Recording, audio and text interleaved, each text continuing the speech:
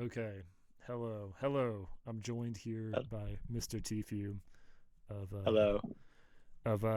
winning retro tournaments fame. How many of you have you won by now? What's the count? I don't know. I Okay. I couldn't give you an accurate count if I wanted to. Well, it's lovely to have you on. And today we are doing a cumulative RS to PK tier list between the two of us. So I don't know how many people are familiar with when they do viability rankings for like the Pokemon games for like Smogon tiers, but that's not like one guy doing them. That's like a bunch of people who put their average all of their ideas together and they come up with a viability ranking. And so I was thinking that might be useful for like a tier list purpose because we can like tell each other like what our dumbass ideas are and we can hopefully course correct each other and I don't know, it could be fun. That's the hope. Um, so we've got how many decks do we think we have here? Quick guess. There's a number at the top, 125. 125.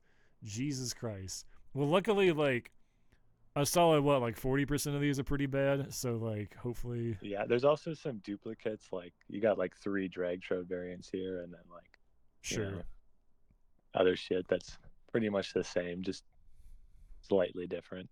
Yeah. And so I'm thinking it. Hopefully, this does not become a super epic length of a video, but I guess we'll see. Um, all right. So do we want to just kind of start off throwing shit we see like from the top, or do we want to start like trying to rank shit like the I top think it decks? would What are we be thinking? better just going down like top to bottom, left to right. Okay. That's fine by me. And I think usually not how I set mine up, so it'll be a nice break from how we typically do things.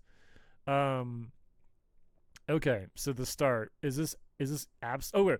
Actually, before we do that, let's define what we want these tiers to mean. Um, Okay. I so was I was thinking about this earlier, and I mhm, was kind of like thinking about it in terms of tournament viability.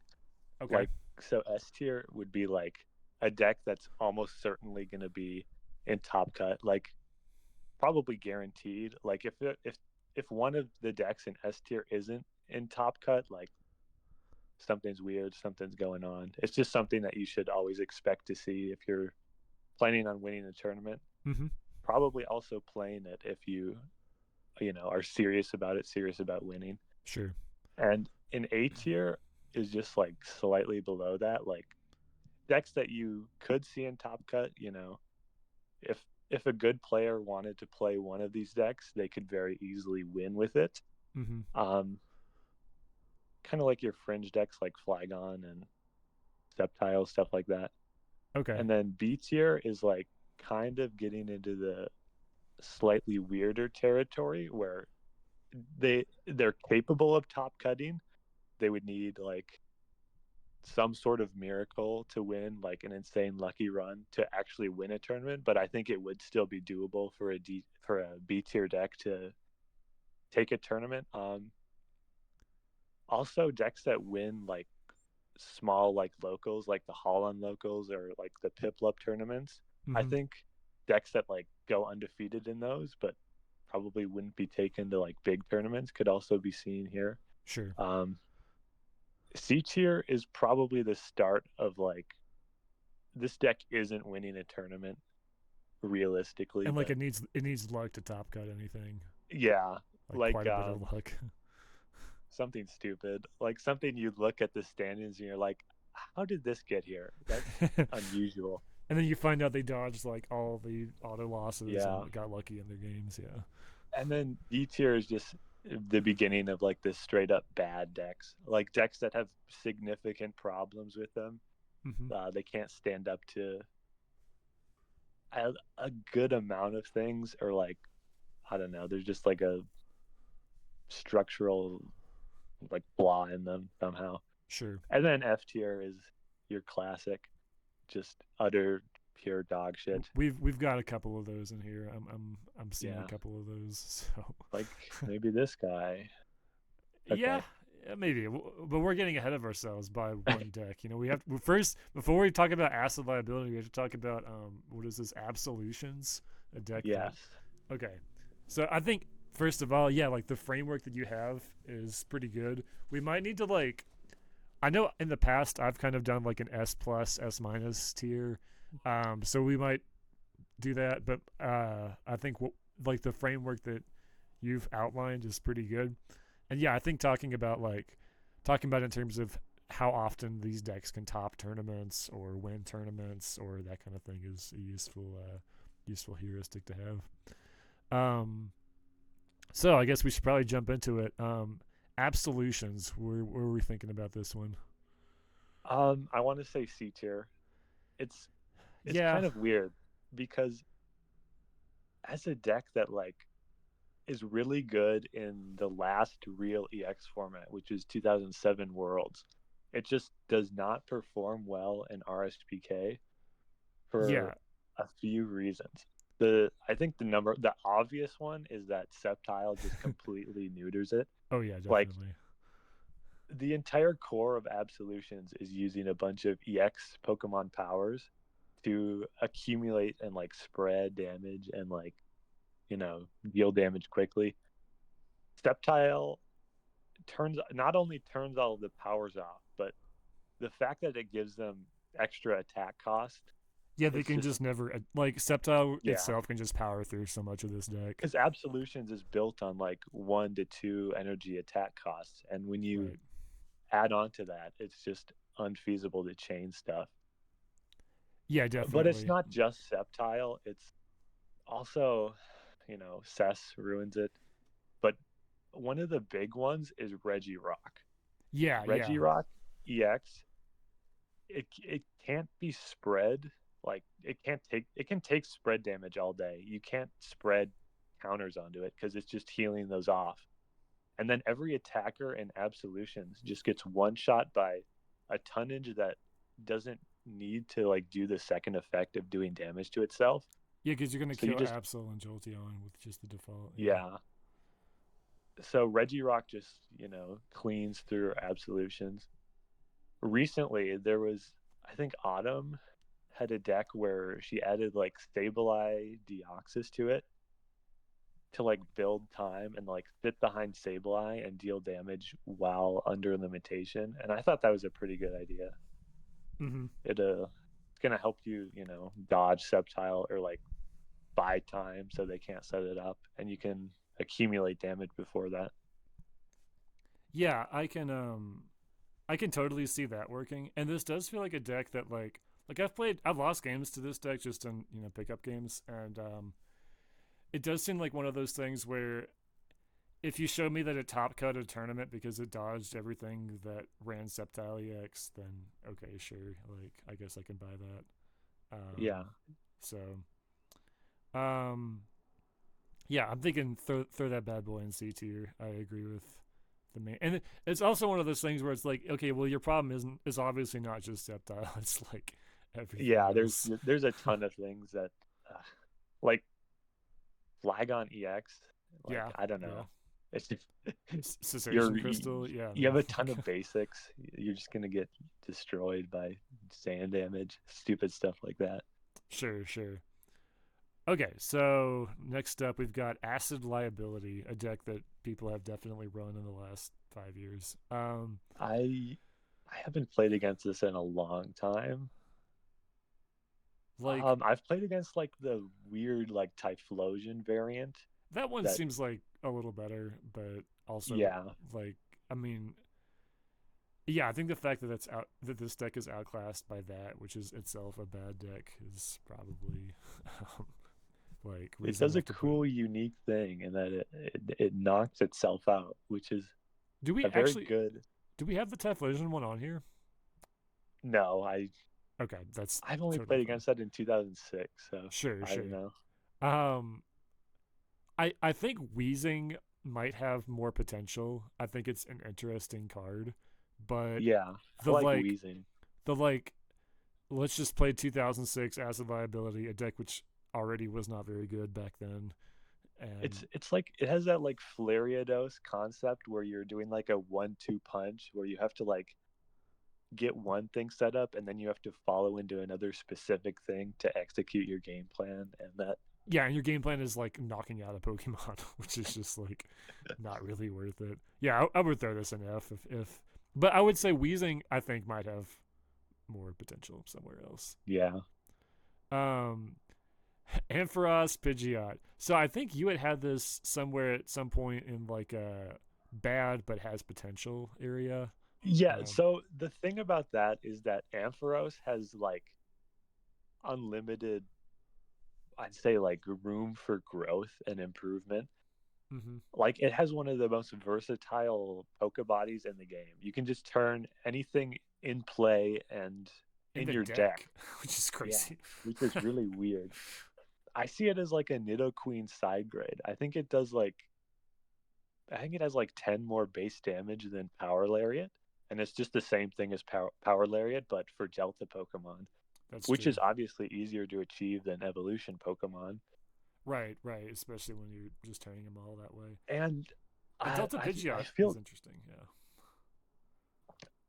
the only thing I don't like about this specific build is that it's like the certified Jason Blog build of like it has Delta Pidgeot, which I can see why you would do that because you want to run it alongside like normal quick search Pidgeot, and right, then Ampharos kind of undoes the Pidgeot lock onto your own Pidgeot, so you can quick search under Pidgeot lock. But right, right, right. there's just the problem of Pidgeot lock not being relevant in 2025 You mean like because the Pokebody? yeah, like the Yeah, lock doesn't really do much. and there, It's hard to set up, and it it's much doesn't easier to lock. get around than Sceptile because like it's much easier to kill Delta Pidgeot than it is Sceptile. And if you Yeah, just like if you ER2 the energy off of Pidgeot, then it turns everything on. Or if you power the energy off, or like whatever.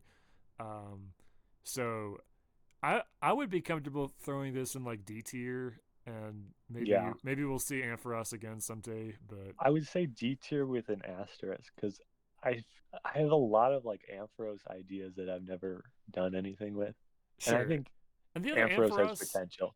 The other Ampharos are like okay. I think like Yeah, one of them has like Power Connect where it like moves in energy from right.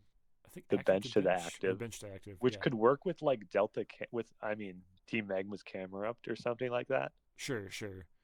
Um, so yeah, that could be something. But yeah, I agree that like there's probably going to be a bunch of decks on here that are quote unquote bad or like whatever because people haven't really brewed them because I guess they don't want to.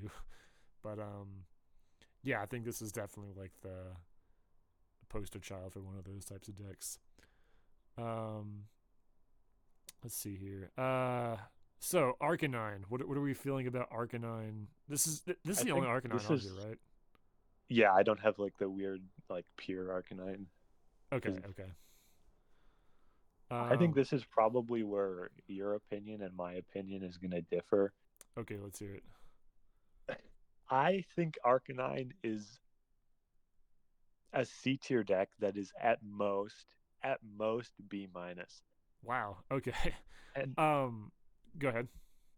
so it's a very powerful deck in 2006, and it sees results in that format, but it runs into a lot of problems when you translate that to RSPK. And a couple of the major ones are obviously Sceptile is more detrimental to it than you think it would be. Sure. Arcanine is all about like attaching every single turn. You really need to hit those attachments because not only are you like a 3 energy attacker, but you're also self discarding. True. So you just have to pile on more energy, and that leaves the what's it called, like punishment potential like much more significant. And it's not just Sceptile. Like Gardevoir can imprison Houndoom, Yep. which Yep. just negates like 50% of the deck. And Rayquaza EX Delta can 1v1 Arcanine just fine. Like a Hmm. special circuit into a Sky High Claws does 120 against Arcanine. But they do heal. But yes, I agree Yeah, that like yeah. They do it's have not to great. spend an attachment for that. So if you can like work around that efficiently, you can either like guarantee the KO or make them waste an attachment. And both of those are fine things. Sure, And sure. also, Mew Star is so efficient against this deck because anything that plays like Castform, Delta Rainbow, and Mew Star can like just accelerate to Mew and one shot Arcanine. True. And you can also copy flamethrower if you just have like a Delta Rainbow to discard. And Yeah. then you're doing the KO for only discarding one energy. Um, And it doesn't see any results ever. It's brought to tournament multiple times, but I don't think it's ever like cut in the past like 2 or 3 years, aside from 2006. yeah, and like maybe some small like Holland stuff, Holland local stuff. Yeah. Something else I want to bring up that I think has been like a particular downfall for it was it kind of enjoyed the popularity, or rather the lack of popularity of Latios CX in a lot of decks. Like Yeah. it wasn't really being played a lot. Like LBS was on the downturn. People weren't teching it in like Flygon or Gardevoir. But nowadays we have a Chiro Special, which is a pretty common and good deck, and it just Arcanine will just never win against that. And I think introducing that auto loss has really kind of like cause like Bennett has like ways around it. Scizor like can maybe Yeah. get set up fast enough, but like man, Arcanine just cannot do L- anything to Latios. Latilock is just stupid against Arcanine because both of the Lotties like hard Yep, counter yep, both of the Pokemon in Arcanine. yep. So Arcanine can never pick up any real steam because it's just like a two-card inclusion, just completely auto wins that deck. Right.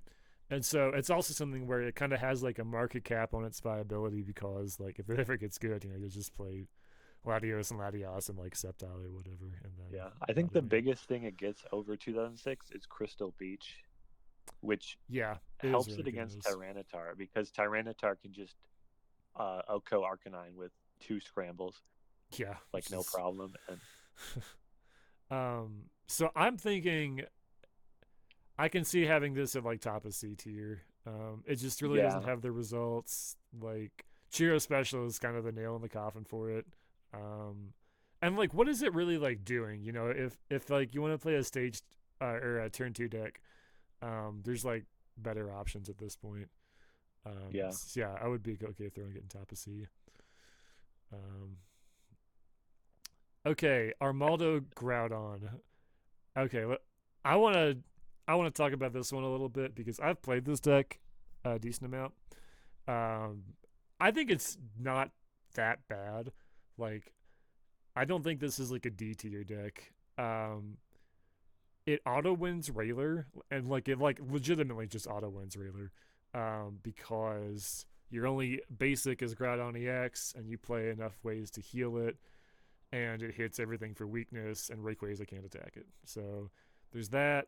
Also, it like does fine against Bombtar for the most part because it's not like a turn two deck, but it kind of can masquerade as that. And so it's hitting it quick enough. And Armaldo EX is like kind of hard for Bombtar to take out. And it can like do things against that. And you get set up pretty quickly with the deck. So unfortunately it does kind of do shit into basically everything else. I mean, it's like a fighting attacker, so it can only do so bad against things like Camler or whatever. But um, I think like it has like a niche, which is not something I can say of a lot of decks around this like caliber of tier. Like if you just think everyone's gonna be on Bombchar and Railer because those are like two of the best decks, I think it's a pretty like reasonable pick. What are you thinking? yeah. I've never played Armaldo, and I've only played against it maybe once or twice. Mm-hmm. But it is one of the stronger like basic like three energy attack beat stick EX Pokemon. Mm-hmm. Um, it has a really good Pokebody. It has a really good like Yeah, you hit Sceptile for weakness. Yeah. yeah. both of its attack effects are pretty good, and another significant thing it has is 160 HP. Right. And you get to play like orange berries and like potions if you want. You can heal. Yeah, Like it's it's got things going for it. It's like definitely like a caveman deck, but I think it's better than like a decent amount of like things in C tier personally. And I think if you throw like four reversals in it and you high roll like a small, like a, you know, medium amount, you can do pretty good with this yeah, deck. yeah, the list I play has four reversals. It's like an anti-Latios measure. You also get to play Armaldo PK, which is maybe the worst card we're gonna see put on this entire chart, but he is just good enough to make things work. Because the deck does kind of struggle with like if you just do like damage and then they just retreat out a bunch, it struggles against that. So the reversals and the Rock Blast Armaldo can both kind of help mitigate that. Um, so I'd be willing to put it like between the two decks we have in C tier currently, if you think that's reasonable. Yeah, I think that's fine. This one on the other hand, I think is god awful. Like we gotta put this Straight in to F F tier. tier. Yeah, like Armaldo Sandstorm might have something somewhere, maybe. I don't know if I believe that, but maybe. There's like 30 different Sableye decks you can play over this. There's an idea behind this deck, and it sounds alluring if you are like, coming into RSPK for the first time. Like Sableye off the bat, turn one lock supporters, and then you pivot into an attacker that passively locks supporters. That seems really good until you realize you don't really need supporters to play the game, especially if your opponent's deck is running like as fast as like molasses. yeah, Like yeah. this deck takes a long time to set up You because you need need the fossil, the stage right. one, the stage two, and then like three energy It's and at two different most energy types too, because you yeah. need dark and fighting. Yeah, it's at most 4 turns before you're actually like attacking with what is it called? Like claw swipe or whatever? Yeah. Like yeah, straight to And F. it's at the point where like sure you're locked out of mentor, but now you're just drawing all your basics naturally because your opponent is just doing jack shit all Yeah. game. Not to mention like, what if they like I don't know, Screechy voice the Armaldo, or what if they like special circuit the Armaldo, or what if they like just so much can what if they bring up Pidgeot or sorry, Pidgey and you can't KO it and then they evolve into Pidgeotto and you can't KO that like yeah, just And a single POW like the gust up Sableye would yeah, just like yeah. kind of end the game right there. No, definitely. Or like It's even like a warp or a cyclone maybe. Um yeah, I for the, think straight up just like a really bad like mirror version of this deck that locks items instead, like a Electrike head flip deck into like a Houndoom attacker would be better. oh, Which sounds definitely. really stupid, but locking items is a lot more relevant than locking supporters in this format. Yes, definitely. I would just straight to F tier Yeah. this guy. Let's not even worry about like where we're putting things in F because like these are all bad decks. All right. But yeah, everything else we'll try to throw in order. Bayonet, what do we? So this deck had like a really high in like early 2024, and it's kind of come down since then. What are you thinking? Yeah, I would. This is Bayonet's a very, very strong deck, but it has one big, huge, significant problem, and that is this guy. and Um, uh, and Dragtrode also Andrei. not Yeah, fun. Bombtar has just always maintained like a 25% meta share at basically every event ever. Yeah, And and I think we might be seeing it like shrink a tiny bit because I think a lot of people are on guard these days. But yeah, like, yeah, I mean, you don't really do great against Rayler either with Bayonet. You do pretty good against Rat and Gardevoir though, so that's like a niche. But it's also kind of hard to say like, oh, this is a good niche to have when you are just getting punted by Bomb Tar in every dark deck. Um, with that in mind, where are we thinking? Is this a B tier? Is this a C tier? A tier? What are we thinking?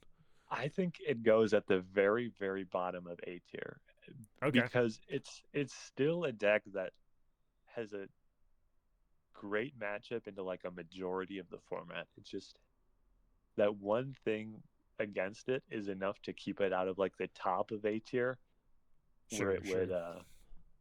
if it didn't have Dark Weakness and if Tyranitar didn't have Psychic Resistance, it would be like top of A tier. Yeah, oh, definitely. Yeah, I'm good with calling it there. I think that's like a reasonable place to put it. Um, B drill.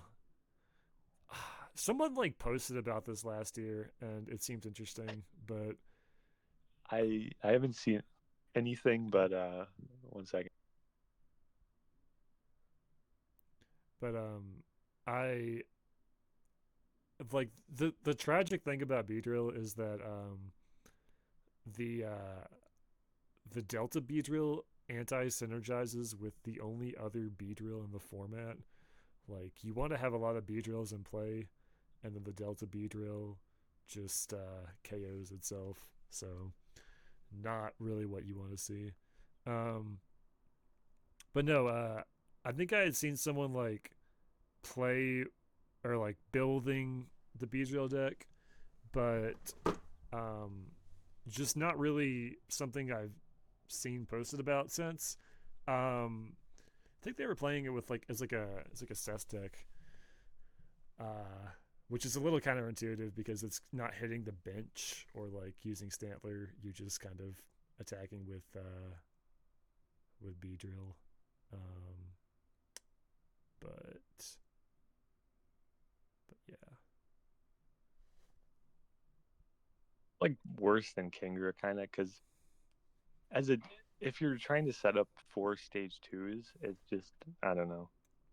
yeah, that's a good point as well. Like being a, it has some cool traits. Like it's a free retreater. It's a single prizer.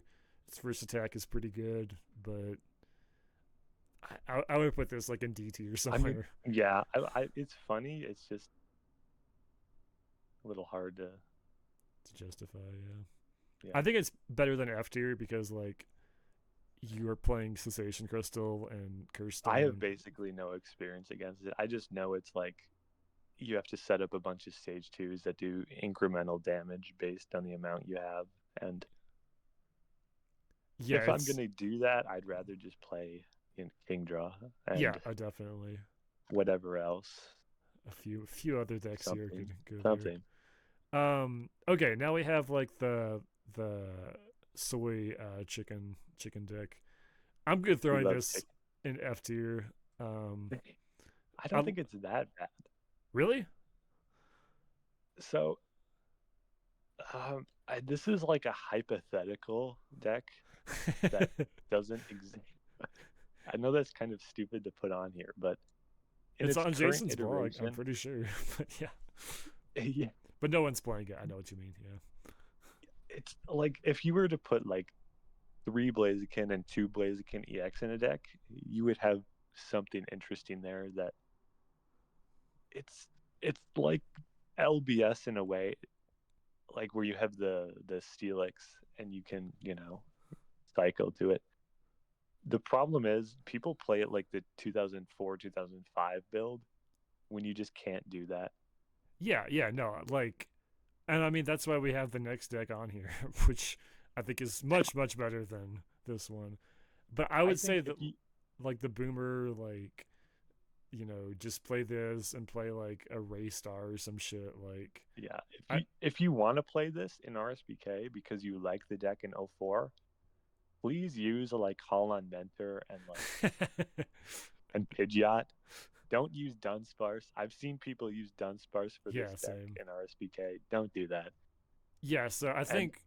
Okay. I've also seen people use Rayquaza EX. Like, don't Oh do that. man. Please use Lugia. Lugia is just better.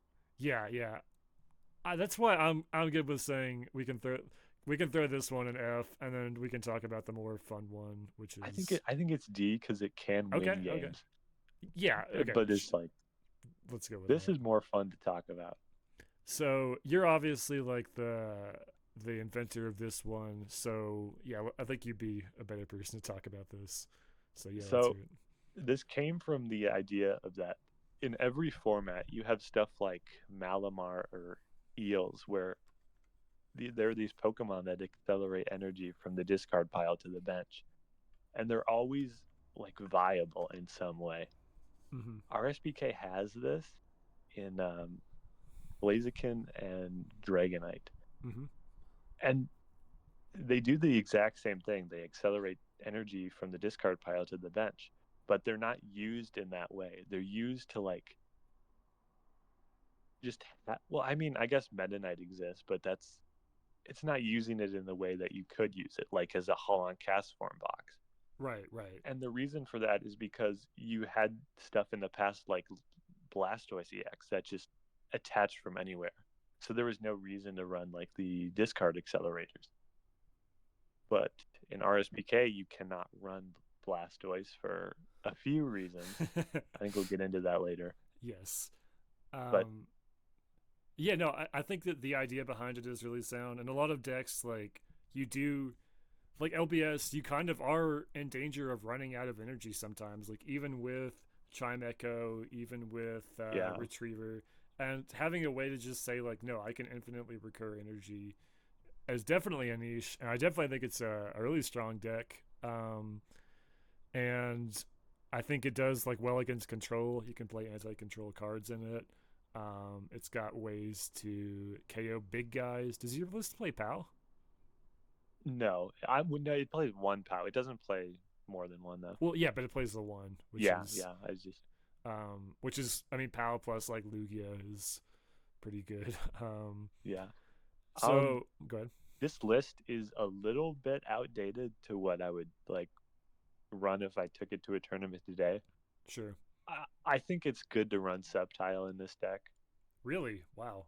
Yeah, just because you have a lot of rare candies that you don't use on like a lot of Pokemon. Like they're dedicated to just like one Blaziken, one Pidgeot, and then you have like leftover candies. Sure. And I think that if you're going like the route of like, okay, I'm playing Blaziken because I don't want Sceptile to neuter my Blastoise. Like, why not just also play Sceptile yourself? That's a good point. Yeah, it would It's be tricky it's a tiny because bit counterintuitive yeah, because you have a lot of EX attackers like Lugia and Regirock, but but like a lot of them, I like think Ray doesn't necessarily care as much, or like you're playing like the mime, or like um, if you just took the list and took out like the Tropius and the Mime Junior mm-hmm. for like a Trico and a Sceptile, the Sceptile would basically fulfill both of those cards' roles Yeah, and yeah, also function as like disruption against Bomb Tar and stuff. definitely. Um, so where do we think we should be putting this one? I was thinking like high B tier. Yeah, I think B tier works. Okay, There is okay. one funny thing about Chicken Box, and that is Lunatone, and Solrock. The rocks aren't played often anymore, but if you see them, it's just stupid because Lunatone shuts off Blaziken in an unfortunate series of events where it's intended to shut off the consistency Pokemon like Magcargo and Milotic, but Blaziken just gets hit in the crossfire there, and your entire deck just gets shut down by those two Pokemon. But you play countermeasures. I mean, you've got Ray, but that's not Yeah, doesn't it's feel great if sometimes. you like overextend your Ray or like put yourself in a bad position, you can just lose. And it's not a huge concern anymore because most decks are on the good Lunatone, Right. the one that has Free free retreat. retreat and foresight. But that is Yes. something to To be keep it worried about. to keep in There was a mind. stretch of time, like earlier this year, where it felt like everyone was playing Lunatone So Rock, so I just couldn't test this deck at all. Oh man, yeah, it definitely seems like one of those things that has like kind of a hard cap on how good it can be because okay, Yeah. if it gets that good, we just play Luna Rock and Bomb Tower or Luna Rock and Bayonet or whatever. Okay, next up, we have a flurry of bomb decks. So starting off with definitely the best one, Tomio Kaka Special, um, Camerupt Electrode. What Back are we thinking? bombers. Back bombers. Yeah, That's what he calls it. I nice. think that's a funny name. That yeah, it's hard.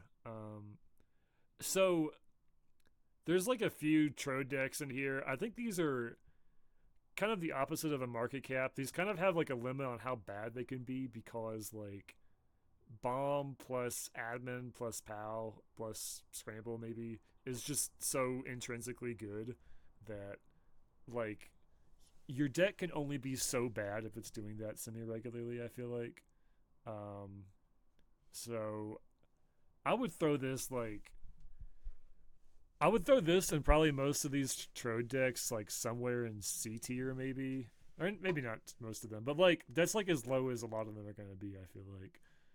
Yeah, Um, I don't think any of them will get, well, maybe except for this guy, obviously, but yes. back bombers specifically. Mm-hmm.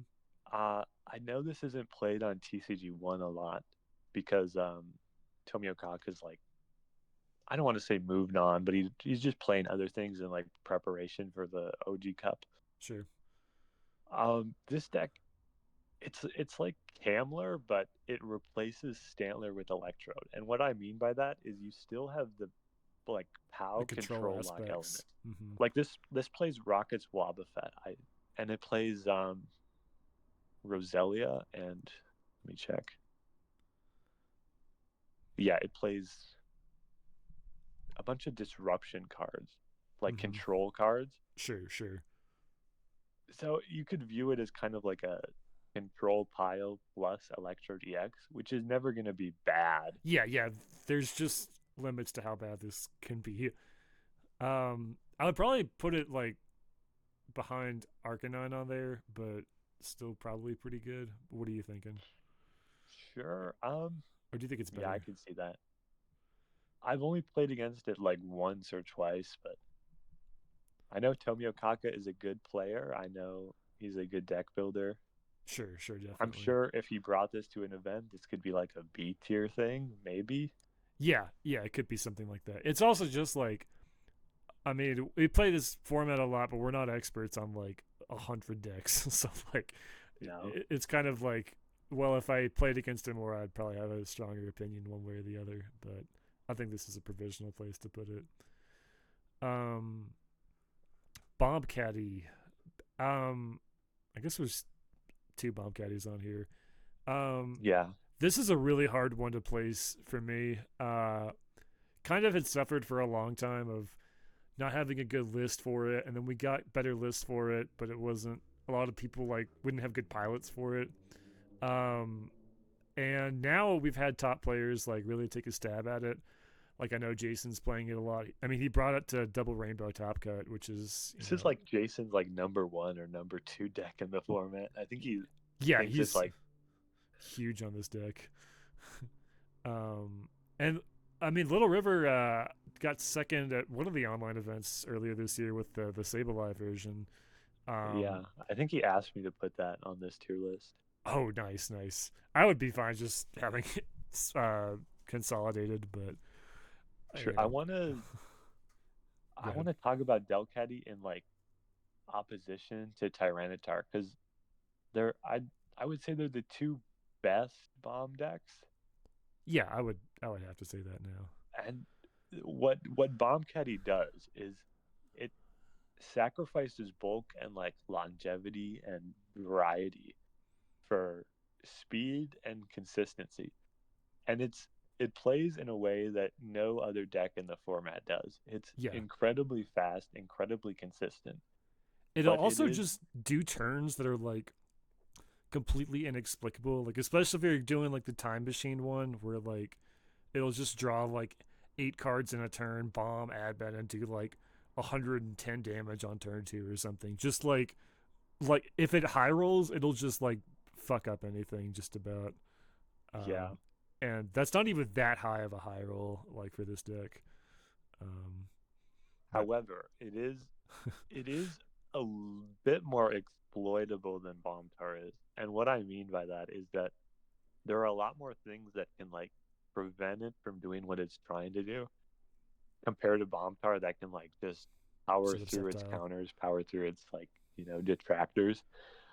Sceptile is a big one. Yeah, Bomb Tower can push through Sceptile. Bomb Caddy just kind of gets destroyed by it. yeah, Like yeah. If they get Sceptile up, it's pretty much over. And Bomb Caddy is much better at stopping Sceptile from going up than Bomb Tower is, though. it So is, it's yeah. hard to say. In a lot of games against it, when playing Sceptile, it feels a lot closer than it should be when you have a die that auto wins the second you put it into play. But right, right. And if it is just so much faster than everything else, and it takes advantage of that really well. definitely, um, It has a lot more things to worry, like Curse Stone and Cess.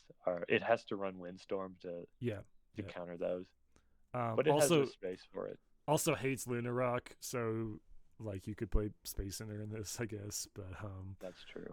uh, something else I want to mention is people are not playing Pokepark Latios or the Mew promo in much of anything right now, but if Bomb Caddy became popular enough, they would play that, and that is not fun for Bomb Caddy to deal with. Yeah, Like that does kind of just shut the deck down. And like there in are a Guard, lot of things that can just whittle Delcatty down because it is so frail. yeah, that too. And like in Gardevoir, just playing like the Ralts, the Psychic Ralts can like immediately cause a problem for the Bomb Caddy pilot. Um, so where are we thinking we should be putting these both of these Bomb Caddy variants? I think they can both go like near the top of A tier or like middle of A tier. I don't think the Sableye version is necessarily like better or worse. Mm-hmm. It, you sacrifice like boost energy for just running a bunch of dark, Right. and that's fine. You'd still do the same thing. You're just slowing your opponent down even more. So you're if you draw like a bad hand against Sableye Bomb Caddy, you're just probably more done than you would be against anything else. Yeah. No, I can definitely see that. Yeah, I'm good with going pure Bomb Caddy higher and then Sableye Bomb Caddy a little lower, and we'll as we fill in A tier more, we can kind of see where we want to place those things. That works. Bob Champ, there you go. Bob Champ. How to talk about this one? So had a really great run in 2024. Like it put up a lot of good results and has done basically nothing in 2025. I think mostly because it hasn't really been played. Um, I don't think that the deck is like I don't really know what meta trends would have gotten worse other than Bomb Tar being maybe not quite as played. Um, for it to like drop off. Like Bayonet's gotten a little worse, if anything, which means that you don't have to worry about that as much. I guess Sceptile, the deck being higher, is probably not fun for it, but Yeah. like it doesn't feel like it's that much worse than it was like a year ago. Um, but at the same time, it doesn't have any results to speak of in 2025 that I'm aware of. I'm not too well versed in Bomb Champ, but I know it like is intended to beat Tyranitar. I don't know if it's like specifically great into anything else in like A tier. I know it beats like Rayler pretty good. Yeah, from what I understand, it's like a worse bomb tar that like fucks up bomb tar. And that's like a reasonable enough niche to have, I guess, in the format. Yeah. Um I would probably throw it under Bomb Caddy and maybe under Bayonet. Um do you think it's or is it even like an A tier deck? I don't know. It's hard to say. Um I don't know. Like I know it has good results and I know it has won a Stambler, which is crazy Yes. for a beat for something that would be in B tier. But That's true, yeah. And like I really don't think things have changed that much for it. Like, I think it's just a matter of like people aren't playing it. It's like I guess lost its sex appeal as a deck. But I would throw it in like maybe low A tier. If it gets That more works. results, I can see it going higher for sure. Um, Bomb Mints. A similar story with this deck, where it put out some pretty good results in 2024, but since then has not really done much in 2025. Um, and this deck is a little bit like I have to be a little harsher on because like Bomb Champ is one of those things where like someone explains it to you and you're like, yeah, this sounds pretty good. Bomb Mints is one of those decks that when I first heard about it, I was like, yeah, this sounds pretty bad. Like it's gonna need results to convince me it's good. And then it got results, and now it doesn't have results, so it's like, okay, well now I'm a little bit less convinced that it's like intrinsically good in the same way that Bomb Champ is. I've actually played with this deck like 20 times maybe. I think it's decently comparable to Bombtar as like a side grade. Mm-hmm. It works. It has a really like tightly wound like game plan strategy type thing where all of its attacks there's a it runs Desert Ruins, which is interesting because its first attack does 30 and its second attack does 100. Mm-hmm. So both of its attacks consecutively, along with like one Desert Ruin stain in play, is exactly enough to KO an EX. And Yes. when I learned that that was like possible or like, you know, intended or whatever, it kind of made me look at the deck in a different way. And it's it is a little stronger than Bombtar as far as bulk goes. So like you have metal energy, you have Sure. a better weakness, um, Yeah. Oh, definitely. two resistances, which is interesting. Only thing that resists fire in the format, I'm pretty sure. And the other like really bad elements, but Yeah, just Salamence and I think Shelgon maybe. yeah, yeah, that line. Um, yeah, Yeah, so it has a thing it does where uh, I don't know how to put it exactly, but it it you know is tightly wound or whatever. sure, sure. And do you think that this is like something that can put it in A tier, or do you think it's more of a B tier thing? Like, what are we thinking of this? I think it probably just because it doesn't have any results. I think it could go in B tier. I think it's Sure. interesting. I think it has a niche carved out for it. Um, you know, different typing, better bulk. Yeah. Doesn't have huge results or like In twenty results. in 25, I anyways. Yeah. Yeah, I would throw it probably somewhere will in B tier. probably near the top. Yeah, Sure. This one we don't have to talk about as much. I've never seen anybody play Venusaur I've Trode. never seen anyone play this. I've never played against it. I have seen a list for it. I think it has like a limitless icon too, which is the only reason I put it on this tier list. If you've ever read Venusaur EX before, it has energy trans on an EX, which is pretty good. So Yes. Electrode obviously has the caveat where you can't attach to EX Pokemon, but if you explode onto like a random Pokemon, you can just move all that energy onto Venusaur and then use its attack, which I think does like 90 damage and Yeah. applies three special conditions, I No, think. no, no. The it's like first attack is like 20, and I think it's grass, colorless, colorless, and I think that one does three special I gotta conditions. look this up. Yeah, yeah, yeah. Live research. Um, but I think that's a lot of work to do something that loses to Electrode even harder than uh, every other bomb deck. Yeah. You also have two like the same, or no, two really bad weaknesses actually. This is definitely a lot stupider looking at it. Yeah,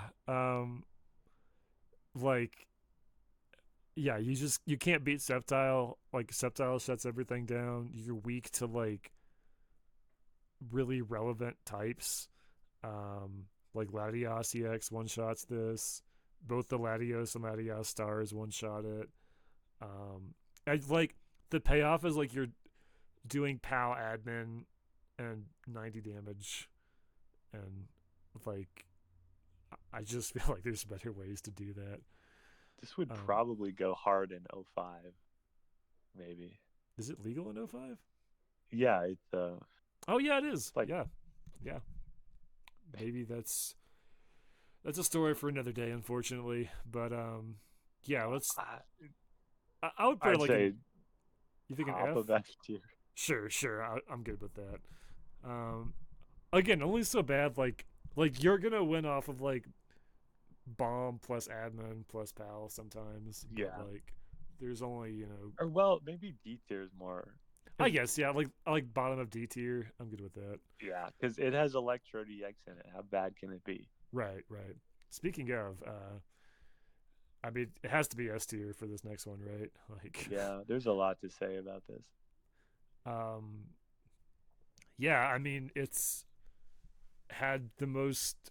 Okay, its results in 2025 have been really good, but like it has not had like the dominance that it had in 24. Um, like I think that the Gardevoir builds being better for it, people just being better at playing against it in general. It has like modernized with the like Bantar like quad warp builds, but those are also like more exploit. I mean, like if you're only running that, then it's more exploitable because you can I know play we things don't we don't around talk about the Flariados incident. it. No, definitely.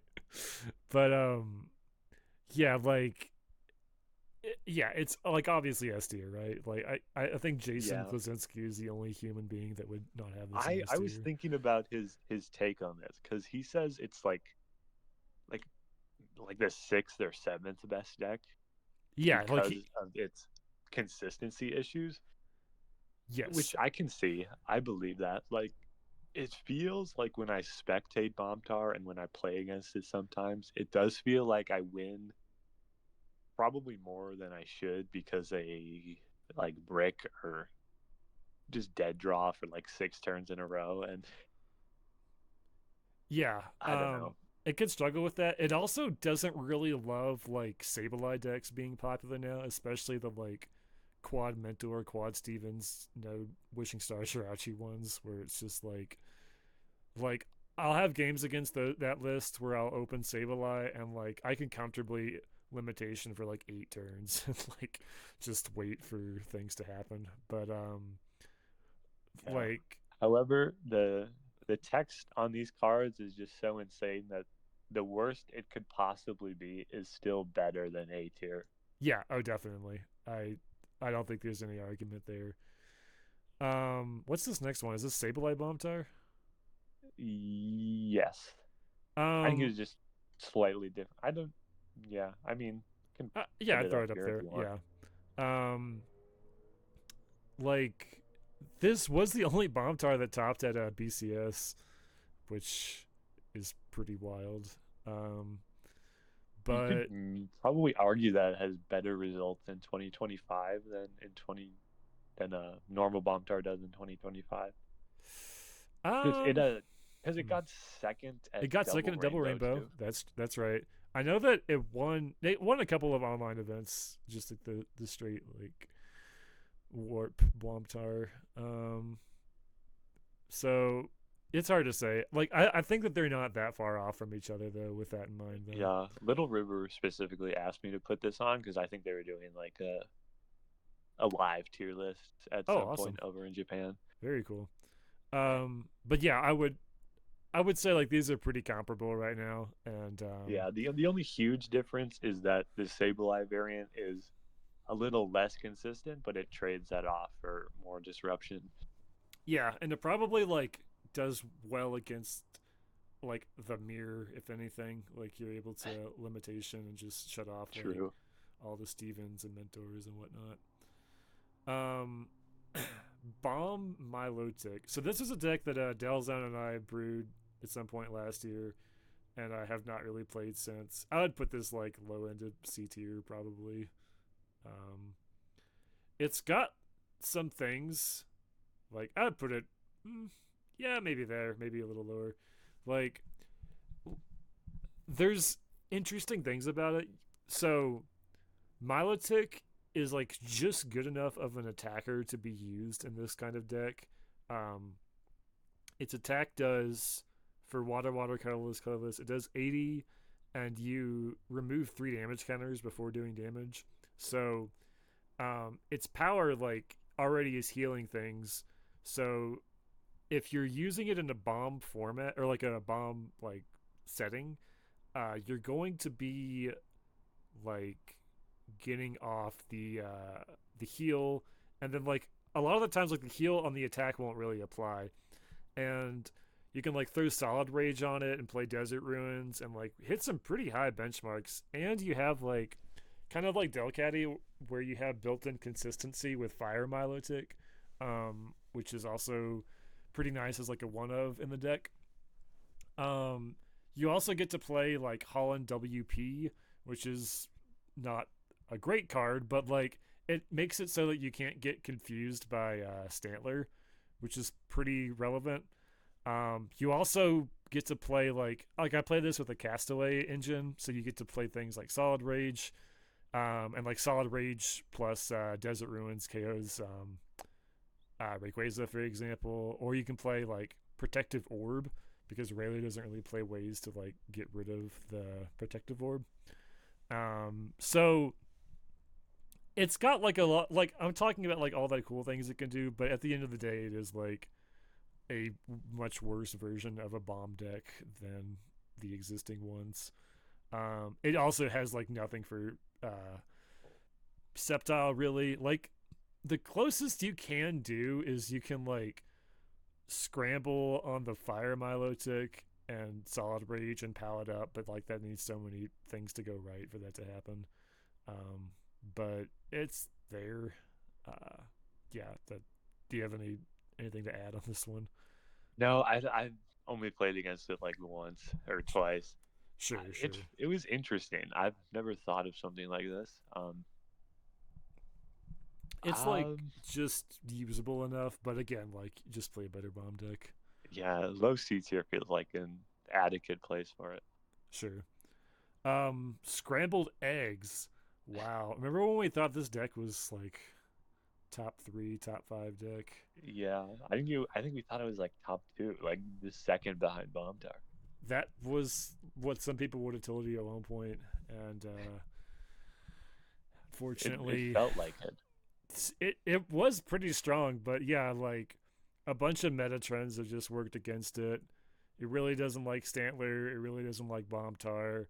It really doesn't like Gardevoir. Actually, is like a really bad matchup for this deck because Ralts just like annihilates Executor. um, and if you want to play like a speedy bomb, like stage one attacker bomb deck, you can play Bomb Caddy.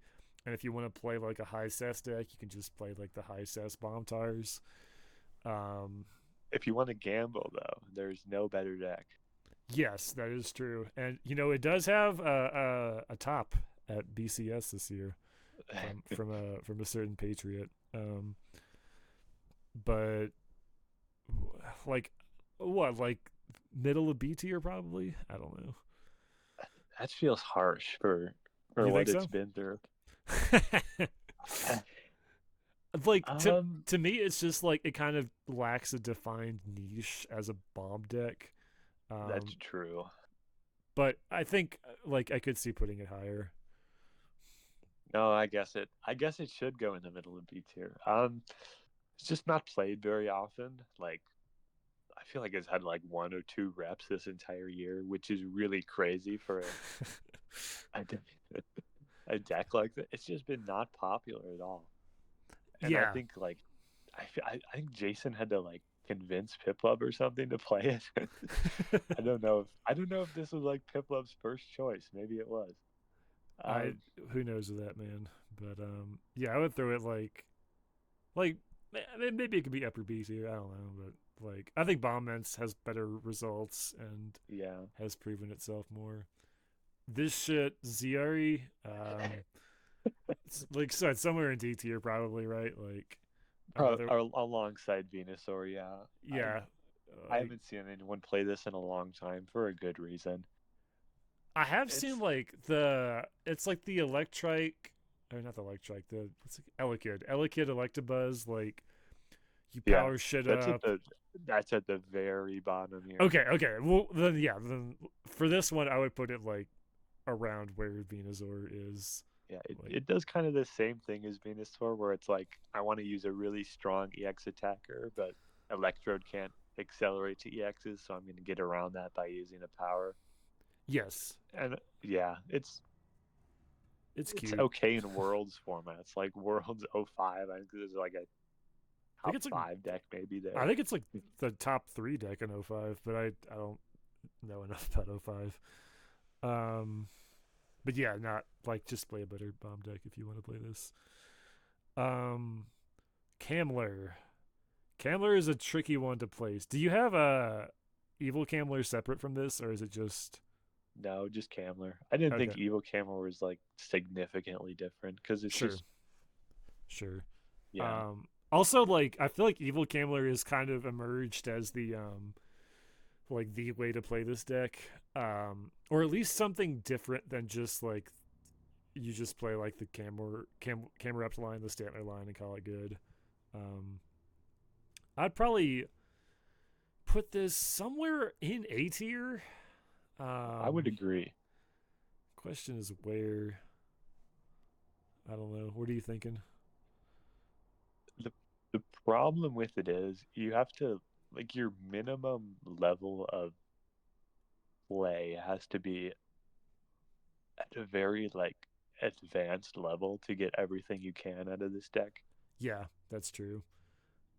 Like I've played In, old Camler, and I definitely felt like it's one of those things where like it doesn't seem complex. I mean, it's not using powers or whatever, but like deciding which attack to use on any given turn is really yeah, hard. and it aims to do like the same lock things as Railer, but you have to work a lot harder to get there, and Mm-hmm. you ultimately do slightly less than Railer at the end of the day.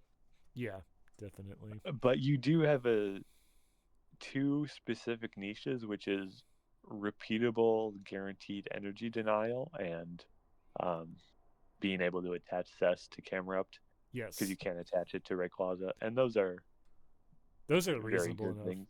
Yeah. Yeah, So I would I throw think it. this. What were I we would go. thinking? I would put between Bayonet and Bomb Champ. Okay, I feel like I don't know. I you would put could it. put it above Bayonet. I would put it above Bayonetta personally. I think it has more of a reason to play it. Like it doesn't. The only thing it really gets Yeah. fucked up by in like the high tiers is Rat, Oh, and actually, I want to say mhm. the like I feel like it's stronger in today's meta for a couple of reasons. Um, Number one, this deck is cutting Windstorm, which That's is true. significant That's for true. Camler because now Camler has basically an auto win against this deck if it can't, Windstorm away Cess because you can just very easily lock it down. Another is decks have been kind of cutting energy recently, like Mm-hmm. Flygon and They're not even playing as much like Gardevoir. warp energy. Yeah, Yeah, as they used it's to. more of Warp Point, and That too. Yeah. like I saw a list the other day from Canton that was just playing like 4 Delta Rainbow, and Mm-hmm. that was it for Flygon, and I was like, yeah, I can kindle you and probably win. Yeah, I'm definitely higher on this deck than I have been recently because I mean, I think that the rat version just is a lot better and solves a lot of issues. And then B, like you're saying, like the meta just kind of has panned out for it. People are not respecting the like hard lock decks the way that they used to. Um, and Camler can take advantage of that. And it also like nothing else is really playing like a Kindle style attack, so I think it's really good at doing that against decks that don't like to see it. So Yeah, I think this is a good spot for it. Railer. So, do you think this is an S tier deck? What are we thinking? Yes, and I know it is, getting a lot of flack recently as like, fallen off, not not where it used to be, but I think it's just laying dormant rather than like being worse than it was a year ago. Sure. Um, I think that the Jason list is really good. The one that plays like just the Roselia. Um, Yeah.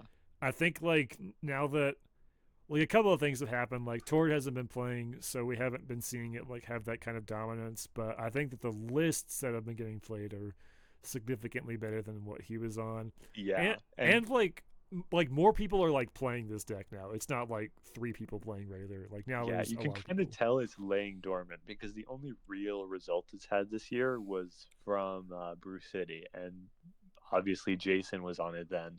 Right, right. Um, a lot of people, I think, see it in S tier and are like, sure, I'll try this out if it's one of the best decks in format. How hard can it really be? Um, the way you're supposed to play Railer and the way Railer is typically played by new players are wildly different things. Mm-hmm. Do you want to talk about that more? I'm actually like have very few reps actually playing with the deck. So Really? yes, like out of all Well, the like the top decks, probably like one of the least for me. Go ahead. it's the targets discard with push away are not black and white. Yeah. Just generally, I think people are too comfortable with discarding supporters and transceivers when they should be discarding retrievers and candies more.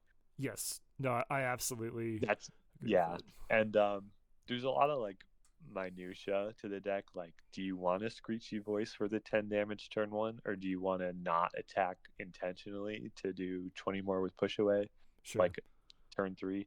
And then the issue of Rayquaza spread, attacking with Rayquaza, dedicating energy to Rayquaza. Those are all, pretty significant things. Like, when is it okay to attach forward to Sky High Claws? When should I, be using Minun? What should I be grabbing with Minun? Yeah, It's it's a really hard not very like clear cut. yeah, and like you're saying, the questions are rarely or not as much like, oh man, like what should I be hitting with push away or like what should I like be powering energy onto. It's a lot of the time it's like what should I even like be doing on a turn to turn Yeah, it's basis, a like really like open book kind of deck where you just have everything available to you and it's like completely up to you to, yeah. make those decisions. It's not like, oh, I should rare candy my stage two and attack with it. You have Right, to, right. it's a lot more difficult than that. Yeah. um but yes, I'm sure we'll come to this more when we get to the other S tiers. We've got some more Stantler decks on here. So this Stantler Marowak deck, I know is considered pretty fierce in Japan. I, Yeah. I haven't really seen it do much of anything that I thought was impressive stateside or online. Do you have any intel otherwise? Um, I kind of view it as like a slightly worse Camler side grade I like because it's the just niche it has is that mm-hmm. you have like like conditional like selective spinning tail against your opponent's board, which is insane when you're trying to avoid knocking out things. Yeah, definitely. And being metal type, being Holland researcher searchable, being fighting type, Marowak has really insane stats for a Pokemon to have. Metal fighting is arguably the best type to be in the game. Yeah, it's definitely up there. The issue that I kind of have with it is that like the things that it does well against in theory, like it like okay, it's fighting type, so it does better against bomb type. Like okay, it can avoid KOs. That means it's better against like Railer. Like Cambler already kind of has answers for that. It's like Cambler does fine against bomb type. Cambler does fine against like Ryags. Cambler with Raticate does fine against Rayler. So it's just like the Marowak is not really solving the Camler issues that it has, and you're also not like you could lose out on Kindle, which is like probably the biggest issue with the deck compared to Camler, in my opinion. Yeah. Um, so that's kind of like why I'm not super convinced by it. Like I'd put it at a provisionally like decent rating, but I wouldn't. It would be hard for me to put it like in A tier.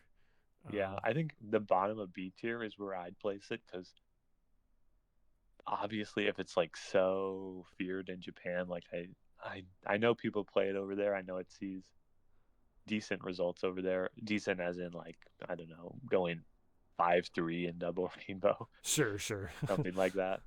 Which is probably where most of the B tier decks are gonna, lie. Right, right. Yeah, but like, if it puts up better results, it wouldn't surprise me. But this is a good provisional place to put it, I think. Okay, evil or no? What's this? Growler. Growler. Yes. I've lost and won against this deck in this year. It's like a really funny deck. Like it just does it feels like a joke, but it isn't. Like yeah, it really.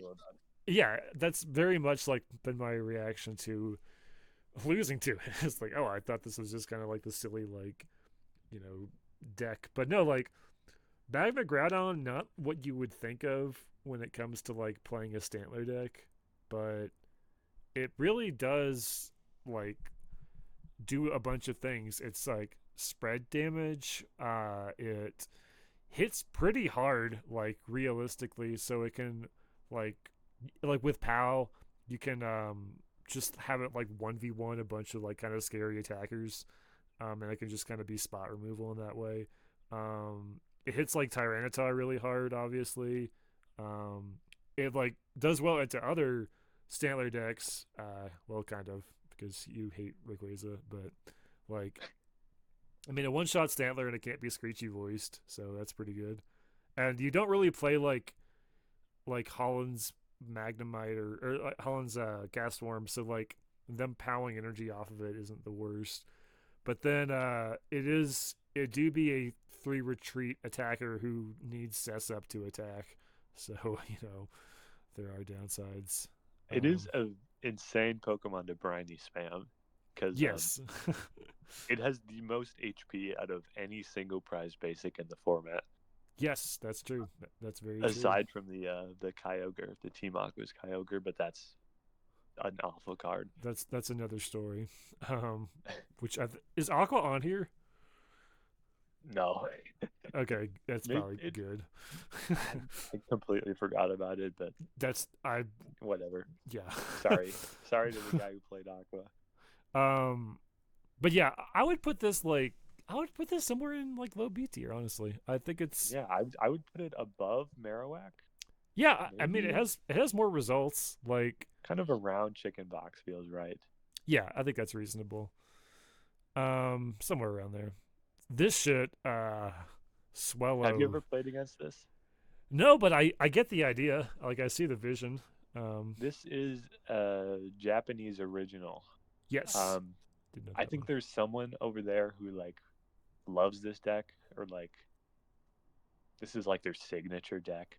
The thing with the Swellow is a very interesting card because this deck, when you see your opponent like put a Tailo down, I remember my first time playing against this deck. I thought it was just like a binder drop. Like I wasn't taking it seriously at all.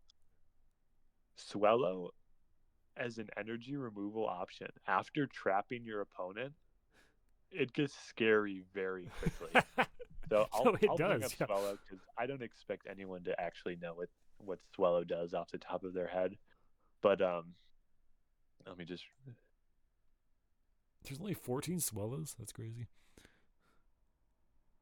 So that's colorless on both types because I have it. Yeah, both types because I have it cut off. But yeah. Just for 2 colorless, like choose one of your opponent's Pokemon and then flip a coin. It's just ER2 on an attack. Yeah, and it's doing damage and it too. Does, it does spread damage simultaneously, which is, if you haven't queued up into this deck before, you probably, haven't felt the burn of Swallow before, but this card gets scary quickly. Let's read some of the comments on this Swallow, because it apparently has 4 comments on this site. Yeah, I mean, Yeah.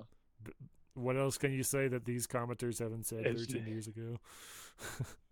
It's you just play 4 ER2 and you midair crush, midair crush, midair crush. You will lose cast forms quickly. You will lose warp energy quickly. You will find something stranded and active and you have no energy on board. And then it's like, oh my god, I'm losing to Swellow Deoxys 49. Like, I wish I would see this more often. I would put it like somewhere in C tier. Like, it's, yeah, I would agree. Probably something that's like reasonably like similar with the bomb decks. Like, it's only put it wherever. I mean, I trust your judgment, but like if you're throwing Energy Denial and Stantler and Cessation Crystal, and like I assume this plays like Curse Stone or Aqua Hideout or whatever. Like, there's only so bad that deck can be, and I think Swallow is far from the worst thing that you could be putting Stantler in, but doing Stantler and like Hariyama isn't as sexy as doing Electrode and Venusaur, so people aren't playing the Stantler one. But yeah, definitely like a deck that we'll have to watch out for. It could go much higher than this, but yeah. Next up, okay, this deck is pretty easy to place. Charizard, Delcatty. I'm throwing that shit in F. I'd have to agree. I think like I've played against this maybe 2 or 3 times ever, and it just feels like a deck where it's like, I want to play Charizard, so I'm going to play the best Charizard, which is a terrible card. Yeah. I've talked about it before, but like, I think when you're constructing decks, you should keep in mind what I call the LBS principle, which is, does your deck take more setup than LBS, and does your deck have a lower payoff than LBS, which is getting a KO every turn? And Charizard probably fails both of those metrics, and so I would put it probably around here. Yeah. This next one, I have no idea what this is. Do you know what this is? This is Chazo's pet deck. Okay, okay. Little River reached out to me and asked me to add this to the tier list. Okay. I've played against this exactly 1 time. And what did you think? I'm going to be honest, I don't really know. Can you pull up the Seeking? I know it has like a spread attack, I think. There's only 17 Seeking? That's crazy. Okay, so it's like okay. Sure. I don't really see the synergy between Blastoise and Seeking. Yeah, I don't get that at all. I trust Chazo. I trust his cooking. I believe in him. I'm pretty sure he went like 3-3 or 4-3. It was like an even or slightly better than even record.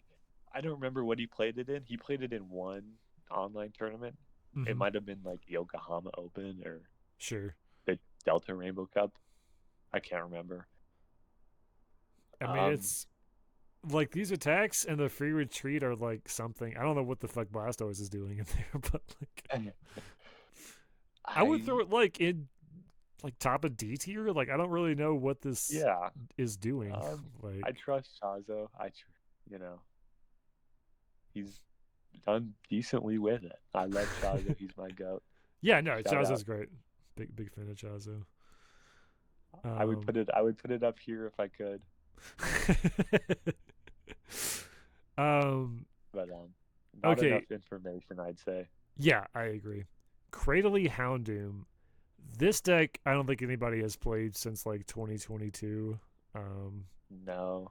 But it's probably like a D tier, like high D tier deck, I would say. Really? I would say C tier. What is your D tier argument?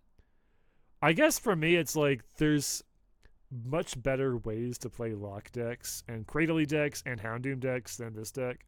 Um, but I guess realistically, like if you're coming at it from a how good is this deck, like strictly speaking, even when you consider that it's inferior to the better Houndoom decks and the other decks, I guess I could see C tier for it. Um, it has like a really funny thing it can do, which is lock you in place and then use Jolteon Star to make sure you're KO'd on the right turn and True. get KO'd. Um, but I feel like it's kind of fragile. Like if it doesn't get like the loop that it absolutely needs, it will just kind of crumble because it has no Yeah. offensive backbone and you don't play like recursion cards. So I would say like top of D, bottom of C personally. Yeah. I mean, I've played against this maybe like 5 times, and it always feels scary. Like it feels like I'm about to lose, but I feel like I always just win in the end somehow. Yeah, I mean, like Um, you can only go so many turns without finding like warp energy or brinies or like whatever your deck's counterplay is to this, which it has yeah. naturally.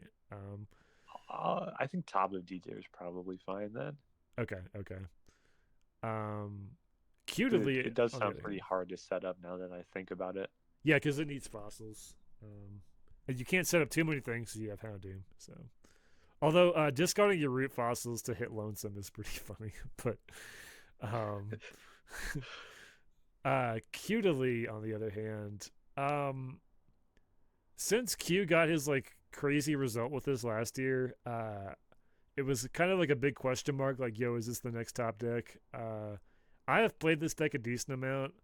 I think it's like kind of just like a lot of these decks, which is it's a Ratlock side grade, and it does not solve your problem of getting mollywopped by Gardevoir, and it doesn't really solve like some of your other problems, like Bayonet kind of running it over. Um, like it might do incidentally better against things like Dragtrode, but I don't think it's like I think it struggles with like a lot of the same things Ratlock does, and it doesn't have quite as much of an upside. Like you're not like auto winning against Railer or something, which Yeah. is something Rat I has. like the offensive capability it has. I'd say that's something it has over Rat is that you are attacking. You're hitting for 50 plus poison every turn, which is pretty decent. Yeah, it definitely has that. It has Scramble plus like Poison Ring. You're playing Ray EX. You have Mew, and you of course have Rat to get everything back. I think it's like probably like a mid B tier deck from what Yeah, I've I'd say played. so. I'd Um, say probably like around here, maybe top okay, so okay. far. Yeah, I could see that because we have more to fill in. Um, Cessbat. Uh, fucking like it's an low, ancient deck. like probably like somewhere in D tier. Like you can lose to it because Yeah, if it's locking Curse Stone in play, then okay. But Crobat does really have insane stats it for a card that is not played very often. it does. I think the next one on here will be a better I way to think talk the talk idea about that. here, right, is that you search out Cess turn 1 and attach it to Mawile, and then like attempt to have Cess in play every turn until you can lock it in. Yes, yes. Yeah, So I think the next deck will be a better like demonstration of what this yeah, is I trying to would put do. this as probably D Somewhere in D tier, tier. Yeah, I'm fine with that. probably around there, maybe. I don't know.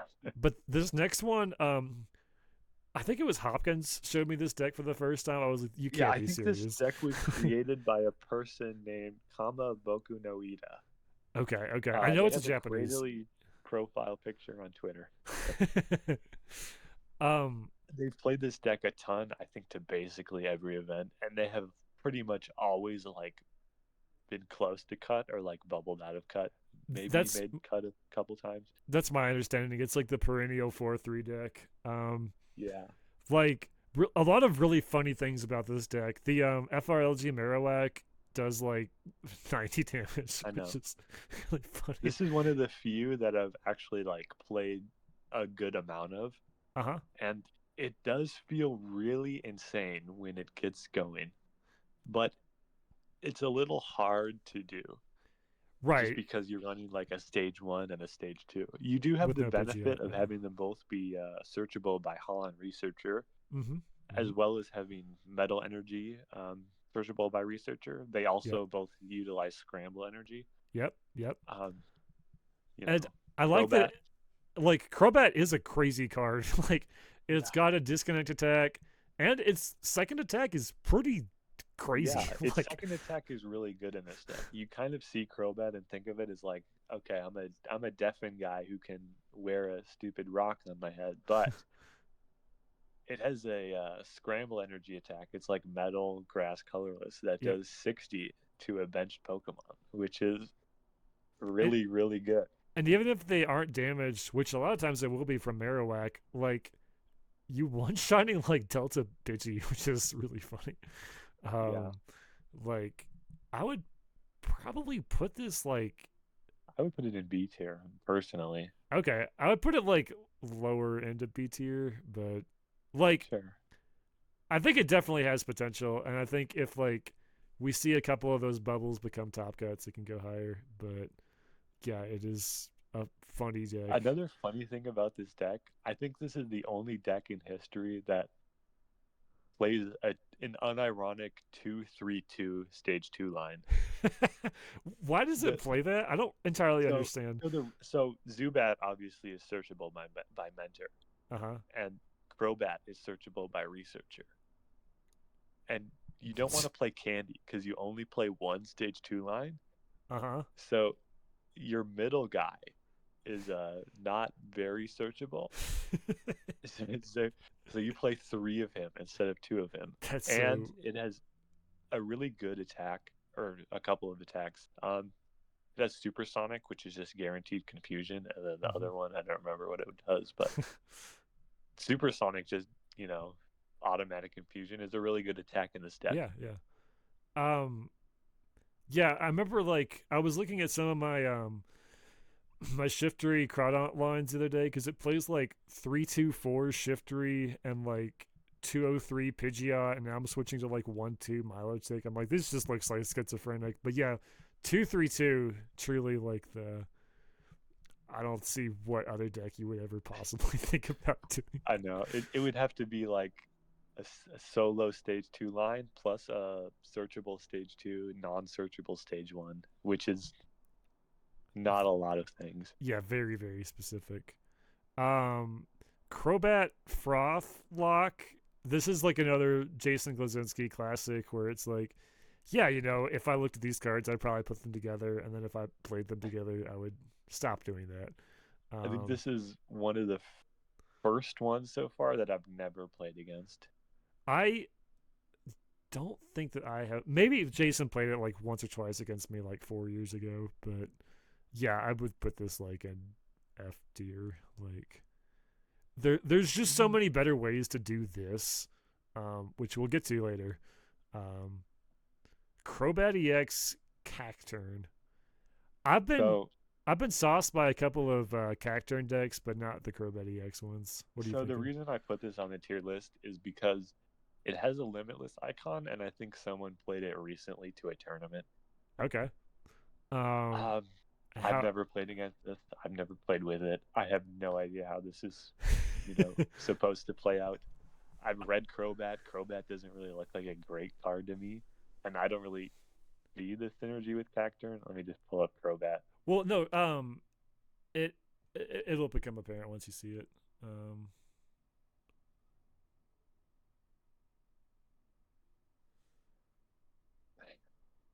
so Pester will do a lot of damage if you poison them with Cacturn. So it's like I they've see. Yeah. they've brewed in a lab a way to make a worse version of Flariodos. Um, Crobat has like a couple of like its Pokepower is kind of crazy. And it's got like a fighting resistance, which is something, but it do be getting one shot by Rayquaza EX as a stage 2 EX. Yeah. Um, I don't really like the 3 energy cost on a non like Delta. Yeah, that's Ugh. pretty rough. I would say this is like a D tier deck, if Yeah. if Also, you have to play Sydney Stadium, which is stupid. which just does nothing like for you. Also, um, Um, Probably like here, maybe. sure. Or well, What I is get this? sauced by Septile, so maybe down here. I don't know. Like you're What not is the? winning games off of admin like this. Oh yeah. What is this next deck? This is specifically High Flyers Bomb Tar. Oh, okay. I made a different one because he also plays Pidgeot on top of the sand damage, so it felt Sure. No, you that's know reasonable. Um, I mean, he won like probably like the second or third most stacked event of the year with this deck in like a pretty yeah. dominant fashion. So, but it hasn't seen any play elsewhere. So, I mean, that's really It's hard for me to place. you could also view this as like just non-electro Dark Tyranitar if you wanna, But or it plays Shroud. yeah, I know, but But you're saying I don't. a viewer could see this and have that Yeah, problem. um, like I would. I mean, is it that much worse than Bomb Tower? Like the the normal ones, or is it better? I don't think it's in S tier. I'll say that. I it's weird It because I pl- don't know what you're losing out on when you add those things to your deck. Like, what is it cutting? um. Well, he's just playing like a low count of everything. Like I don't think he plays. He either doesn't play four scramble or he doesn't play like four special dark, which is insane. Yeah, Um, that's always rough. he like plays like Windstorm and Cess, but he plays like one of each or something. Like he plays Curse Stone, um, like uh, like just a bunch of one ofs that you're hoping that Quick Search Pidgeot can enable it to work out, and a lot of times it does. But yeah, I don't know. If you want to put it like in a high A tier, I definitely think it's better than like a lot of the stuff because it's playing, Probably. you know, Tyranitar and This is like an Electrodius. old like interpretation of Bombtar that saw historical play. Yes, it was Um, how they used to play you it in know, Japan. Yeah. Pidgeot and the other weird guys. But I mean, Before people realized that you could just play the two best guys. yes. But I mean, I think High Flyer on it is obviously very strong, but Yeah. hard to really put it elsewhere without any other results.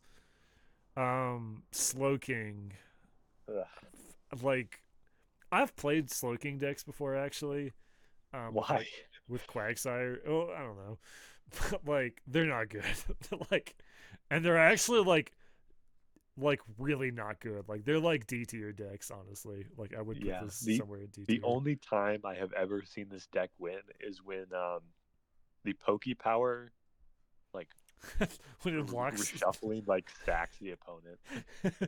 it is like very nice that this is like Dark Slowking does not have like some bullshit control attack, so that we don't have to deal with like actually having to interact with this Pokepower, because like Yeah. God would that be Also, annoying. Mhm. this deck probably wouldn't be so bad if it didn't have a built-in damage cap, which is Yeah, just bizarre, I think, for yeah, definitely. Dark Slowking of all things. And you're playing like so many bricks in this deck. Like the tools are just so you're really scraping the bottom of the barrel when you're throwing Mysterious Yeah. Shard in your deck. So I put this in D tier somewhere. I'll let you be the judge Yeah, of I which probably like section. somewhere here. I don't know. Um, Steelix, is this the Steelix with Trode? Yes, just any like interpretation of Dark Steelix. Okay. Um, I think uh, it plays Trode anyways. yeah. But I think it's like a like it doesn't play like high It's POW not like a counts. Trode deck that's Yeah, like I'm gonna admin POW you. It's Trode like I want my energy back, and I'm not gonna give you these prizes like in any other way because I'm only sure. playing four attackers. Sure. Um, like certain things can't break through this, but most things can. I would It's put like this. worse. It's like a worse Shiga Ray, and Yeah, I would say that. Has no real results that I'm aware of. It beats like Destiny, I guess, and maybe some other things I'm not thinking of offhand. But I just feel like every deck is able to handle Dark does this Steelix. beat Bayonet? Probably, probably. But That's oh, so does like Pedo Lure if you're playing dark type Sharpedo. So don't say that. know. um, I would throw this in D tier. Like, I think it Yeah, doesn't have like maybe higher on D tier. Like, I think it. I'd say it's like around like B drill level. Yeah, that's reasonable to It's me. just basically the same thing. Um, so Dragonite, I don't really know how to differentiate the Dragonite lists. Um, So this one's meant to cover just like I'm playing a 4-2-4 line with a Delta Latios as a pivot, and then I'm playing a bunch of energy and just consistency, sure. and hoping that sticks. Plus the like Crystal Beach, Cursed Stone stuff. Hmm. This is more of like I'd say aggressive or like a way to like stream attackers, so to speak. Like Hmm. one of the biggest problems Dragonite has is that it has an insane attack cost, and Altaria is meant to like remedy that in some way. Sure. And the Dragonite variant is more of like kind of a toolbox that does Yep. similar things to Altaria, but you can play like Rayquaza, Yep. something Yep. else. I remember Mysterious Player was this was kind of like his deck at some point. I don't know. Sure. It seems like his style of deck. Um, I think like the Altaria one I'm not as sold on, but I think that the toolbox one is good. I think that just the straight Dragonite one is good. The problem I've always had with Dragonite, which I'm sure most people who play it can attest to, is like, what are you actually doing with Deafen? Like, are you locking like Curse Stone into play? Like, then you can't play powers, and then you're really cutting off like a lot of things that you want, either for consistency or for disruption or something. Yeah, It's like, okay, and Crystal Beach hurts you too because yeah, you want to play Castform, yeah. yeah, and especially because of the stage one Dragonair, which has a really good attack. Yes, yes, definitely. Um, so it's always like, okay, well, what are you actually like doing with Dragonite? And so I feel like the one with the lightning one has a niche because you're able to deafen but also threaten a lot of attacks. But then it's like, well, now you can't really play Curse Stone, and you don't really want to play Crystal Beach. So it's like, what are you? Are you just doing 40 and like calling it good? Um, but then you're kind of in danger because like you kind of like aren't playing enough stadiums for if they like put like a Desert Ruins in play or something. So, um, yeah, I don't know. What are you thinking on these? I would say this guy is like low B tier. It hasn't seen much play That's also this a year. big part. Yeah. Um, I don't think it's like a bad deck. No, It no, can definitely. steal games against a bunch of A tier stuff, just because of the stadium locking effect, and also Dragon Roar can you know do funny things. For sure. This guy, I'd probably put these two in C, honestly. Really? Okay. Okay. Yeah, because these two prevent you from playing Curse Stone, and that's a Yeah. huge part Yeah. of this deck. And I mean, this one will let you play like Crystal Beach because you're just You're Giga accelerating. attacking Yeah. with Altaria. Yeah. But I think that's reasonable. I don't foresee anyone bringing these to events anytime soon. You'd have to like pick this up as a pet deck and like work on it further. And I Yeah. think these could be brought up to B tier, No, I think but that's reasonable. I'd probably put them like around Armaldo level, I guess. Sure.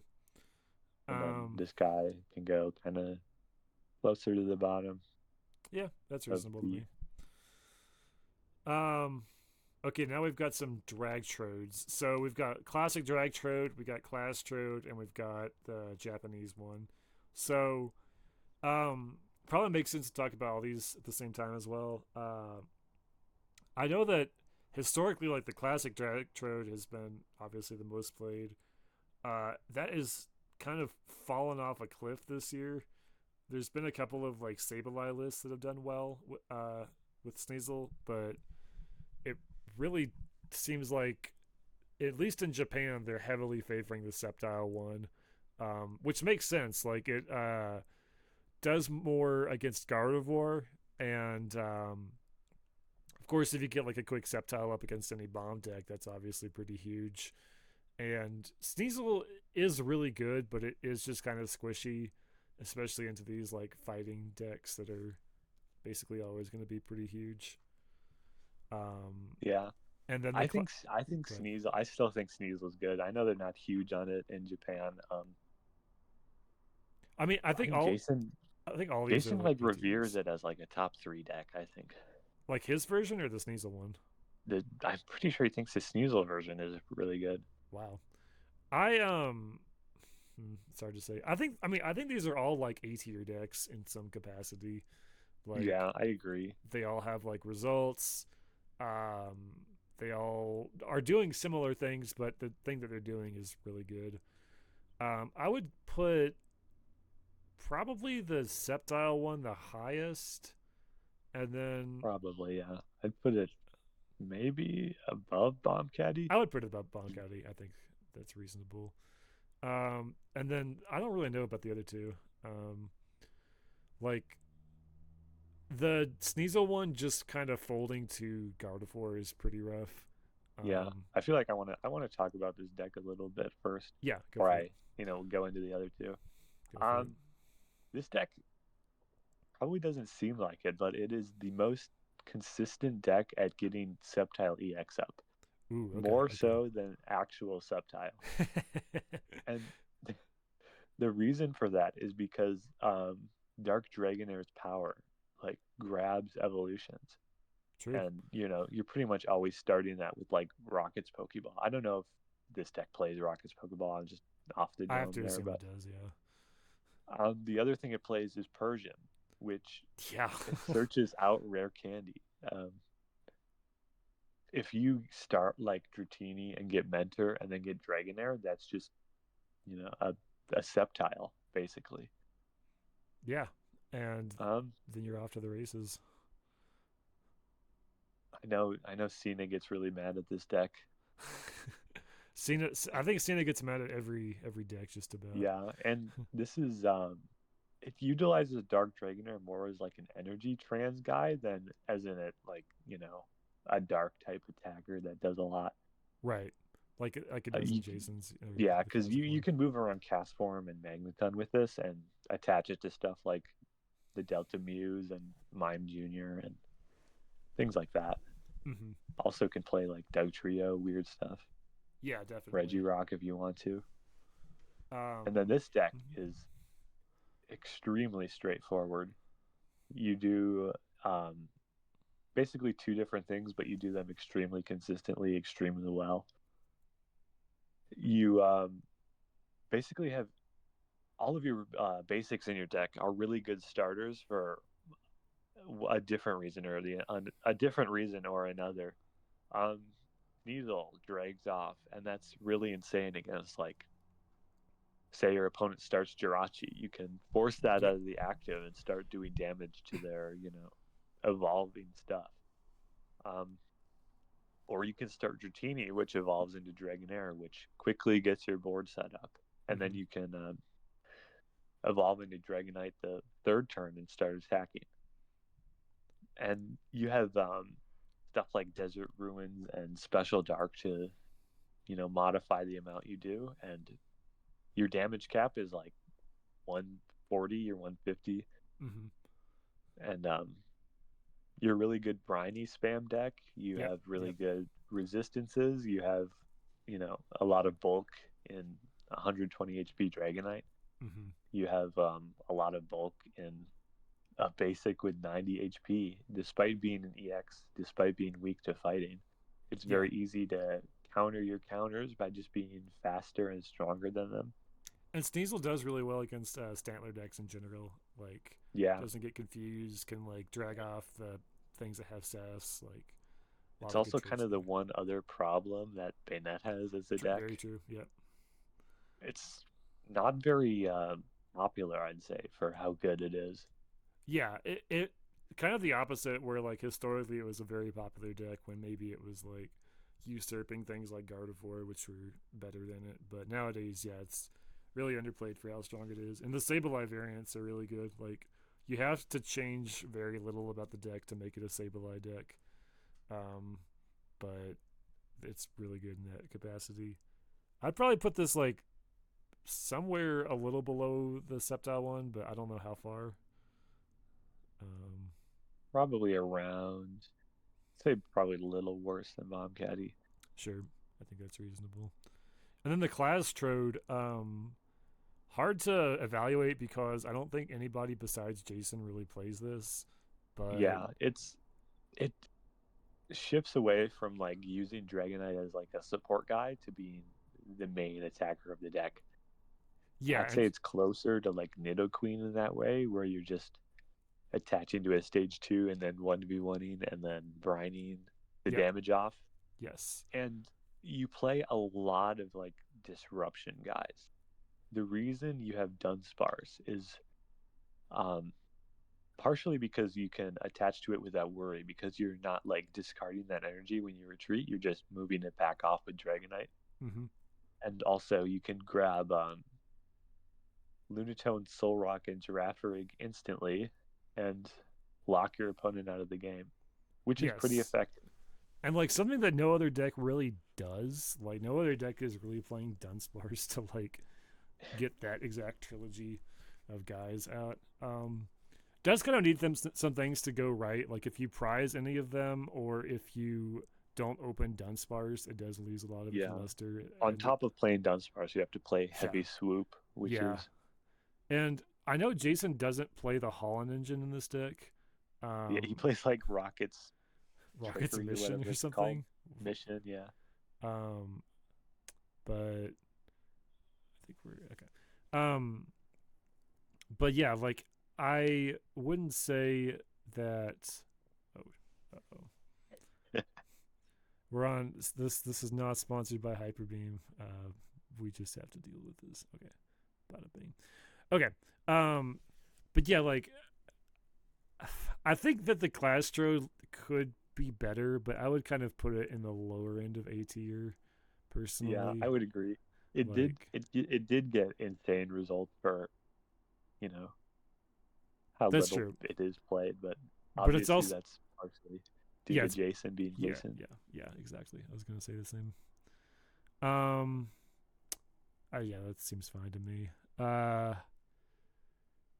What is this deck? Houndoom Electrode? Yes, it's a weird deck that was played years ago.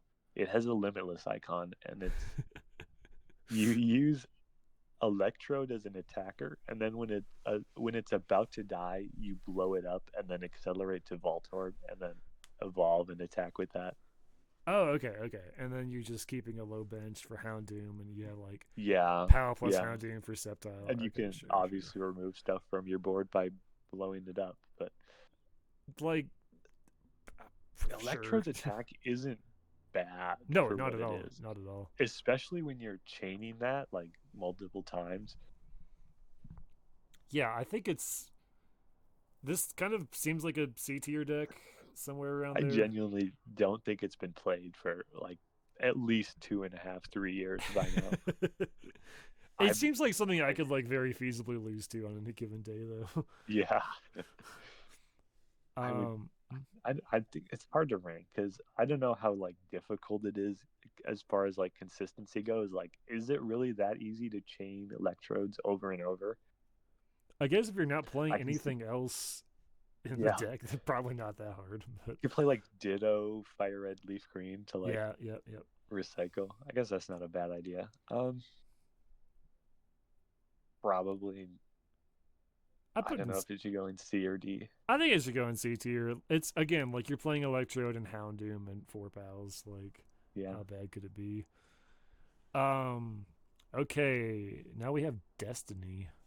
Um, So obviously, like, hard to talk about this deck without talking about Little River, who has kind of given up on at least trying to push this deck to like its fullest potential. I've played this deck a lot. I think it's a good deck. Like, I think it does a lot of things that Rayler does, and that Ryex does, and a lot of these pretty strong decks are capable of doing, and it has a lot of versatility. And it has like some weird weaknesses, like it fucking hates Flygon EX, for example, and it hates like tanky attackers that it can't hit for weakness, like Dark Steelix. But it's got a lot of good traits. Like, it does really well against Rat.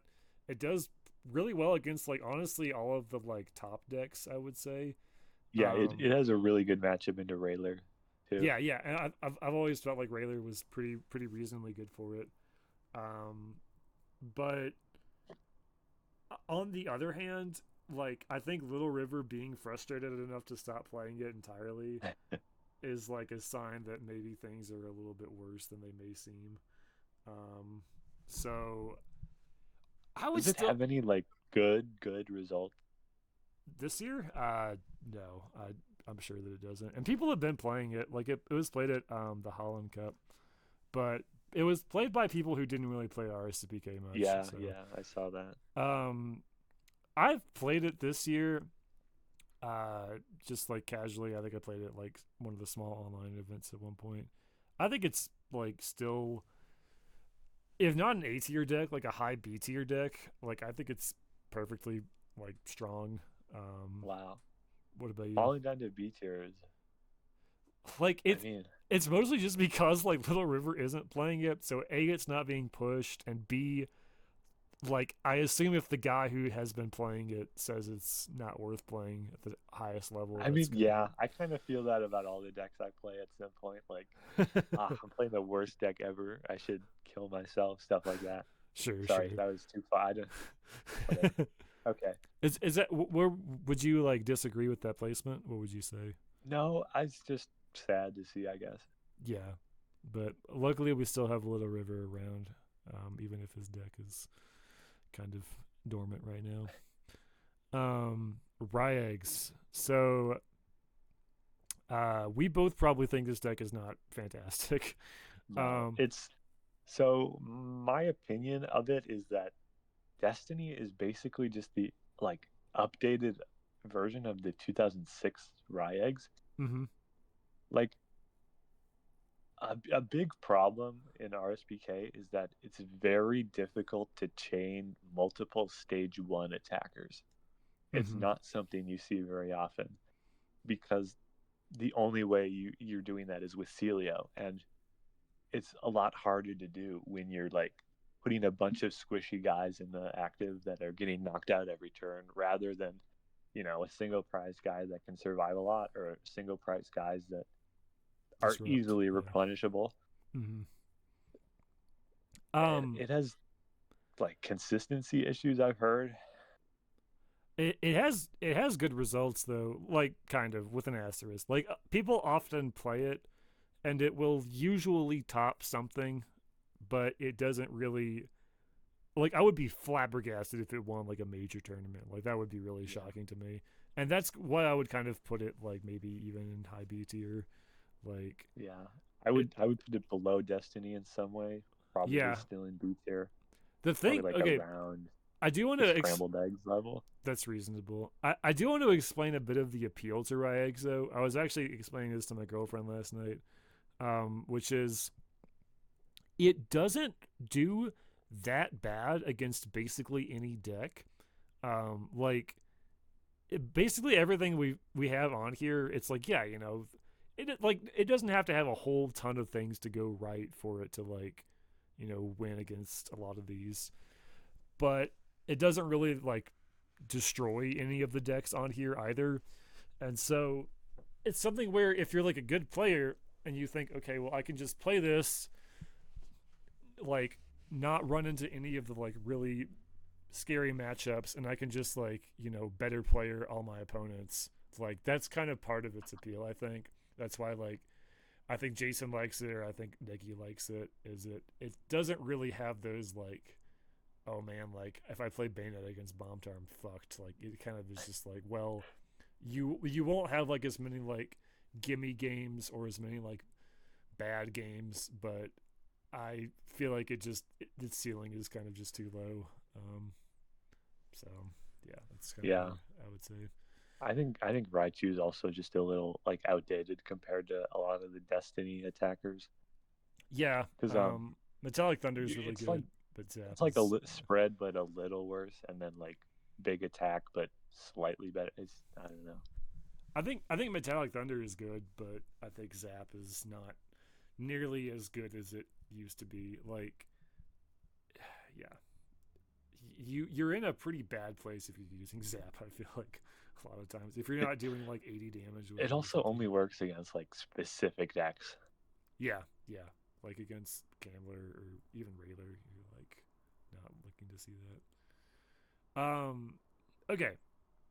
Now we have Tyranitar EX decks. So I know that Q did well at a tournament with the Beedrill one. I don't think it's seen a whole lot of success otherwise, and I don't even know what the non-Beedrill one would play. The non-Beedrill one is like an old deck. I Like see. I think it's just like straight Tyranitar Pidgeot. Just Oh, like oh, that's dire. Yeah.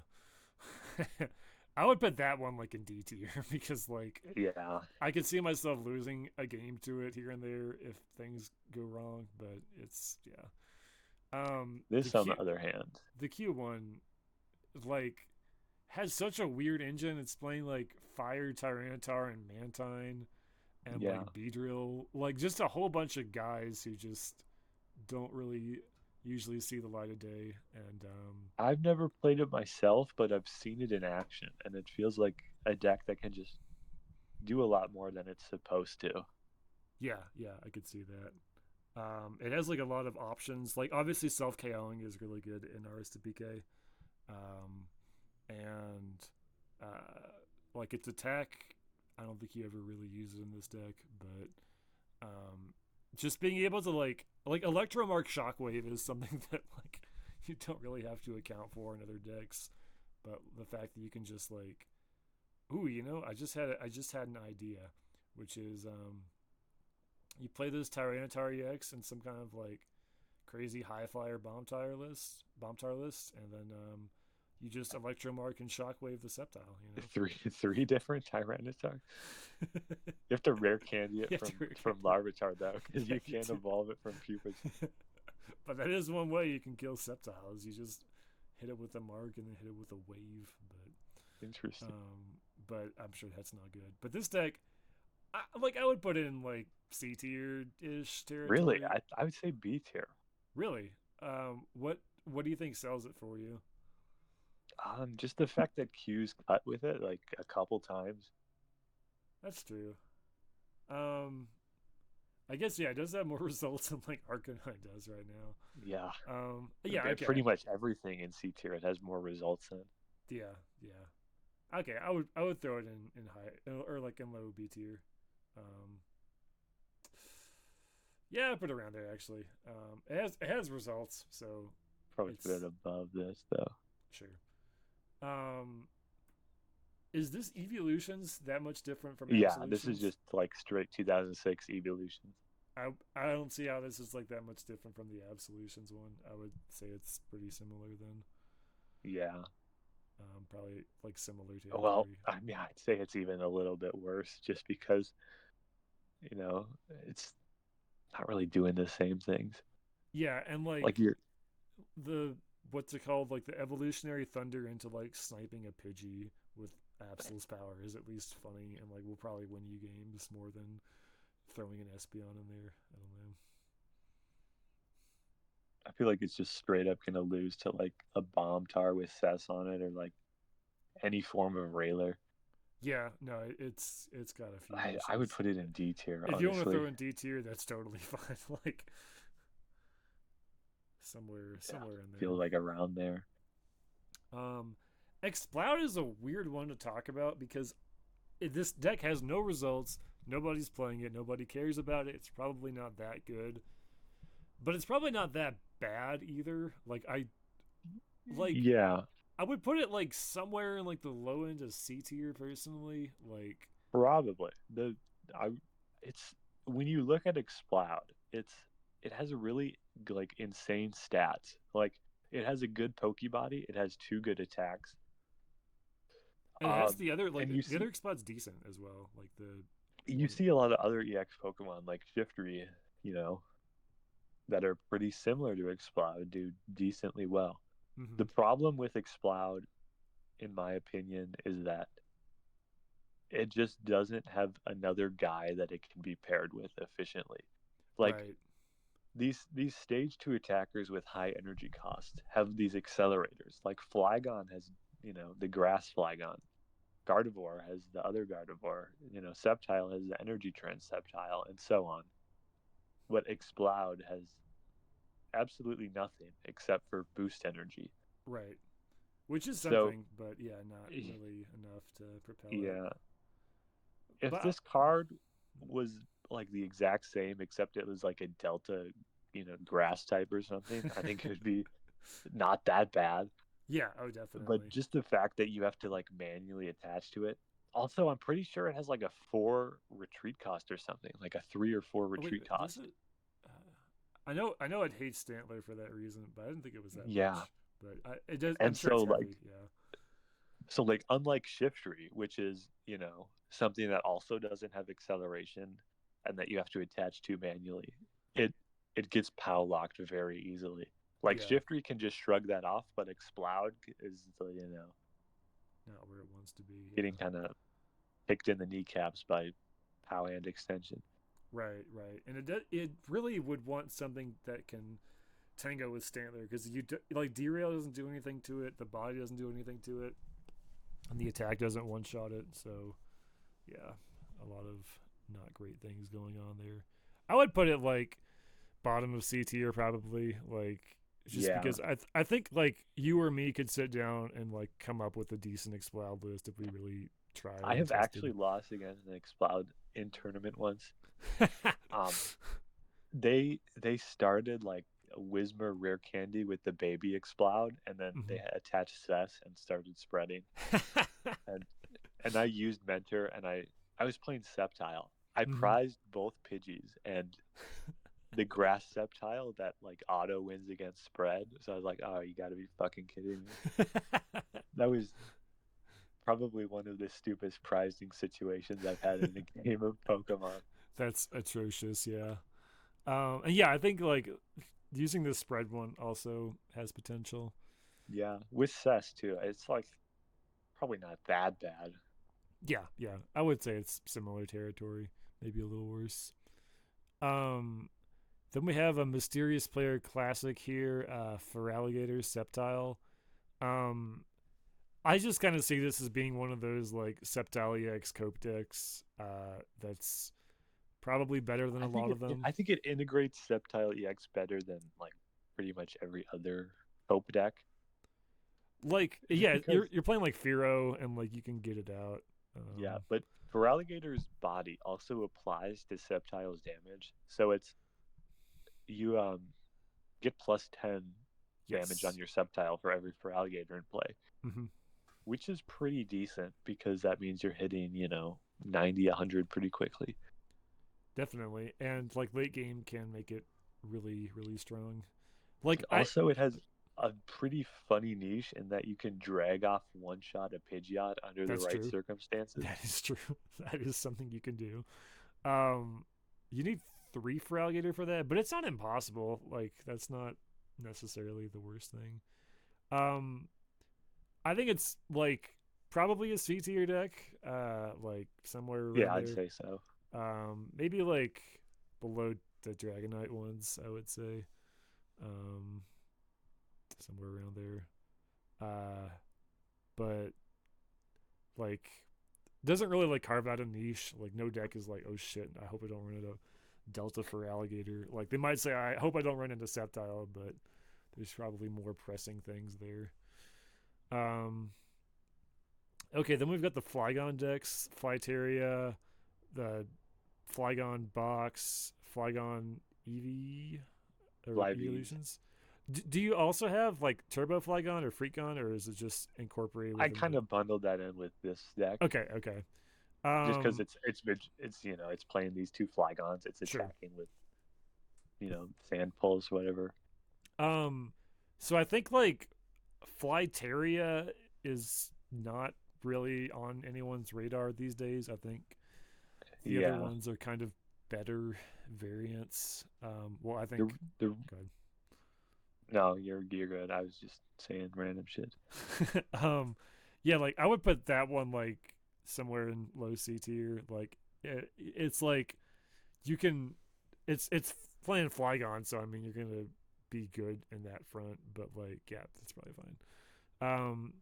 The other one I think is more interesting to talk about. I think like the Turbo Flygon lists, like the ones that play Unknown, or the ones that play like Porygon, or the ones that play just like the Delta Box ones that play like a bunch of shit.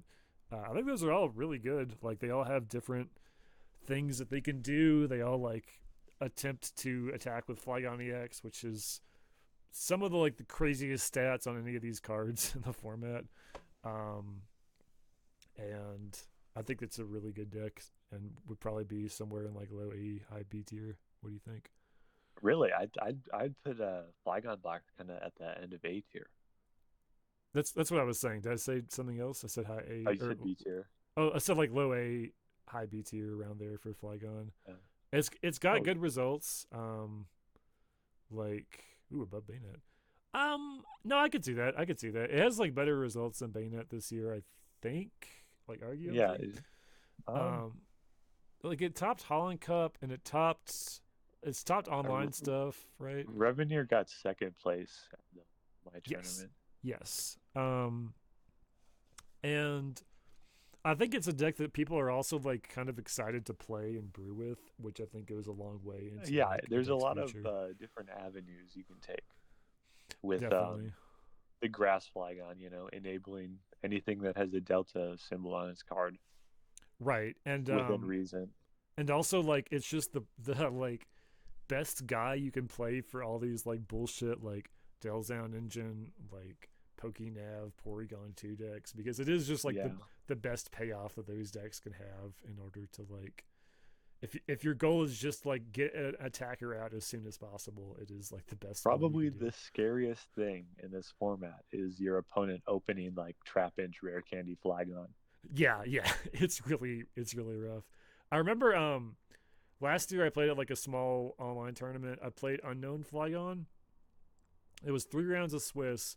I won every game in probably less than 7 turns, and like did not play the deck. I haven't played the deck ever since. I was like, "Yep, that's like what the deck can do if it peaks." But like, obviously you're not going to get that a whole lot. But it's a crazy deck to high roll with for sure. Um, and yeah, then the like evolutions one, like similar, like I guess you This is could just play it. kind of a stupid deck in my opinion. Yeah, like I've put it around like the flight area where it's like I I'd guess probably put it a little lower, honestly. yeah, Probably sure. better That's than like Absolutions. yeah, I would say so. Maybe around. Well, I guess it's probably pretty close. Um, My problem with it is that it just, fundamentally approaches Flygon in the wrong way. Like the idea behind it is that, Flygon's attack deals damage only to Pokemon with damage counters already on them. So we're going to achieve that by playing Jolteon. However, I it's just like what are you really doing with that? right, You're right. setting up the damage to get the value of the extra damage counters with the attack of Flygon, but that's not actually like killing anything. Yeah, yeah. Like Like Flygon's still gonna you'd be have two to use shotting Sand Pulse like 10 times to to kill a kill like bench Pidgeot. Pokemon. Right. Yeah, no, Like I at best it softens things up. And does that really matter? Because 80 damage is two shotting everything anyways. right. Yeah, it doesn't solve any of your like fundamental problems and like in the way that like a fighting attacker or like even something like magnetic storm would. Um, yeah. Um, yeah, I agree. Speaking of Flygon EX, we have a couple of other imposters here. Uh, This should I'd throw in like D tier, maybe even F tier. Like, I would say D tier. It's better than like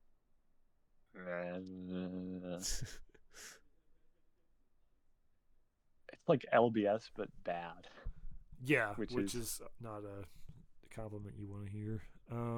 it's a pretty good deck in 2007. It's I just could see that. Yeah. it just can't really be played here because you have Blastoise, which is just a better Flygon EX. That's Oh all it is. yeah. And 100 damage for no drawbacks is nice, but like it's not that nice. Like not to the it fails the LBS test of like, okay, you need to set up your discard and set up the Flygon EX, and what's your reward? You're doing a fat 100. Like I don't really know. Um, and then the other Flygon EX Porygon 2 deck. I think this deck is pretty bad. I think Mysterious Player thinks it's good, but Yeah, I don't. my biggest problem with it is that Flygon EX colorless other Flygon, the other guy, this Mm-hmm. guy, Yes. um, caps at 70 damage, which is really bad into EX Pokemon who all have 150 HP. Yeah. So you using this attack twice is going to leave them with 10 HP remaining, and that's just not great.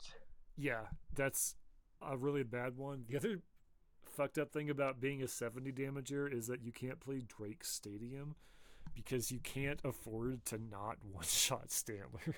Like it's like pretty dire. And like, okay, you're tanking with an attacker, but like, is that I'd rather just play Metal important? Energy if I want Yeah, to do that. exactly.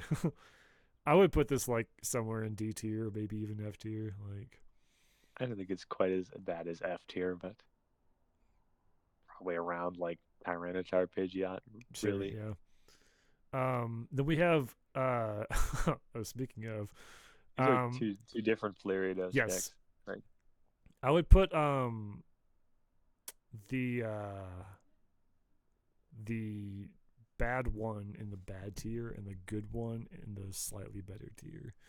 I Yeah, put that one like D tier, I'll right? cover these. So Yes, go ahead. Flaredos as a deck is pretty decent in 2006 because you know Bombtar isn't like pocketing heal energy to counter Stantler in that format, and LBS can't run warp energy because it needs to use just water and cast form. So in that format, you can really effectively trap things, and you also don't have to worry about anything countering your evolution guys. You also get to run that disruption yourself. Like you get to run Battle Frontier in that format. In this format, you have a lot more things, that work against you. A lot of decks play Warp Energy, which just negates, Flick Poison as your main attack.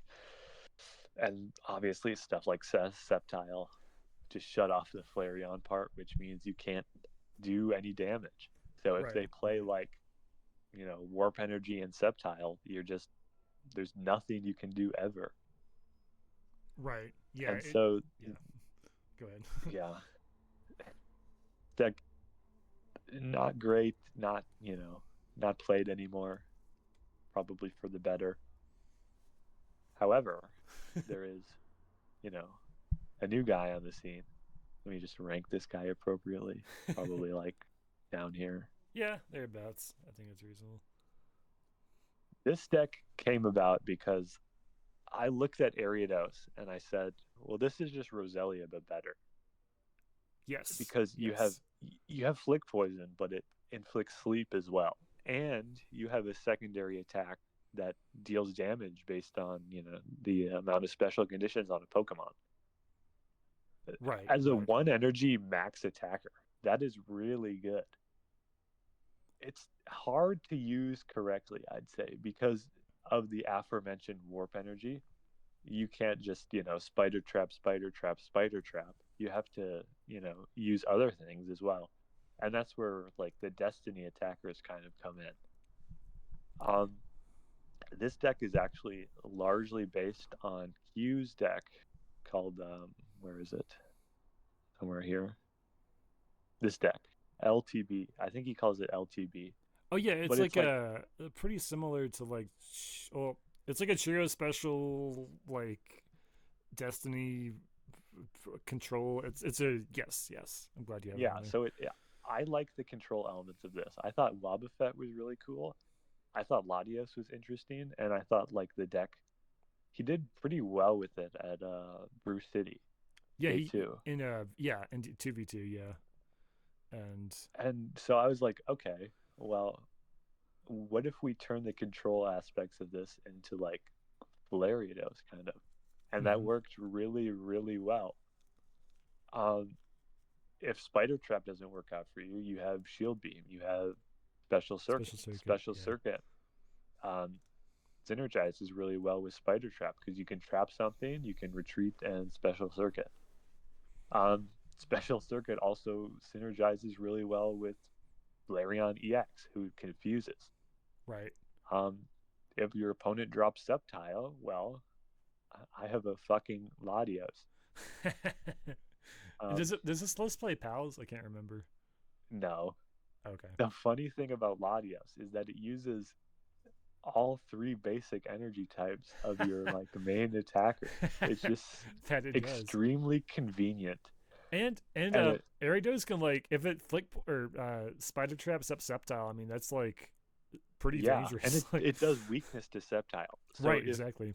if sleep sticks, you're one shotting.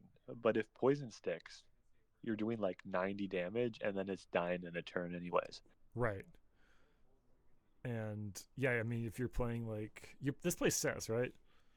Yes, you play 3 Cess. So yeah, like if you like admin them to 4 and like spider trap up the Sceptile, they can't like quick search for like the warp energy or whatever, then like you can really be in a good position. So with a lot of these like 2006 decks, the problems often aren't necessarily the cards themselves, but the way they're being used. Right, definitely. Ariados is a card with good stats. It has good attacks. They just were not being utilized correctly in this format when they And, could have been. And I've been doing extremely well with this deck. Probably better than, you would expect from a deck that plays Ariados and Flareon EX. and so where do you think you'd be having this one? Because I trust My your expertise. my honest personal opinion would be I'm serious A tier, but No I shot. recognize that that's probably difficult to accept at this point, um, because it's relatively unproven.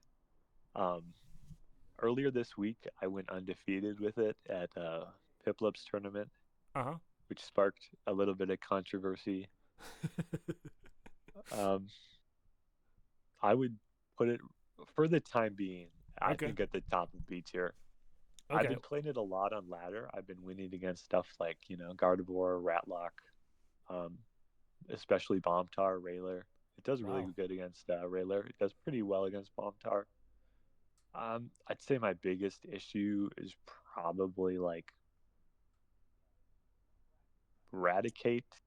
I mean, I've won against Ratlock before. I've won against the Rat variant of Nidoqueen before, but Ratlock is just a little difficult because Raticate is immune to special conditions and it It's so funny takes that it very is. little damage from my other guys. Yeah, true. Like It's you can hard to one probably shot. figure out like a briny loop that, you know. Um, yeah, I'll put it Okay. at the top of B tier for now. I'd Well, like to push it further. I think it honestly could be an A tier deck straight up. that's crazy. That would be really cool if we saw A tier Flare Radios and in a future year in our PK. Um, and I'm sure when I get to my pet decks, I will have similar insane claims that you'll have to reel me back on. So I appreciate you self censoring yourself there. Um, that's very cool though. I appreciate that insight a lot, and it's an exciting deck to see. Hopefully, we see it take some more results in the future. Um, Fossil Box. Oh, Fossil Box. I've worked with Cult Classic a lot on this deck, and I think he definitely modernized it. and it's way better than like the list that we had been playing. It like is more consistent, and it does more like it has like a more realistic game plan, um, but it still seems like it just falls short. Whenever I play with this deck, most of my games I get within like I get so close to winning. Like it seems like you're so close, but like when you actually look back at like what happened in the game, you realize like there was never really a way for you to win that game. And it just feels like it's really good at taking like 4 or 5 prizes and really hard or really bad at closing things out sometimes. And it feels like it's really hard to like solve all of its problems. It's like, okay, well, you want energy acceleration, but you DRE really sucks because you don't have the ability to do that much damage in a lot of cases, and like you really need to hit for weakness. If you're not hitting for weakness or for like extra claws plus damage, it's really hard for it to trade well. And then like God forbid you play against like a control deck that can really shut it down. Um, like it has a lot of really cool traits. Like Kabutops with both of the like Ammonite Kabuto powers active is like some of like the best stats on any guy in the format. But like Yeah. it's like I mean it's a fighting attacker that has like a metal thing where it reduces damage with no weakness and it hits without resistance and 2 shots every stage 2 EX in the format. Like that's something, but it just does not really seem like it's been able to like capitalize on that in the form of results. And it like it's kind of a Ryeg situation where like it doesn't really do like bad against a lot of decks, but unlike Ryegs, I don't feel like you can like out like better player somebody with it as easily.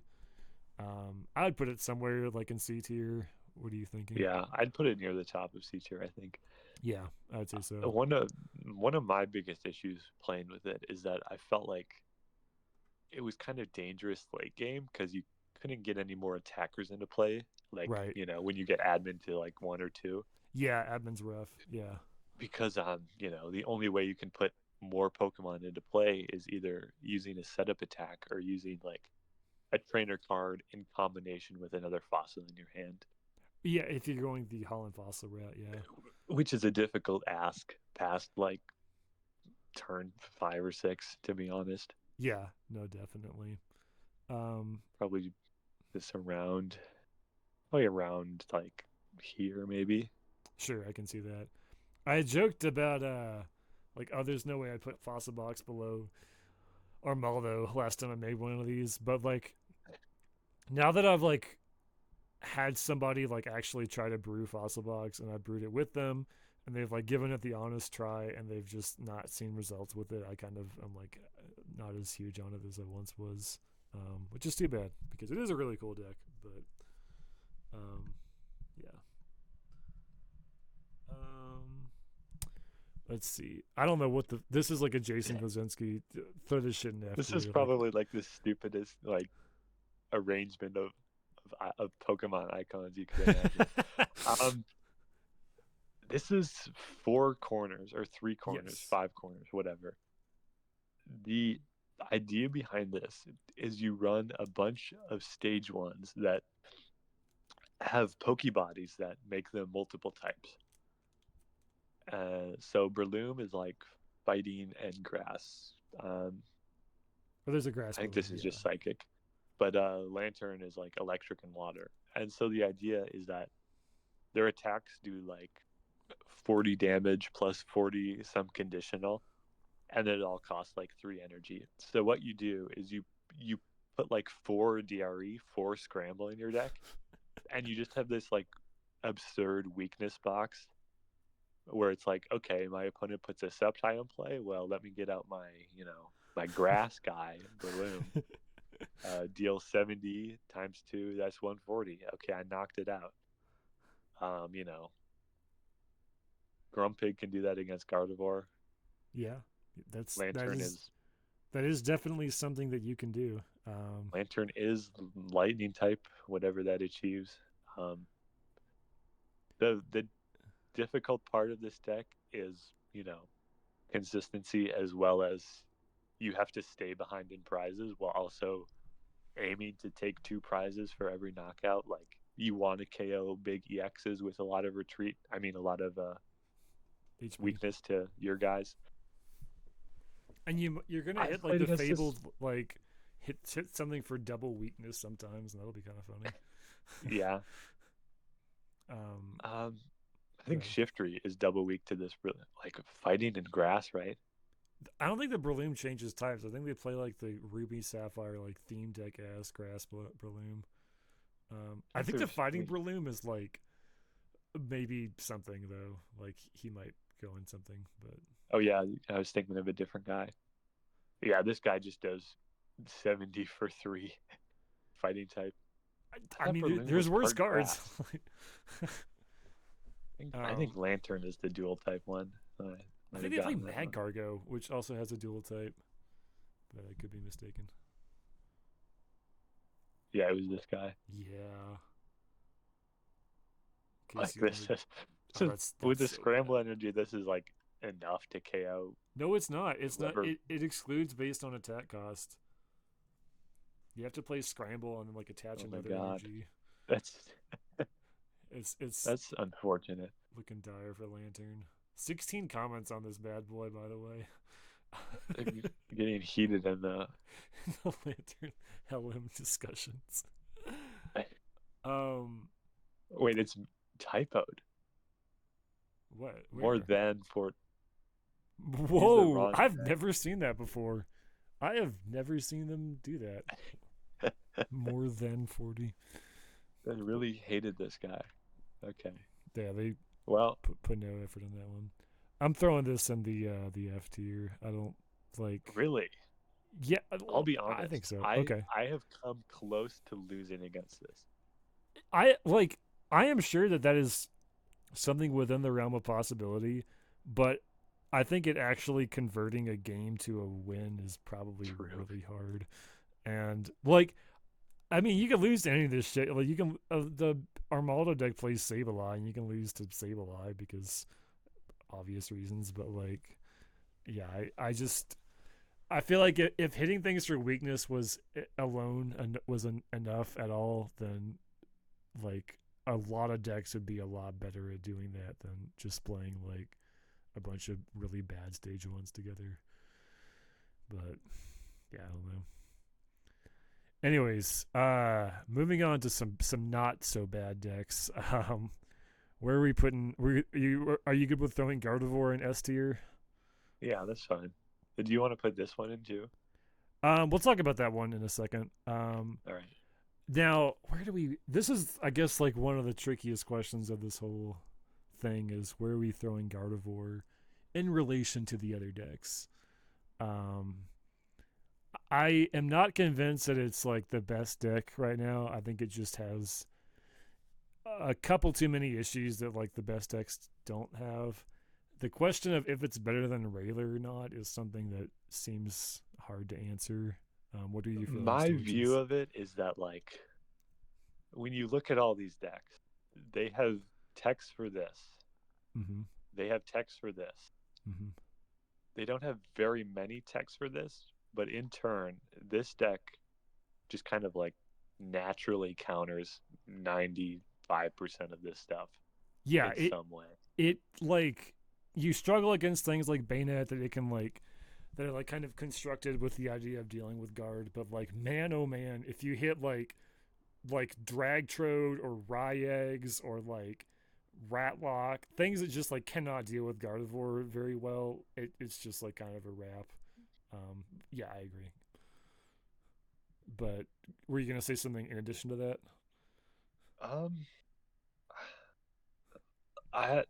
It feels like these two decks can lose to random stuff down here.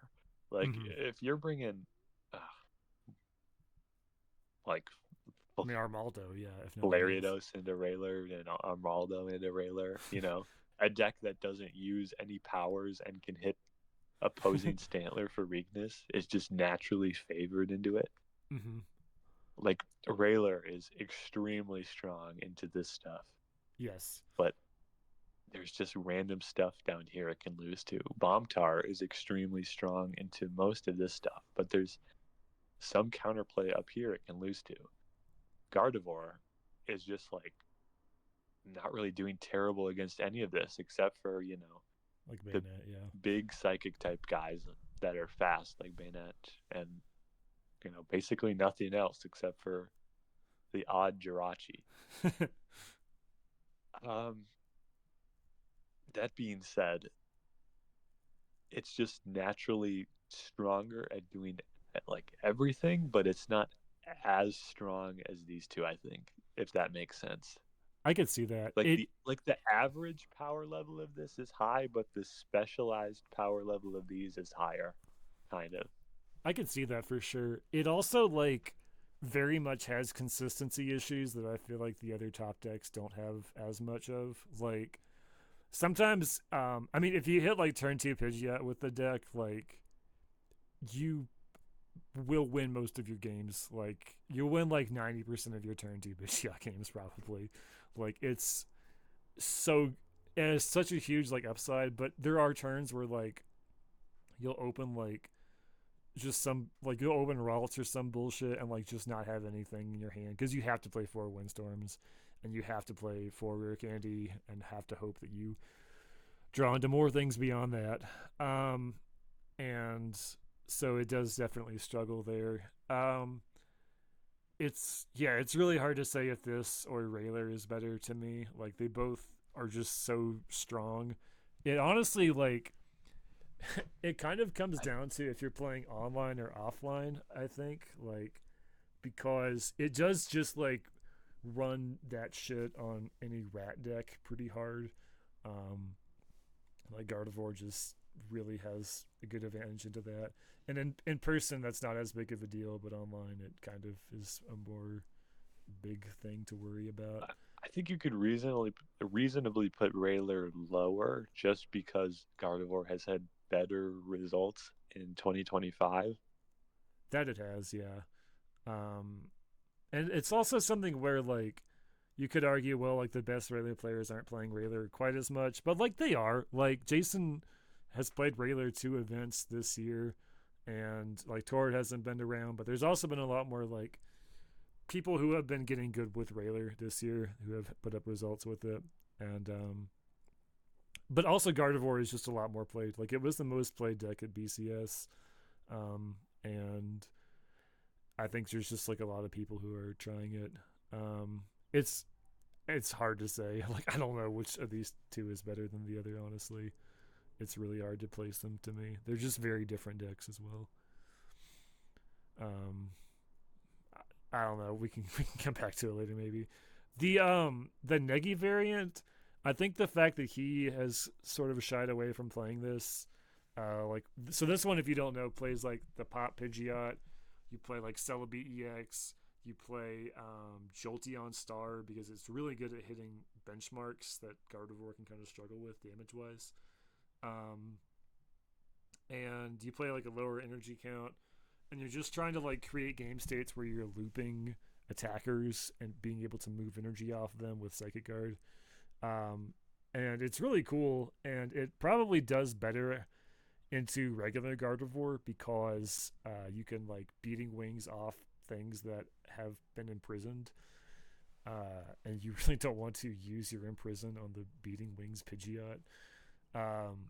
But like the fact that the person who's best at it has shied away from it, similar to the Destiny situation, kind of makes me want to put it a little lower. I would still put it like similar to like the High Flyer Bomb Tower, like around maybe a little under that, but like it's like Gardevoir, there's only so bad it can be, I think. Like I think that's probably fine. So it's a little bit of a misnomer because this kind of makes it look like Bombtar is like the 7th best deck or something, but it's really like the 3rd or 4th based on this. But yeah. Okay, we can come back to like the super high stuff later. The Groudon Magneton deck. This deck is really neat, and it does some funny things. I would put this like somewhere like top of D, bottom of C. Really? What are you You thinking? don't think it deserves C tier at least? I mean, it doesn't have any results, and I don't think anybody would seriously bring it to that much, That is which true, I think but I is. think it Mhm. just like on a face value, I think it's just like better than some of these things. Like it's a low, um, you know, what's it called? Low. You don't have to put a lot of work into it to get it working. Sure, sure. I can see that. You play like a basic and a stage one, and that's it. And it does have like it is a fighting attacker, and it can be immune to Rayquaza, so that's pretty funny. That yeah. I don't know what else does it play. I haven't really played against this deck with this deck very often, or at all, honestly. Um, I've like not played with it in some. Wait, sorry, which one are you talking about? Sorry, I was checking my phone. This guy, Oh, this it plays that. It plays Quagsire. You're just like getting a bunch of stuff out from your discard, so it's kind of like a resource loop deck. And you play a Groudon, which inexplicably like reduces damage done to all of your Groudons, if you have it in play. So it's like it's okay. I guess around like low C tier is it's like reasonable. a mystery to me, but it doesn't feel like it's that bad. Yeah, like it's like similar with the Trode with the Stantler thing. If you're playing a fighting attacker that like has game into Railer and Bomb Tar, like there's only so bad you can be. Um, as I say that, we get into a deck that is, uh, I would put like Sealed Magma in like D tier. I think that the Interesting. like I it might be a little unkind to it, but like I just think that there's a better way to play this deck. We've already figured out what it is, and that you should just play that one. Did you Um, know in the oops, what did I do? I just reconnected by accident. Okay. Did you know that in the Game Freak Terror League thing, they like leaked developer emails and they were like theory crafting like an event or like decks to make for something. But one of the decks they like the Pokemon Card Labs devs like crafted up was sealed magma, which I thought was really funny. I don't that I is don't funny. remember what it was for, but this was like back in like 2006. Like the actual developers of the game just made this as like an example deck to play with or play against I in mean, some way. I know it had results like in Japan in 2006 because all the cards I were legal for it. I So remember finding that. It was like I thought it was so funny that sealed magma of all things was in like the official Game Freak Terror League. That was a very funny thing to discover. that is very fun lore to hear about, and it makes sense. I mean, you see Cessation Crystal, like probably one of the first things you think of is like, yeah, I'm gonna slap this shit on Team Magma Groudon. Um, but I just think that there's a way better way to play this deck, and that like Infinite Cess, like there might be some kind of like Stantler Quagsire deck that is something because True. I think Quagsire is kind of like an unexplored card because yeah, definitely. it it doesn't seem that bad for what it does. You one shot Sceptile, so you know, and get your tools back. Probably more importantly. Yeah, I think Quagsire definitely. I know Canton played like a Ryags with Quagsire at Double Rainbow last year, but I think we could see like more stuff in that vein. Um, okay, before we talk about the Gorobis Gardevoir, I want to go ahead and throw the Gorobis Hunt at one an F tier, and then we can talk that's about that's fair. the Like real one. probably right here somewhere. Sure. Okay, so you're So you're like the progenitor whatever of this one. So let's hear it. I decided to make this deck one day for kind of the similar reason for kind of a similar reason as I decided to make an updated Flariados. It's that Gorobus has really like pretty good stats for what it is, but it's utilized in such an awful way. Like forcing yourself to use this really like inconsistent, you know, Huntail evolved devolution engine. Mm-hmm. it just doesn't make sense when you could be playing a straightforward version that, attaches from the deck, just scales damage, very simple. You don't have Mm-hmm. to, play around with a stupid engine or whatever. Um, Gardevoir specifically works really well with Gorbis because, um, you know, cycles psychic energy thins the deck. Thinning the deck is really huge because you're not playing Pidgeot, so you need to, draw turn after turn, and Definitely. Gardevoir inadvertently helps with that by, reducing the number of cards in your deck at a pretty good pace. Um, it's based on a 2004 deck. I Right. think that Which is a really Gorbis, good one, right? In 2004. yeah, I think it's the best deck in 2004. This deck plays pretty differently. Basically, the only similarity is that it uses the same two Pokemon. This is the Power Keepers reprint of the base set Ruby and Sapphire one. Mm-hmm. Um, I play Sceptile in here too, just because it makes use of Psychic Energy as an attacker. You can Sure. just kind of use it as like a seventh prize card attacker if you need to.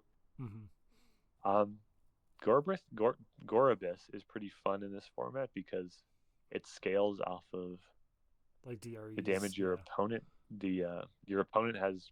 If they have Psychic Energy in play, you get more damage based off of that too, and not just your own energy. So if they're playing like Scramble Energy or a lot of cast form, it's easy to do 120 damage Right. quickly if you meet the conditions. Have you found that like However, if Gorobus goes down, does the deck kind of like go down with the ship? yeah, it's I don't think it's like that good. If you love Gorobus as a Pokemon and you hate this deck, I don't think it's Z tier. I'm just putting it Sure, here sure. for the time being so I can wiggle this guy around. If you like Gorbis as a Pokemon and you don't like playing this absolutely terrible deck, you can pick up Gorbis Gardevoir and do like decent with it. It's like probably around here somewhere in C tier. Mm-hmm. I Um, I would agree with that from what I've played against it. I've played one local tournament with this and I went 3-1. Nice. I Yeah. probably the funny part about that is if you look on Limitless right now and sort by win rate, it has a 75% win rate because I'm the only person who's played it so far. So this right Is the now has the best deck highest in the win rate format right now. of any deck in RSPK. And it has an icon because the 2004 deck 2004. exists, obviously. It That's normally great. would be like a substitute icon other deck, but you know. That is funny. Oh, we've got another wonderful F tier deck here. Um, Probably the worst deck ever. Gyarados Delcatty. Um, the idea is you attach 4 energy manually, of course, to Gyarados, and then you discard the rest of your cards in your deck to KO one thing, and then you use Delcatty EX to KO the next thing, and return all the rest of the energy in your deck, and that's it. You take 2 prizes, and that's I guess that's how you're supposed to win. Is you take 2 prizes, and somehow that's enough. So, um, yeah, just real funny deck. Also, Gyarados like isn't even really that guaranteed to kill something with its attack. Like if you have like 4 energy in deck, you're doing like 130 damage, which is not that much damage. Like the cost of that is that you're discarding the rest of your deck. I'm not talking about this shit anymore. Anyways, we have another Gyarados deck. I don't really know if people have breed this too much. I would put it like somewhere in D tier, but I would say it's one of those things that like hypothetically could go higher. Like I would say C tier is probably its limit. Like yeah, that if yeah. you When I say higher, that's what really I mean. optimized it. Like I don't think this is going to be better than Stantler Swallow anytime soon. Yeah. Sweller, but It's basically just 4 Gyarados with 4 ER2, 4 POW, and you just like. I You hope just the coin flips go my way. yeah, and there's better decks that we'll get to shortly. But that can do the coin flip thing. But yeah, Hariyama. This deck is so fucking scary to play against. It, like every time I play against it, I'm sweating. I don't care what deck I'm on. And that said, I think I have like a 90% win rate against it. Um, it's it's probably like a high D tier deck. I think, in my opinion. What are you thinking? True. Well, let me think. Yeah, probably, honestly. Like it's a fighting attacker, and it has like maybe the worst like lock effect in the game that's technically still viable. um, but it it does be discarding cards from your hand, and you can win the game by discarding the right ones. So there is that. What else we got? Cacturn Jolteon. I've lost to this deck. Um, it's not that good. I would also put this one somewhere in like high D tier. Where do we have the Absol one? I would put it like around there actually. Like It's pretty similar. I know Connie Boy and like Vicky have been playing this recently. yes, yes, Um, it has kind of the similar issues as Absolution does. Like it just gets, ruined by Regirock. yeah. That's the big The gatekeeper. nice thing is that you can like play Sesk, I guess. I mean, Oh, I wouldn't play probably Cess in this deck, counterintuitive, but but but well, like you have two powers. Like I don't know, but probably better at spreading in general. yeah, I would say so. And like Jolteon can like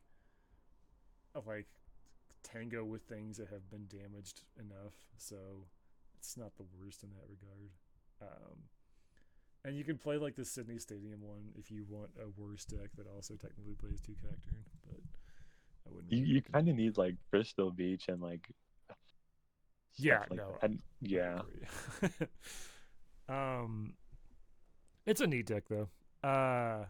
What is have you seen this this? before? Is this Mysterious Player? Is it his This thing? is Iquami's new deck.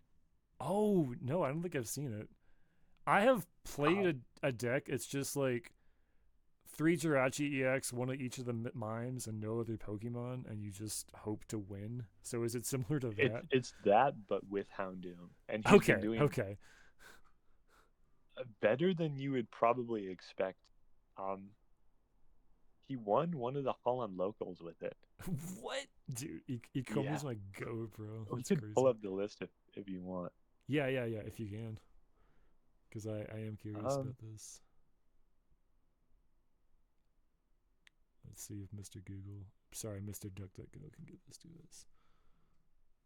might be this. No, Praline Luigi. It's the second, or this one. yeah, that one, yeah. 4-0, okay. Okay, yeah, this is like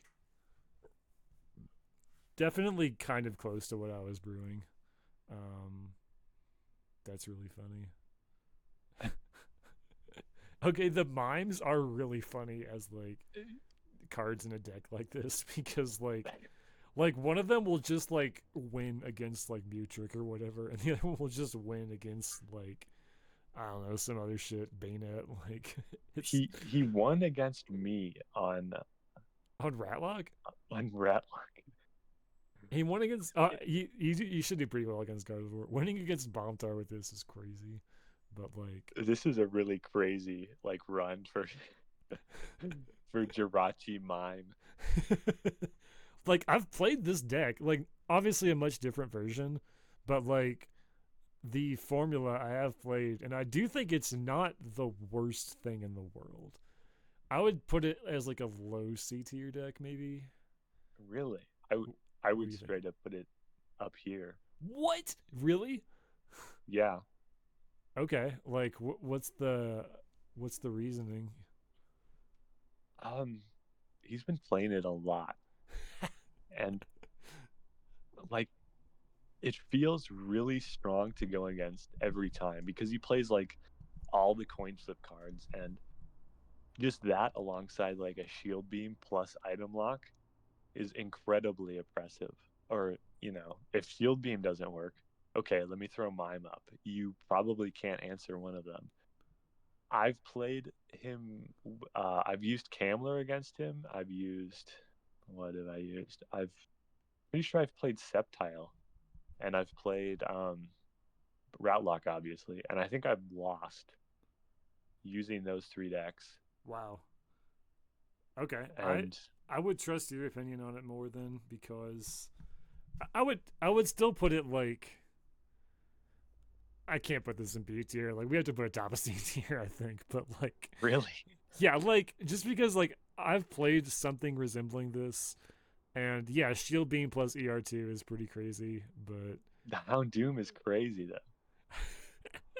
It's like the glue of the deck. Like but it seems like it's hard to get it set up. Like you need to hard draw the Doom or get Celios. there I was don't there know. was this Lickitung too as like a spread option, Yeah, which was it's a consistency card too. That's really funny. Wait, he should be playing. How many multi is he playing? That should definitely be three probably Delta too many. Rainbow. That should be three Delta Rainbow for sure. But actually no. There should probably be some Delta Rainbows in here, but I digress. Um, yeah, I like.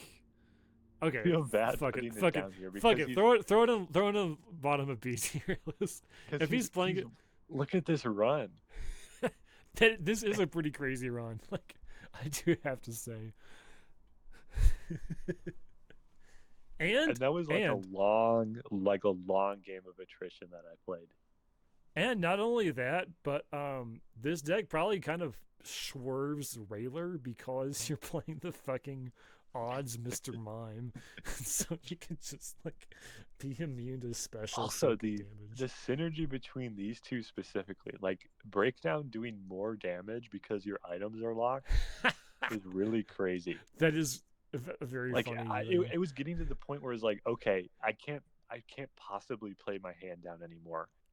Mr. Mime is two-shotting me now. What am I supposed to do?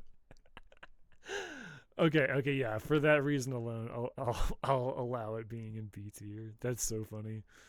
I'm really excited to see where he goes with it because I liked where he took his wet rat deck, and so um, There's okay, a we lot have of Kingdra variants. yeah, I was gonna say a whopping four. So I think that the main Kingdra, which is just playing, I guess Pidgeot or maybe no Pidgeot with like a Sceptile or maybe no Sceptile. I think that's a pretty strong deck. Like I'd say like a high B tier deck in my book. Probably. Yeah, there's not really much to say about it other than it's, self-accelerating fighting type, you know, pretty good second attack, reduces its own weakness. It like fucks up Rayleigh pretty hard. I know that much. Yeah. Um, and obviously does pretty well against Tyranitar by virtue being a fighting type attacker that Tyranitar can't really one shot very easily. Oh And yeah, you, the funny thing about extra smoke is that it just like completely nullifies spinning tail. yeah, yeah, that it It's just does. very good in that regard. I also love that Um, Kingdra EX is the has the most ruling confusion about it of any card in the entire format, which is very funny for it to be like yeah, this that was benign looking card. annoying for a long period of time.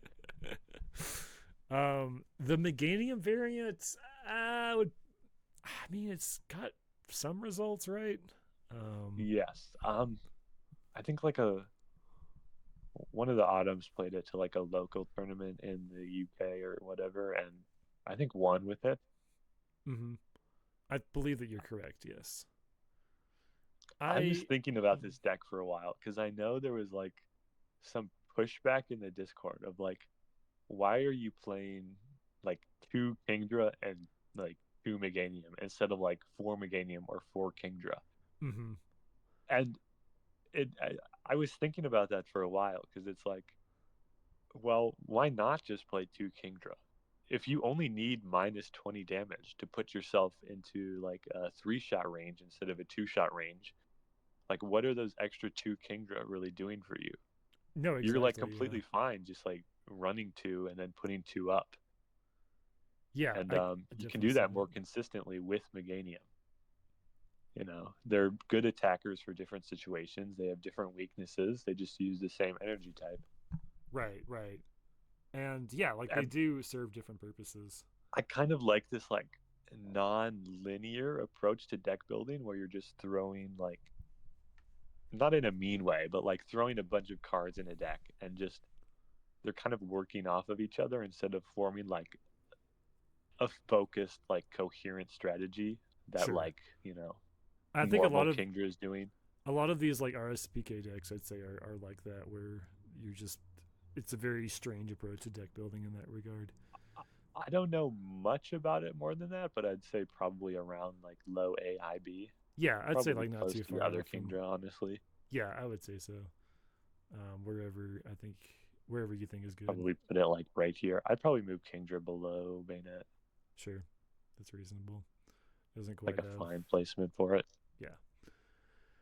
And then the one with Umbreon, I think this plays like Delta Espeon as well. You just put like 2 EVs, an Yeah, Umbreon and an Espeon. I think this is probably a little bit worse than those, but probably fine. And probably. like, Yeah, it feels like an excuse to play Delta Espeon. Just like, okay, well, I'm playing EV.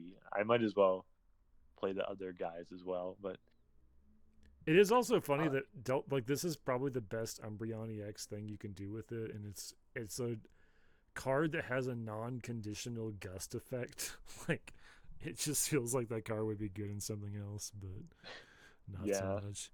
eh, But yeah, I would put it like a little bit lower than the other ones, and then I put the Pidgeot EX one a little bit below that. yeah, I'd Um, probably put both in B tier somewhere, sure, I would way agree. around like there. Yeah, And then this, we all know that Delta Pidgeot is, not the greatest anymore. yeah. Unfortunately, I'd say And bottom of B is fine. Below, it takes away an attachment from a 3 energy attached Pokemon. I So it's would kind say of like rough to. I'd say that's not the worst thing because Kingdra is pretty good at like um, getting energy for itself, but like and like to the point where you don't even need to attach any given turn. But it's also like you're gonna set up a stage 2 to get like just play like regular Pidgeot and like a Sceptile line if you want to do that. In my opinion. Um, okay, we've got Chiro Special. This is an A tier deck. I very much think it is. Probably like a Where low would A you tier. place it? I've played it a lot. I've put it like low A tier. Don't exactly know where. Probably above like a couple of the things here, but Like not right here, you think? probably around there. So it really, really, really hates late game admin. I know you've talked about like playing P2 in it, which I think could be neat. Not in like the current Ah, setup, but I think it that could was be kind of like a something. crackhead idea. I don't know if it would be necessarily, It could be great. something. It could be something. Really, like it's interesting in the way that it plays because you're using like Latios CX and Lantern to like power up a bunch of things, and like you can spend like a couple of like 2-3 turns doing this and just not attacking because you want to have enough energy on the board to like take like 4 to 5 prize cards, and then after that you can like try to like attach enough to get like the 6 prize card with whatever you have remaining. Um, and it plays a lot of blowouts. Like it plays 2 Jirachi EX and a bunch of Psychic Energies for Gardevoir. Plays Regirock for Bombtar and other fighting weak decks, Ryegs, whatever. It plays Latios for like Scizor. So it's got like a lot of specialized counters for things. It is really hard to play well, I think. And it like kind of struggles into bomb decks because it really hates admin to low Um, in particular, Bomb Tart just kind of struggles with this, but I think that we aren't seeing like its like fullest potential yet.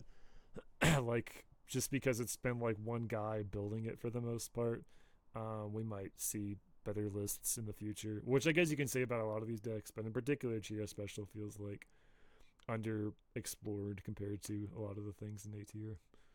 Um, do you have any notes or comments on this one? Um, Not anything that you haven't covered. Sure, It is, sure. yeah, kind of funny that it's a big basic deck. Oops. Yes, yes. Um, let's see what else we got. Uh, the like this is Chira or yeah no Q's. This is Q's like Yeah. other thing. Uh, you seem to know more about this. Where would you put it? Um, I would put it probably, very top of B tier, if not bottom of A tier. Mm-hmm. I Just think because, it's not had the results for low A tier, but yeah, yeah, I think it has the potential to be here, sure, but, just right, as for right now, I think we could put it at the top of B tier, and that's like a fine placement until I get proven wrong. sure. Um, Very similar to, the Flaridos deck I was talking about. Um, my deck is obviously based off of this. Mm-hmm. Um, Q's deck plays a few more basic attackers. Like I know it plays one of the Delta Muse. It plays Delta Latios. It plays Delta Rainbow Energy to utilize all those things. Mm-hmm. Yeah, it just has control elements, has spread stuff. It feels like a kind of like a Gyro special, but like I'm gonna play spread guys and control guys, and you know take the game slower than trying to get a Lugia EX up and energy blast you for 9 trillion damage. For sure. And I did lose to this in the 2v2 at or was it 1v1? I can't remember now. At the 2v2 event. And it seemed really interesting and our game wasn't very exciting because it was like I got Jirachi EX'd and I had no start and I kind of bricks on Gardevoir. But like it definitely seemed convincing. I mean, I think Jirachi EX is just like a really cool attacker in general, and it deals with Gardevoir in like a more direct way than just playing Sceptile and Tropius does. And it has a lot more utility against other things. And I think Wob is also a really cool card. It just really sucks to start with, but you have ways of mitigating that, of course. Um, yeah, definitely a cool deck. And I think it has potential to go higher if it has more results in the future. But it's just hard to put it there when it hasn't had anything like the 2v2 top cut is definitely something, but I think I'll Yeah, need to see a little more before I put it I that don't much know higher. if that necessarily would translate into 1v1, like 1-to-1 exactly, but it's something. I know that. I mean, it like went 5-0, and it played I think 3 1v1s. So I mean, that's something. But um, True. and yeah, I don't think it like gets benefited by the 2v2 format in particular. So I think it's probably fine there. LBS. So I know you're a lot higher on this deck than I am. Uh, like you think that this I, is like pretty solid, right? I think LBS is a very good deck. The problem is obviously, this guy, And Sceptile. Summer Sceptile. Um, you can for them in like a reasonable way where it's like, yeah, if I'm significantly better than my opponent, I can counter their strategy that hard counters my deck. And you kind of see that in like the recent adaptations that people try to shove in this deck, like Victory Bell Mm-hmm. in combination with Fire Mew is pretty good at dealing with Sceptile, but you know, But that is like a it's bunch of cards for that. Yeah. it gets hurt significantly by like the last three decks of this block that didn't exist in Yeah, 2006. definitely. Rayquaza hits it for weakness. Cessation Cess crystals. Cess shuts it off. Gardevoir shuts it off. Sceptile shuts it off. But Yeah. I mean, it ignoring those things. it is a significantly powerful deck, I and mean, yeah, it does I really think well it's against like bomb tar, I would say, like in a lot of yeah. cases. Um, I And would. if you can guarantee that you're going to outplay your opponent, I think it could be worth it. That being said, it's never going to see the light of A tier ever again. Yeah, yeah, I think that's pretty inarguable. But are you thinking like somewhere in B tier? I would say, well, these are two different decks. We can't, I think the Latios one is like just pretty worse. Yeah, let's worry about the Zam one. pretty much. I mean, I'd I'd say the Latias version is just like, It is like a the Zam 2000 version. EX cope deck. Yeah. Yeah, this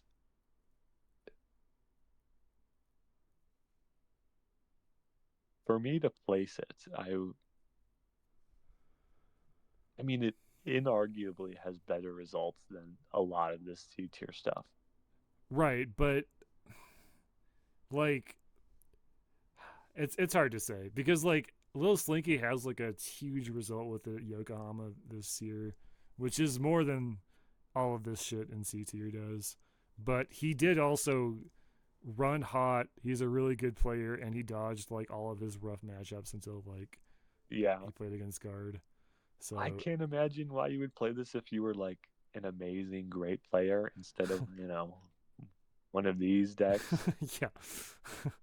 One of the other decks that lets you like win off of outplaying your opponent, which a lot of these do. Yeah. Um, I think where you have it is reasonable. Like that's probably where I would have put it. Um, like give or take. It definitely has things it can do, but there's just so Like many decks. God. if you pair against like, these decks that aren't like outright countering it, you will beat them. Yes, yes, and like it fucks up like Flygon because you're like one shotting Flygon, which is not something they can deal with very well. Um, Yeah. like Dragtrode, you're probably pretty fine into that. Well, if it's not the Sceptile one, but yeah, there are just a lot of problems that it has. It doesn't like Cess, it doesn't like Guard, it doesn't like Sceptile, and you can only really like kind of deal with each one of those. Like you can really deal with one of them for sure, but dealing with multiple is hard without just playing something better. Um, what is this next deck? It's just like spread Delta Rainbow basic box. It was pretty big in like 2007 Worlds. Oh yeah, it was like the proto Destiny, or maybe like their version of Destiny, right? Yeah, yeah, kind of. I, I would put this also like in the Absolutions area of the tier list. Like, Probably. I'd put it a little higher just because it doesn't like sure, that's fine. completely relax. And It's got Rayquaza. these cards aren't bad, and it's an extremely consistent deck. You're doing what you're doing every game, every time. It's just True, which is something. kind of depends on how that's gonna work out for you.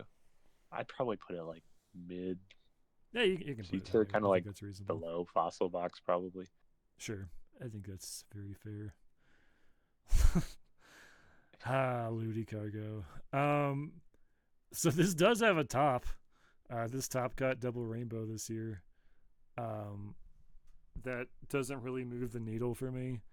I think that like it dodged every guard deck slash lost to the guard decks that it hit, and I think it like what is like the optimal like case for this deck? Like you're I've I've run it through my mind, and I've said this before. I can't imagine what this is like supposed to be. Like uh, it's just, why not play Nidoqueen, which is already like a mid okay tier deck. Why are you just playing a worse version of it? yeah, it is inexplicable to me. There's also the problem of playing Make Cargo, which I've mentioned in the past. The reason Ludi Cargo plays Make Cargo is so that it can play Battle Frontier. Right. In RSBK, you can't really play Battle Frontier. Like you need to be running like Windstorm or Desert Ruins or whatever else. Um, Make Cargo is a terrible card in RSPK because you are going to get power locked, and you can't do any damage with this. Why not just play Pidgeot instead? Yeah, Um, it's not. And yeah, I Nightcrawler is so much worse than Pidgeot. and even then, I think Ludicolo Pidgeot would be still a terrible deck. Are we feeling like somewhere in D tier for this one? Yeah, like this is the worst like briny spam, like double rainbow, single prize stage 2 deck. I don't think that's changing anytime soon. I Yeah. don't think you could really do much with this deck. I mean, it did well at double rainbow somehow. I remember when I Like, saw that it topped, and I was like, "Oh man, I wonder what kind of crazy list they got." And it was like the most normal looking list ever, and they just like got super lucky. Like their I would words, like I feel bad that Ampharos is so low. Like these two are not comparable at all. Ampharos has infinite potential compared to Ludicolo. Um, Probably like down here yeah, somewhere. that's reasonable. It is really bad. Similar like O6 Cope, like pure Luna Rock. I would say is in similar category with Ludicolo. Yeah, this deck Like is um, it gets neutered by RSPK kind of in a different way than most decks do. In that decks play Windstorm now. right, So one of the big things about Lunarock in 2006 is that you have a bunch of basic single prizers that have like 100 HP, and you do that with the card Energy Root, which you cannot bump in right, 2006. exactly. In RSPK, Energy Root is just a dead card. You're just wasting deck slots by playing it. Yeah, and Um, decks aren't as dependent on Pidgeot as they used to be. It's yeah, viable. you can kind of just like wall this deck by playing Pidgeot because Yeah, a Lunatone will just do 0 damage to you. yeah. Um, And also, I feel like I should mention Flygon. Just yeah, the image of playing this deck against Flygon is pretty funny. yeah. Like there's so many better versions of this style of deck. It's awesome. I think your microphone is like cutting out.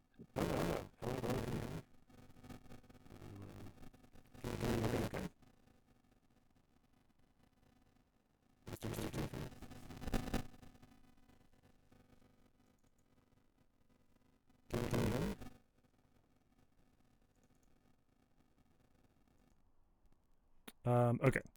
So we're all good again. Sorry about that. Yeah, Anyways, Luna Rock. Throw that shit in D tier somewhere. Um, Metacham Houndoom.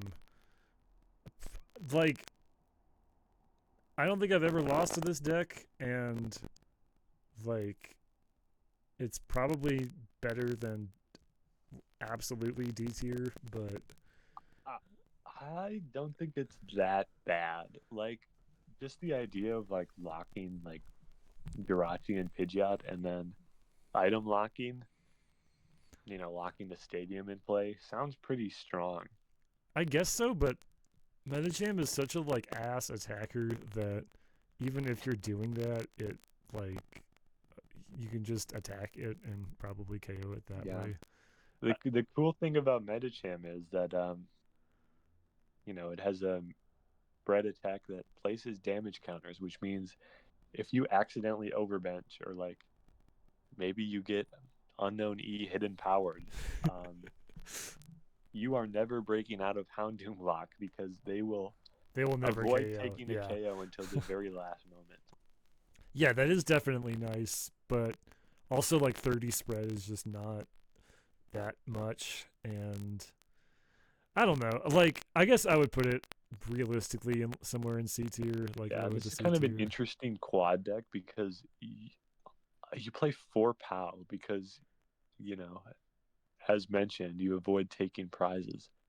It kind of works as like another 4 copies of Reversal and ER2, Sure. which is nice. You can like lock down stuff a lot easier that way. It's much more of a lock deck than like your average like stage 1 Sure, Houndoom sure. Arcanine type deck, but Probably somewhere like down here. Yeah, I would say so. Like it's something where I think if I saw like a good person playing it, I would assume oh it's probably pretty good. And if you're asking about it as far as its results currently, it's pretty bad. Um, okay, now we've got some Meganium lists here. So I think these have both seen. Well, actually, mostly like the Delta Meganium Septile ones. I think are the ones that do well. I think the Grass one is a little bit too optimistic about what it can do. Yeah, it's like worse than Blastoise EX, but And like it does slightly different stuff. it does. It's just like setting it up. It feels like a luxury you often do not have with Meganium decks, and you would probably rather set up a Sceptile or a Kingdra or like something else that is not that. Because like you also need the grass energy to accelerate with it, and like you have to have other energy in hand, and there has to be like no power stopping in play. And so I would put like the Meganium Sceptile one like probably like high end of B tier, if I were to say. Yeah, I could see that. And then the other one like a little bit lower than that. Um, these decks always do pretty well, but I feel like they don't usually win much. So kind of similar with like Rags. Like, yeah, you don't see him win very often, even though it has like decent stats for a deck. It's like LBS, but you have an attacker that can actually do something under Sceptile. Which is, I mean, enough to be like decent. I think for sure. I think Probably that's put it reasonable. like around here. Yeah, I think so. Um, is this just wait? Is this one like pure Metagross? Yeah, it's not Metagross Swampert. Um, I've seen This is an old deck. yeah, I've seen Jason play this, and I think it's like a perennial like C tier. Like Yeah, you might get it's like lucky. a theory deck. Like I'm gonna play two cards with the same name and hope it works out. Definitely. I mean, it kind of does that. I think like once we get to the Metagross Swampert, we'll have more to say about. Unlike Exploud, it actually has some form of attachment, which is better than nothing. Yes, yes. Even though Metagross EX as a card has slightly worse stats, the acceleration more than makes up the difference. Probably like around here. Yeah, it has potential to go higher. I think like anything that has like the nature to become a toolbox deck can be good. Yeah, I don't think anyone like really plays this No, anymore. Canton posted a list about it like a week ago or something, so there's like some interest. Meta Knight, also like a C tier deck. Definitely like what comes to my mind when I think of Septalia X Cope decks. But I think like something kind of similar to what you did with Chicken Box for Dragonite could be good, but I would say yeah, that's probably a reasonable place for Meta Knight. If you have any specific thoughts on it. No, yeah. I think Dragonite is better as like its own thing, rather than stapled together with Metagross. Sure, sure. Metagross. Metagross is kind of just like a weird attacker because like I feel like you could use. Yeah, I don't know. Dragonite's power is good. Just Metagross is like a weird card to use with it. Yeah, You like could it utilize makes sense in theory, but like if you wanted to just play like Dragonite plus Delta Rayquaza, that could be like not a bad thing. yeah, that would probably be like better than Meta Knight. I have to imagine. Not much to say other than it's eternally C tier. Yeah, definitely. Mew Lock. This deck is like I would put this deck in B tier, and it's another one of those like it's a worse version of an existing deck. Yeah, I'd say like low B tier. It's a worse version of an existing deck. Like it's a worse version of Ratlock that has like some slight edges and still loses to Gardevoir. It's probably like really good, but it like just nobody is playing it because there's no reason to Well, play it. it has two major problems in that two cards in the format turn it into a blank piece of cardboard, which is kind of unfortunate. Which two are those? Cess and Gardevoir. Cess isn't that bad, honestly. Like the situations for which Cess is bad are not commonly ones that like you'll find in Cess decks. Like you do find Yeah. against Railer, you have like ways of disrupting that deck and like playing around its common things that it does. Um, but like you can also just play Rat and like never lose to Railer. So you know, The way I see it is that like Rat is a significantly better deck, but it takes a lot longer to set up, and it takes more to set up. All that's you true. need with Mulock is a mentor, and you're good to go. Yes, definitely. I think it could also be something where people could find a better version of how to play it, but I think like knowing that however good you make this deck, it'll be worse than Ratlock is kind of preventing anyone from really brewing like an already pretty non-interactive deck. There are a lot of like fun single energy attackers that you can play with this. I was playing Like the unknown that returns itself to your hand so that you can like yeah, return Mew after they've like chipped it with something and also you make could room. probably go on, PKMN cards and look up every basic in the format. You could probably find some weird guys you could throw in Mulock. You can play like a Mudkip Star in it, for example, because it like yeah, I know. Anyways, um, Mew Trick, I would say probably somewhere in B tier as well. Yeah. Nobody's playing it. Oh, it is like some people playing it more this year than last year. But nothing huge in terms of results. I don't think. I'd say yeah, around where Mulok is. I think Blandisi has been playing it too. Yes, I think so as well. Decent success. He's been practicing his coin flips, which definitely helps. Oh, is he playing the high voltage electric? Yeah. I mean, it makes sense. Like you kind of have to high roll with this deck, but um, yeah, The Mew is in here, just to toolbox stuff, but I don't know if that's really more effective than playing just straight the straight one. Manectric in this format because, I would you yeah, know, I would put the straight one like around where that one is too, because like I, I'd probably put it like one placement higher. that's reasonable. Um, like it's there's not really like as many attacks you get access to by playing Mew EX because given by the fact that no other deck plays Mew EX. Yeah, I would say so. Um, what else do we got here? We're in the stretch. Um, this thing, the sleepy deck, I'd put this in D tier. No one's played this for a long time. I know it has like a result from last year, but I Yeah, it was a Stambler like ace plays, but that's with an asterisk because the the top cut was like 8 players at like a 30 player event. So it was like I'm pretty sure their record was like 4-3 and they made it into cut. mm-hmm. Yeah, I would Not throw not to this not to discredit their their sauce.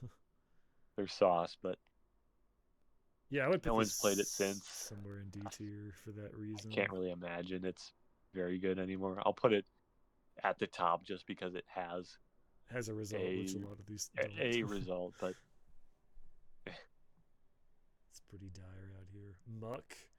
Um, I would actually put this at like bottom of C tier. Like interesting. you get to play like it's like a turn two EX deck that you have some kind of niche for, and you play like ER2 and reversal. If you get like a good reversal heads with this deck, I feel like you can kind of cook. But Yeah, the damage feels a little like power crept compared oh, to definitely. compared to 04. Like doing 50 damage a turn for 3 energy isn't like really cutting it. But you do get to play Um, like Curstone, I guess. yeah, that's nice. It's Um, just a very straightforward deck that's like I hope you can't answer me in any way. Like God forbid they have like Stanley or whatever. But you're not winning those either way. Nidoqueen. I know that you are a big hater of this deck, so where are you putting this one? I don't think Nidoqueen's good at all. Wow. Okay. My problem, well, I'd say like straight up C tier. Okay. Okay. My problem with it is that it's not doing anything unfair, and it's not particularly good at doing what it is supposed to do. Mm-hmm. It the only time I've ever lost against Nidoqueen, honestly, in this format is when they had a tech against my specific deck that I didn't know about. I see. And that was the Nidorino male that Nidorino? Let's see this the shit. condition here was extremely funny. They were playing Desert Ruin. They killed and your subtile. It got it got 2 pings on my Sceptile with Desert Ruins, and they used Boost Energy Ren to one-shot my Sceptile. And that was the only time I've ever lost against Nidoqueen in this format. That's so funny. Oh my god. I'd never heard about that. If you want to throw it like in that bad, that's fine, but I've got some words for the next one. And the thing about Desert Ruins is that every deck plays 4 Windstorm now. Desert Ruins isn't so much of a counter stadium as it is like a preemptive stadium that you use offensively. Mm-hmm. So you're gonna lose the stadium war to Windstorm. And you're not shutting off their Pidgeot, so you're not stopping them from like quick searching the out. It's just like it feels like a worse briny deck than Dragtrode. It feels like the best thing it has going for it is that it is pretty good at dealing with Bomb Tower, and it is pretty good at dealing with Rayler. Mm-hmm. I don't think it can deal with like basically any of the A tier decks or even most of the B tier decks, except for stuff like Mewtrick and maybe like Tyranitar EX maybe. I mean, you're hitting Tyranitar for weakness if you're attacking with Nidorino, so you know. I think the biggest thing holding it back is that it's still stuck to like the 2006, deck building philosophies where,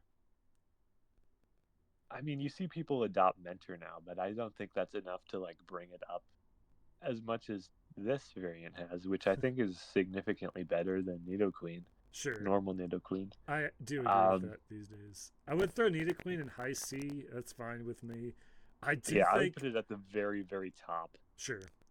I do think, or if you could, probably move this down here. That's reasonable. I do think the Arvon is. I played it at Holland local, and it feels really fucking strong to me.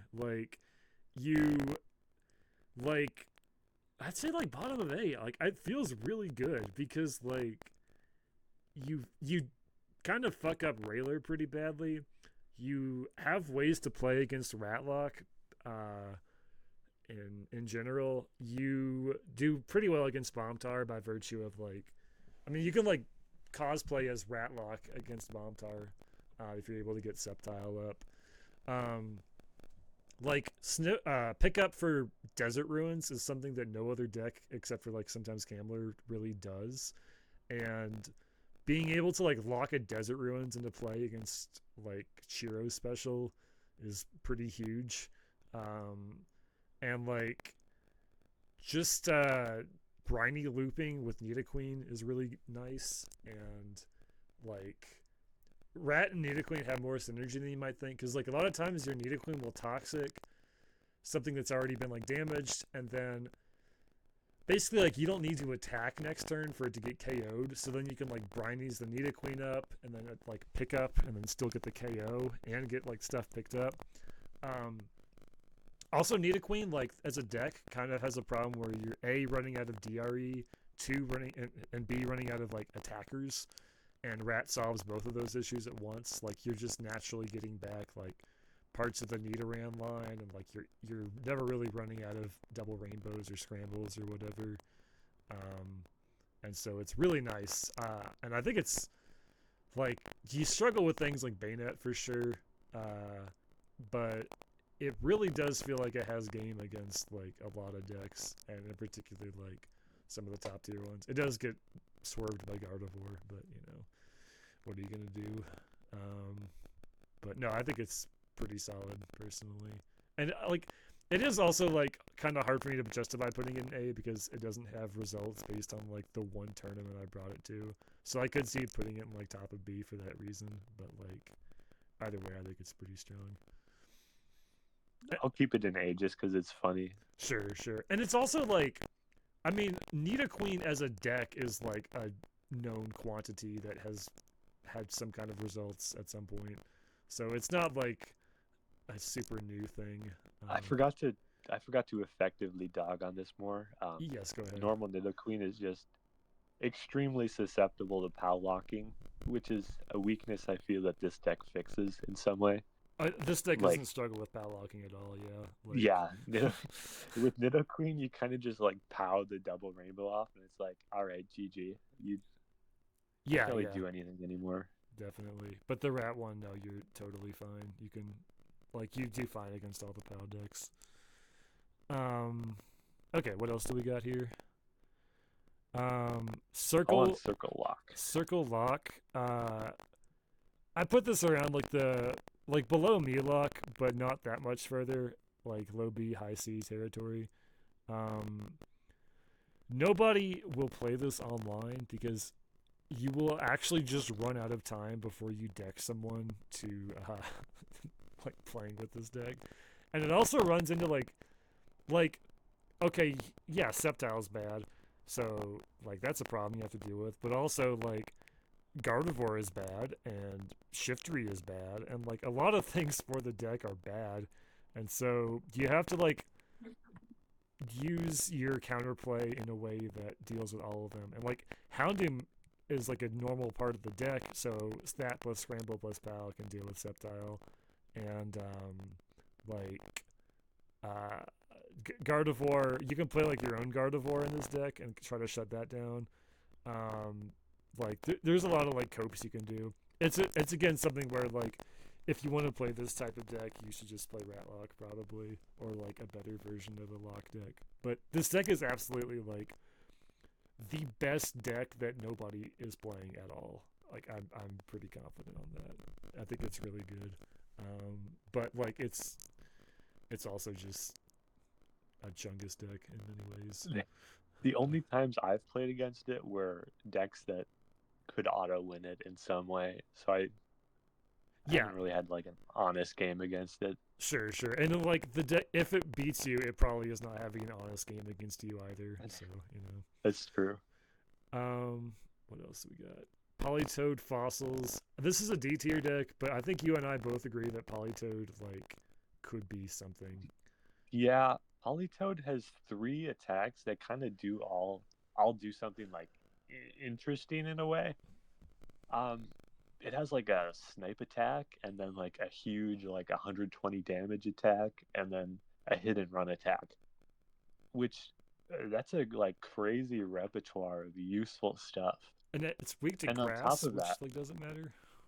Yeah, on top of that, it doesn't have a body or a power, so it's not getting like hit hard by Rayquaza after it's hitting and running. And you're one-shotting Rayquaza in like a lot of circumstances. I think its biggest problem is that it's played in this awful deck that is just like a 4-3-4 or something stupid line, and then like literally 4 of every fossil, and then like the rest is filled out with energy and draw supporters. Like, what are you doing?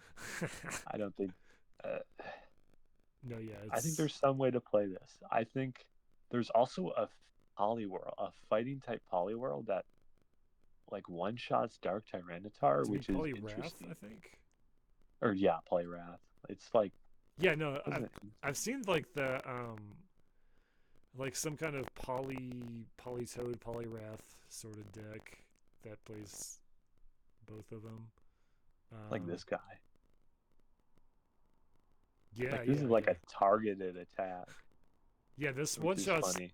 Vomp or Tyranitar, like that's something for 2 energy. That's pretty nice. Also I mean, the it's body's like not terrible either. Kind of funny. yeah, I would probably rather not have it honestly for Rayquaza purposes, but it is still funny. Um, and then the other Poliwrath is kind of funny as well, but unfortunately for the existing Politoed deck, not much you can be salvaged there. Um, I want to move some of these like other bad decks into the D tiers so we can finish our discussion on relevant decks. So I would put Sure. the Primeape Quagsire deck somewhere in D tier. Not much to be said about that. I feel like Quagsire has a better mold than doing 90 damage with Primeape. I'd put uh, uh, Rocklock in like probably D tier, like another Sceptile EX cope deck, or you're just coping on something else. Um, Salamence Altaria, I'm putting that shit in F, but like I don't see how this is ever winning a game. Um, Same with Venusaur Blissey. Like what are we doing here? Um, a lot of these are still kind of relevant. Oh, the like Shiftry Espeon, I'm putting that in D tier somewhere. Like, I played that deck a bunch when I was first starting RSPK. Felt like you were doing like rocket science to play like, you know, a deck that has a power ceiling approximately equivalent to like, you know, like Metagross. The Sunflora Parasect deck, I have no idea what this does, but I feel like it can't be much better than like top of D tier. Oh, come Um, on. I think it's at least like low C tier. all right, It fuck it. feels like equivalent power level to stuff like, It you has a know, it has a double rainbow result or something. So yeah, or like yes it does. So yeah, I would say it's just it's like kind of like Gorobus almost in that it it does the same thing except you can wear cess instead of you know, using rapid powers to accelerate your board state. I guess, but I'd Parasect's I'd say probably close to okay. You, around here, honestly. I mean, you've probably thought about this more than I have. I saw this and I was like, this can't be all that it does, but apparently it is. I'd put Shrek probably like somewhere in C tier. Uh, Sure. Shrek. Um, Shiga Ray. it's like a C tier deck. I mean, it has a Yeah. result, and Mm, some decks can't really probably like deal with it that well. probably slightly better than Venom. Yeah, that's reasonable. Like it can do things sometimes. Um, what other silly decks? I would say like default Shiftry. Like I would put somewhere in C tier. Um, I think it's just kind of a worse version of the better Shiftry EX decks. Um, Wherever you think is appropriate. I like having you around. You just like I don't even have to think about where to place. Like how is Shiftry EX better or worse than? I actually don't hate this deck. I don't think it's It's bad. Like, would you put it above C tier though? no, well, it's kind of hard to say. I think it's like very top of C tier, I think. I could see that. Like, Shifter EX is a good card. It's just I think that the other version is better. Um, Rat Houndoom, is that Ikyomi's thing or what is No, this? this is like Jay Hornung's like weird Oh, list. I would put that like probably like high C tier. Like, just kind of a worse version of Oops, existing. I accidentally reloaded the page again. Okay. Yeah, I would say that's reasonable. Um, what are some other like silly decks we can rank? Oh, Vileplume. Torkoal, Vileplume, Vileplume. I Walrein. jeez, Torkoal. I would put in like C tier, like low C tier. Really? it plays like Torkoal and Stantler and Cessation and ER2. Like, I guess you could. I should probably put Stantler alongside it then. Yeah, like I guess it's kind of in the script that or not in the script that way, but I'd say it's somewhere in like lower into C tier. I think it's better than Shigure, but probably like better than. Better than Muck. Yeah. I'd say so. Vileplume, I'd say, is this a C or a D tier? Probably see. It feels close to equivalent to like the bad Dragonite decks, Yeah, I guess it's where doing it's like something similar. you trade off needing to use Deafen for a slightly better attack that costs more, but you also have a bad weakness and less HP, and you're not Delta. And like Cyclone Energy can out you. So yeah, I'd say like around there. It's probably a little bit worse. Like, eh, I think that's probably worse than Shigure. That's the benchmark we're using for C tiers now. What else? I put the Zapdos Electabuzz deck like somewhere in low C tier as well.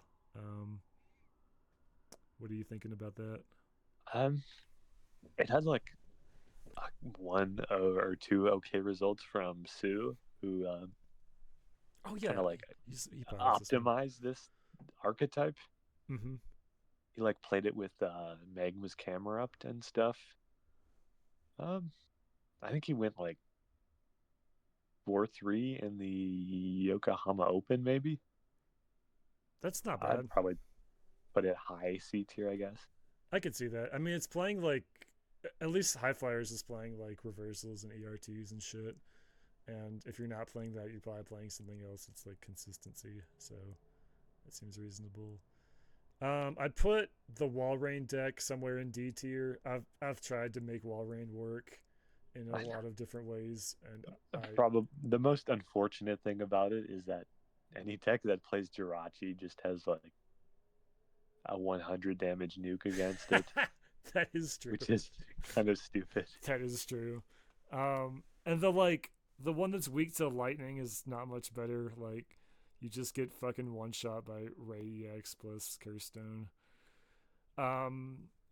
It's probably like something that you can make competent, but it's just not very good.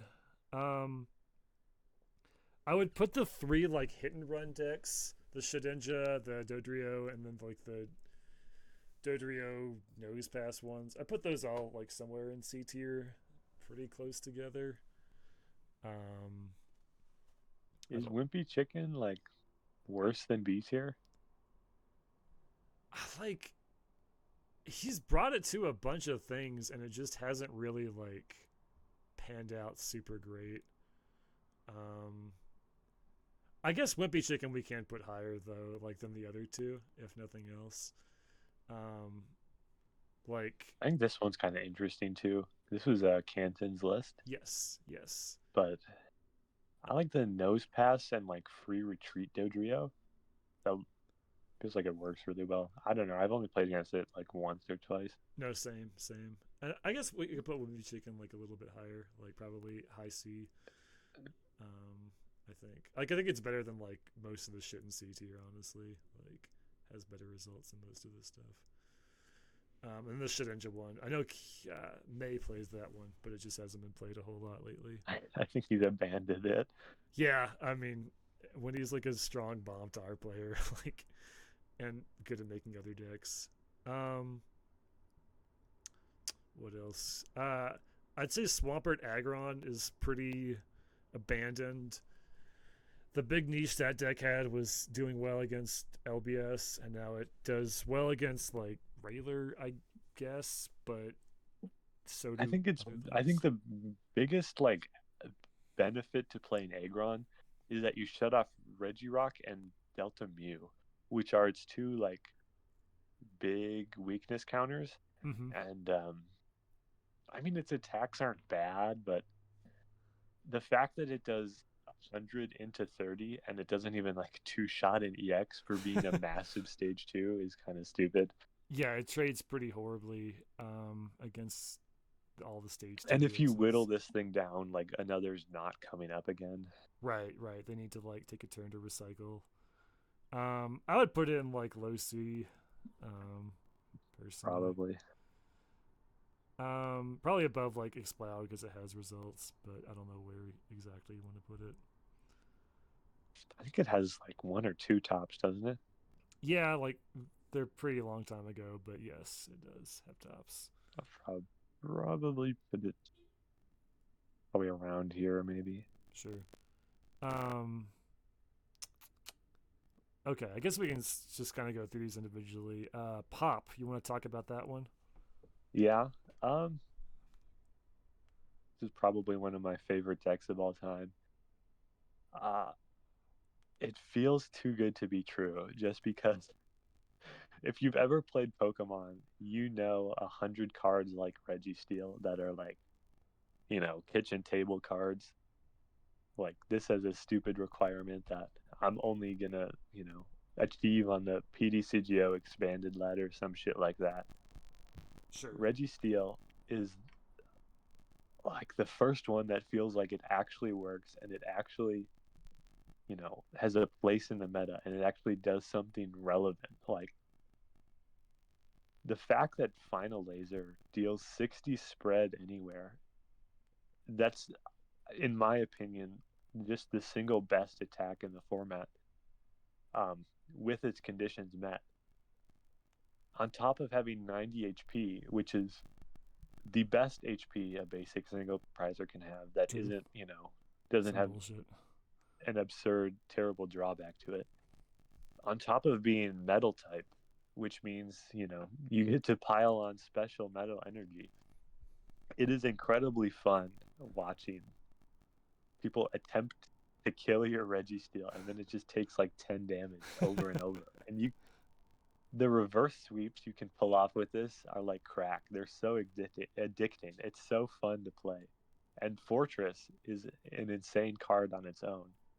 You know, it's pretty much the only card aside from like Electrode and Beedrill and like, Wheezing that kills itself. And that's incredible because a lot of this format is based upon having, more prize cards than your opponent. Being able to force that in a way that isn't a power, you know. No, it's really And the fact that strong. for no reason they decided to give this fortress the ability to accelerate the energy on it onto other fortress, which is like pretty much every fortress has like a high energy cost explosion effect, but with all of them you lose the energy, instantly upon killing yourself. They gave this single fortress that insane effect of like you keep all the energy in play that you use for this attack forever.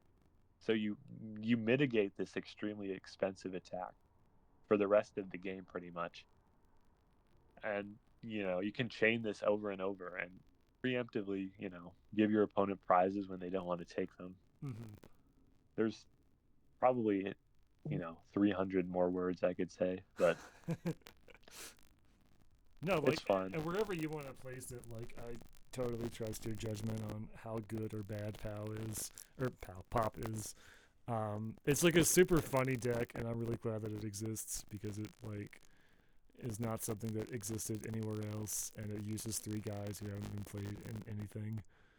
There are a lot of new players, like relatively new players that have never seen me play this deck before because I haven't really played it probably close to a year now, seriously. Mm-hmm. And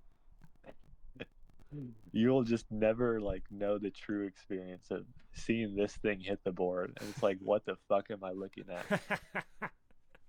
There were so many games where my opponent just pauses for like 30 seconds and you can tell like, you know, They're like doing I the just did math, like, something I oh just did no. something special and stupid here. it's a, it's Anyways, it's a really really crazy creation, and yeah, I definitely think it's like I would have put it similarly. enough of the glazing. I think that it has a really unique place in the meta. Like you have a very good matchup against stuff like, Bomb Caddy, Dragtrode, Bayonet. Mm-hmm. Probably Chera special too. Um, you know, you have an interesting matchup against Ratlock. You have an interesting matchup a bit against Bombtar that has admittedly gotten worse over time, but I don't think it's impossible anymore. Mm-hmm. Like, if I really locked in and dedicated, I could win against Bombtar. Um, just like a lot of stuff that is popular, was popular, just kind of gets nuked by Pop in some way. No, I've definitely seen you do crazy things with this deck, and I'm glad that other people are brewing it and trying to do some fun stuff with it. Probably the most gratifying experience is seeing like a bunch of random Japanese players I don't know like play this deck in person. Like that's not something I would have ever expected. yeah, no, I that's one of my favorite feelings as well as like when the Japanese players are picking up on like something I brewed or like something like that. Especially with physical cards, it's really fun to watch. I've been thinking about ways to improve it, like weird ways. Kind of like how you see this Flariados deck be packed full of like one-ofs and like Sure. absurd techs that probably incomprehensible to a lot of people. That's kind of my vision for the future of pop in a way. Like I feel like there's some stupid things I could do to like ensure my matchup against Pomtar. Maybe fix my matchup against Rayler. Sure, sure. Stuff like that. You could play It's like just not something. the Geodude that has like a 50 damage self destruct, and maybe that's something. Maybe it's just not something I'm working on right now. Sure, You but know, it's really cool that you have gotten it to that point. I think it's mid B tier. It still coasts a very good matchup against like a lot of this A to B tier stuff.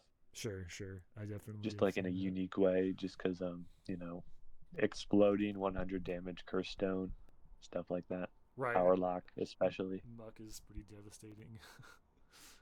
um, I could talk about like I can glaze up the deck I made, the shiftery one as well. I've been playing around with this a little bit more lately. I do think I'm not as hot on this deck as I used to be. Like I think it's probably like a lower B tier deck.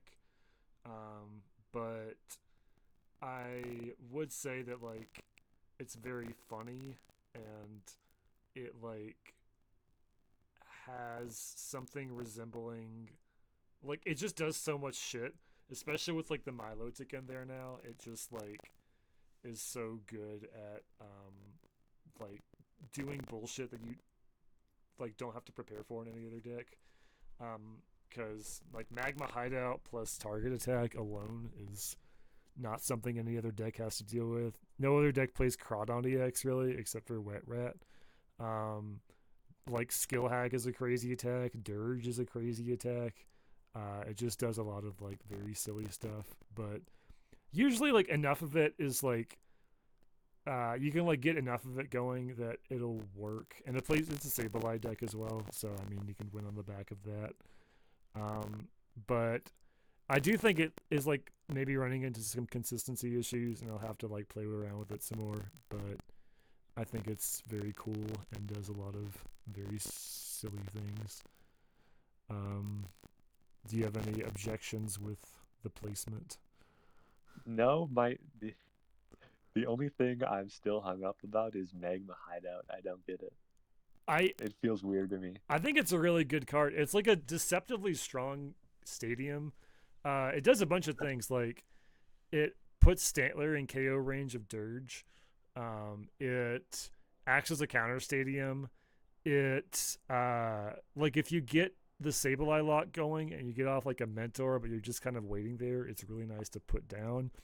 You can check their hand to see if they have Windstorm, and if they ever like draw into a basic, they like kind of don't want to put it down. If you like splash back something, and then they like want to bench something later, they have to worry about it. It's just like kind of a surprisingly like versatile card in the deck, and against Bombtar especially now that they're not playing like Windstorms, it's really funny because like they can't bench a guy without like it being a target attack target.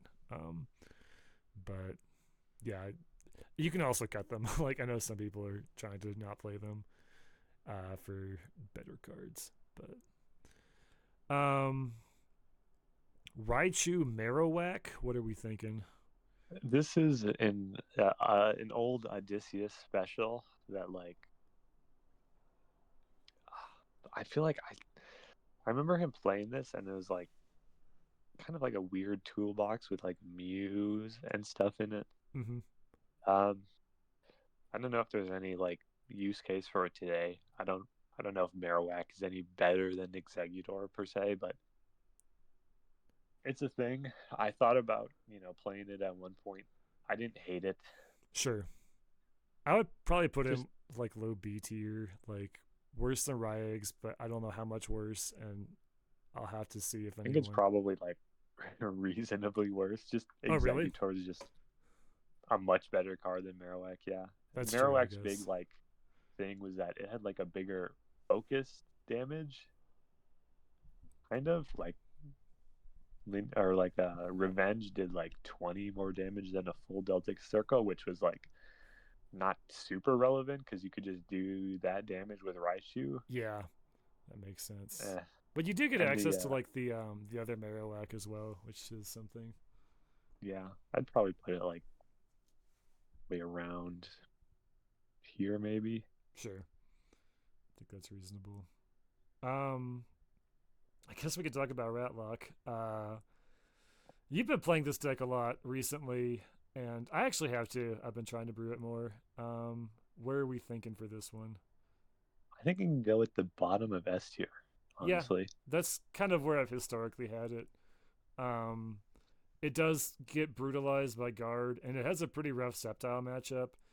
And I'm trying out ATM Rock in the deck to help with both of those, but I don't know if that's enough. And realistically, probably need something like I think you kind of just need to say like, okay, I need to like tech for one of these matchups and just try to win that and take the L to the other one.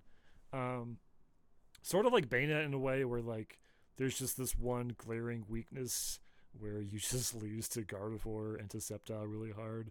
But unlike Bayonet, you have like you trade that for like dominant matchups against a bunch of these decks. Like you do really well against Bombtar. You like auto win Rayler. You like auto win Camler. Auto win a lot of these like bomb decks that aren't able to like get bombs going quick enough, like Bomb Champ and Bomb Mints. And even stuff like Dragtrode, like you have more counterplay against than you might think for some of the variants because Pidgeot's really good at dealing with Dragonite. And people are playing different variants of it, like ones with Beedrill, which I think give the deck some potentially like offensive prowess. And you've been playing it a lot, so yeah. What have you got to say about it? Um, I think you could like the way I've been playing it is I've just been kind of maxing out on like Mentor and then the Holon like Magnemite thing. Mm-hmm. The I don't I I've kind of like the Mulock approach of like having a bunch of basics that are searchable by Mentor on top of having energy that's searchable by Mentor. Mm-hmm. So if you're like locked out of Jirachi or Pidgeot and you can't really get going, you can always just Mentor for that stupid toolbox of basics and then extra energy for them too. Sure, sure. It's not really significantly different from your approach or your build, maybe like 3 or 4 cards off. um I will say what I disagree with is I've been seeing some people cut like Unknown or Stantler from their list. I don't. Yeah, I don't think that's good. I think Yeah, like those are both such nice like progress makers slash like threats to have, and they seem pretty essential to the strategy in my opinion.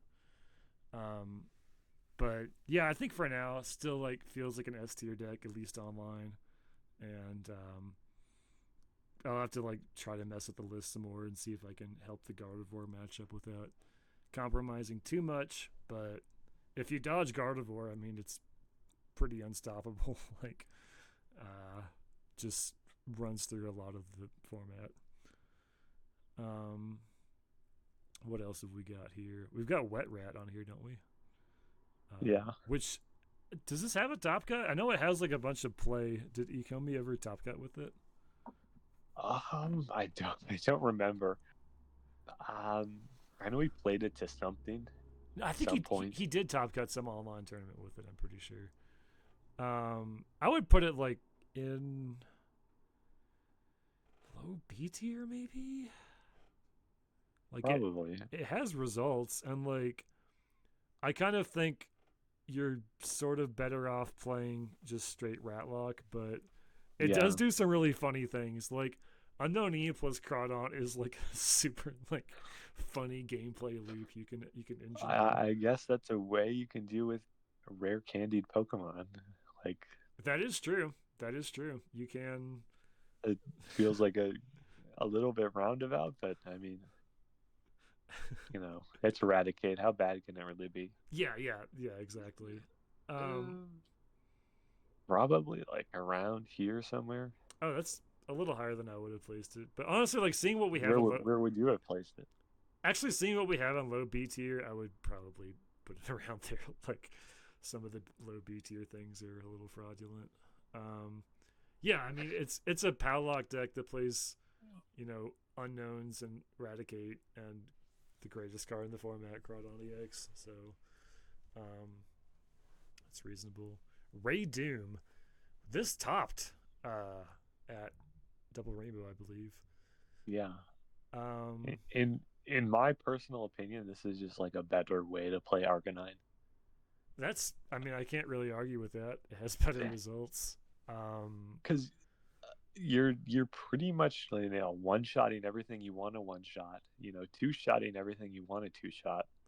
Kind of like what Arcanine is doing. But you have focus spread and you have trapping capabilities, which I think is just slightly more valuable.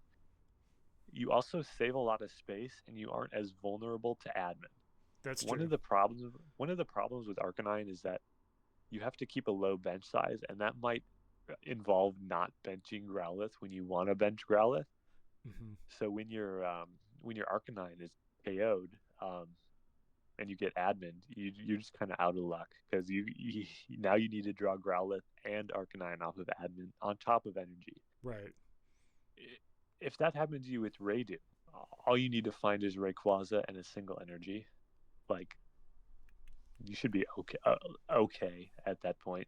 Right. You also have more space to run like more coin flip cards, Yeah. That's. I mean, that is which is true. never a bad thing in these Houndoom attack decks.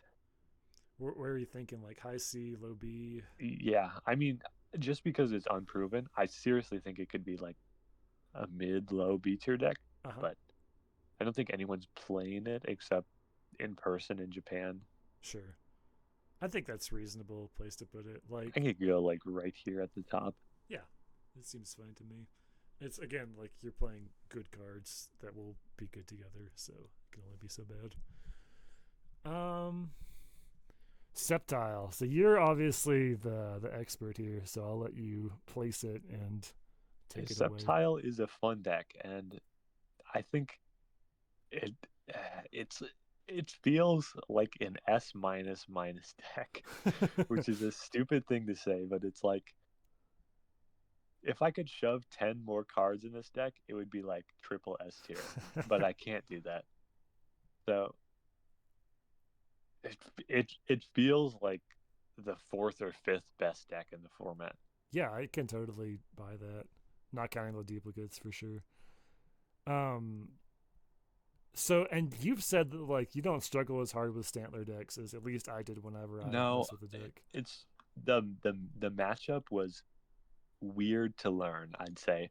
Mm-hmm. It's not like an ordinary way you would approach any other matchup. It's just it's one of the hardest things I could possibly explain. I think I wrote a paragraph about it a while ago that's like if you hope to do this, you need to experience it for yourself first Sure.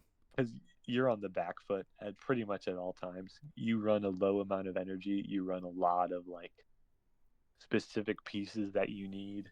Mm-hmm. Um, if you've ever played Gardevoir and you know fought against Rayler, it's like that, but 10 times weirder.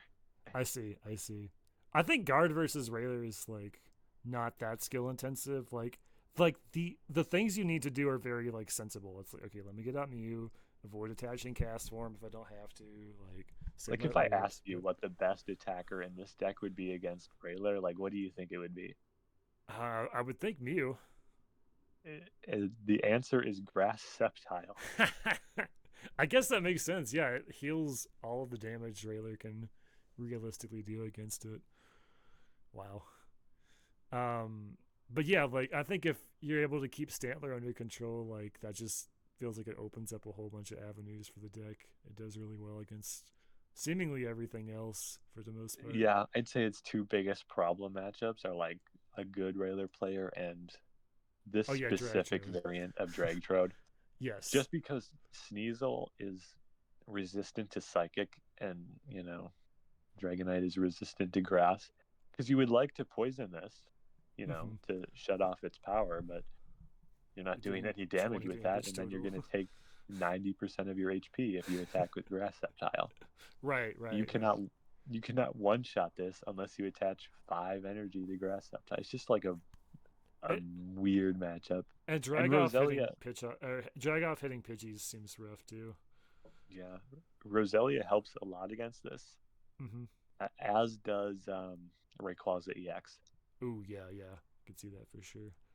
You kind of have to, you know, be in the zone to deal with this deck effectively, though. That Oops. makes sense. Um, I would say it has like a great matchup against most of this stuff. sure. It can lose against really weird stuff. Like it has a tough time against Yeah, Shifter because shift. this kills Energy Trans Sceptile like very quickly. It also makes it so you can't like just energy trans like you have to like think about every energy trans you do, which is probably annoying Yeah, for the and you deck. can't use Camera Up ever because it just dies. Yeah. No, I can definitely see that one. Um, um, yeah, kind of weird stuff kills it. sure. No, I think that's a very reasonable place for it.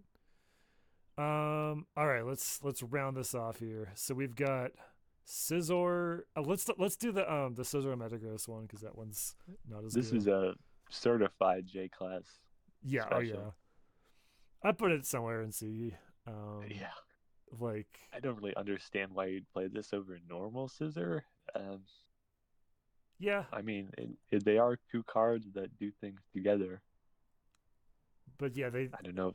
I guess it's like I oh, you don't put know. yourself in like danger perception range, but it's like I mean I guess, but you're doing a lot of cards to do that. And Scizor EX is like a good attacker, but not that good of an attacker to where it's better to play all this stuff around him than just focusing on Scizor.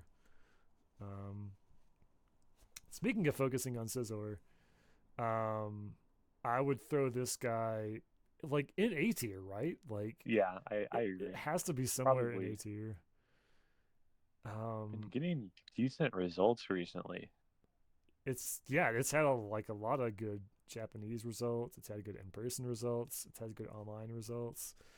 Um, like it is like the biggest glue eater deck in the format, but you really can't argue with the fact that it has a lot of top Yeah, cuts. Um, and like I do think that you like it has like a really hard ceiling as to how good you can get with the deck. I mean, I'm not saying anything earth shattering here, but uh, you know, if you do be flipping heads on those ER2s and those reversals, then it's pretty good. Um, and yeah, what else can you really say about it? Like it any is, very bulky. It has a very high damage cap. Very consistent. Very, you know, sometimes it's annoying to get steel winged every turn because you're trying to whittle it down, or like, you're preparing for a big hit, and it's like, steel wing makes me 20 damage short now, and it's just can be frustrating at times to play against, right. especially if they flip heads on your Pidgeot and then boost energy, crosscut, fuck you. Oh, definitely. Yeah, no, it's a super frustrating deck to play against. But it is really good, and unfortunately, is probably here to stay for a while.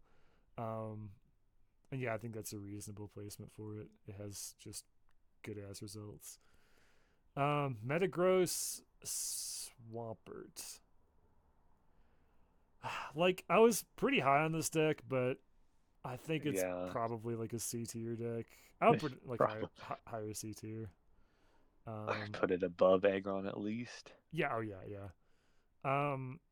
It has a lot of cool things about it. Like in theory, you're like fucking up Stantler by scan blasting three of them, and in theory, you're covering your fire type weakness with Swampert, but it just needs a lot of moving parts to go right, and it does rely on something that Sceptile shuts down. So Probably the single like deck that gets hurt by any form of disruption the most, I'd yeah, say. yeah. And it's like I guess the counterbalance is like, okay, well you are really good if they're just attacking you with Stantler. It's like that is true, but there are other things that are going on in the format. I think both of these guys have like 3 or 4 retreat, which is Yeah, which is kind of annoying. unfortunate. Isn't there like a swallow that makes all your stage 2 EXs zero retreat or something? Yeah, but I don't know if Yeah. you can afford to shove that in there. Yeah, you're already shoving a few things in. Um, and then the Steelix one, I think, wasn't it I think Chaos? this is the best Swampert deck. Okay, okay. I think Um, it's like very bot. Oops, I accidentally restarted the page again. Where did I put it? like fourth from the last in B tier. Okay. I think it deserves to go kind of at the bottom here. Okay, okay. The reason for that is, Steelix, unlike these two, is a stage one, and you know, it has the same amount of HP. You're not really losing out on it being a stage one, Right, and that extra space you save can be dedicated to a Pidgeot line. right. Or more It's consistency in some other regard, or like the fourth uh, windstorm. Yeah. on top of that, Mudslide kind of proves to be, the most valuable attack now out of these guys. Sure. Um, its other attack, 70, not a bad number. Kill Stantler, yeah. If you want to like follow up into a mudslide, that's two shotting anything. Sure, sure. Yeah, I Um, definitely could see that being the best one. I feel like it does worse it than has Stantler, though. it has a solid resistance to lightning, which That's true. means it's pretty decent against Rayquaza. Mm-hmm. Yeah, you're two-shotting Ray and not taking a ton of damage in return. Um, yeah, like I can definitely see that. It's just something where I haven't seen it played a whole lot, but same for like a lot of these B tier decks. I think it has the most cuts out of these three Swampert decks, or I think Swampert Metagross has more, maybe. but the Steelix one I think is like a higher cap for sure. Um, Like I wouldn't be surprised if this cuts the next tournament. yeah, yeah, it wouldn't like most of these things cutting wouldn't surprise me too much, except for I guess Circle Lock because like why would you do that? But yeah, I could see that. And then lastly, we have this is like Maze Sceptile Control deck. Yeah, I've played this a little bit. Uh, Another one of these like Ratlock side grade decks where I think it's got some things over Ratlock, but it doesn't solve any of the like fundamental issues, and um, you just kind of thud into Gardevoir, and you like lock a lot of the similar stuff that Ratlock does. Um, Alakazam as your like damage output is really funny though, and you get to play like Shuppet, which is also a funny card. But yeah. It's also slightly more effective at briny looping because it's a basic and it has 10 more HP. it doesn't loop right. Oh yeah, no, it can, it can, it can. Yeah, You you can can psychic loop it. select. Yeah, you can. I reworked this deck for 2007 Worlds, and it's pretty good there. I believe it. Yeah, it's got a lot of like winning or like the formula is definitely there to be winning. You get to run like the Shuppet too, that has Kindle, but worse. Yeah, Kendall or Skindle. Oh man. no one really plays it, but I don't think it's a bad deck by any means. Yeah, it's somewhere in B tier for sure. Probably close to like wet rat viability, but maybe a little higher. Yeah, like the wet rat cutely Sceptile control is all pretty similar. Like they like have certain good things and bad things over each other. They all hate playing against Gardevoir, like that kind of thing. Um, all right, does this look like a good list to you? Does this look like a nice list? Anything you would change? Uh, Probably moving stuff around, but I don't know if I, care about Yeah, the the D tiers. specifics of D tier. Sure, sure, Like, see, like, okay, maybe Arcanine's like better than these two. Maybe Shiftry's like the bottom of B tier. sure. I could see that. Maybe like I feel like Flygon's probably not like worse than Gorbis. Well, that's like Uh, Flyteria, but yeah, I mean, yeah, I could see like there's only so bad Flygon can be.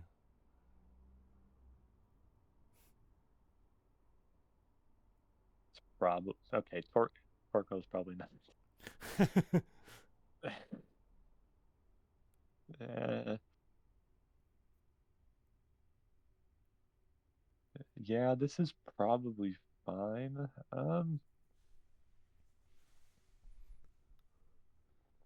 So our final top 10 decks, not including subcategories, would be we got Bombtar, Gardevoir, Railer, Ratlock, Sceptile, Dragtrode, Bombcaddy, Camler, Flygon, and Banette. It looks like. Yeah, that works. Could probably swap these two at this point, maybe. Sure, and like maybe Scizor about Banette. Honestly, I feel like it's probably the more trendy stage one deck these days. Um, yeah, that looks good to me.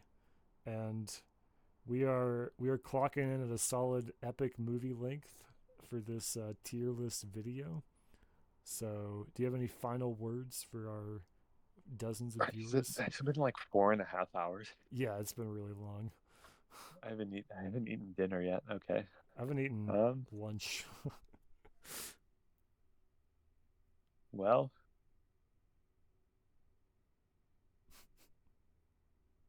I guess that's it. I guess that's it. Thank you to everyone who stayed through the end of this, who definitely didn't have it on in the background. And um, I guess we'll do something else later with tier lists, but no more for now.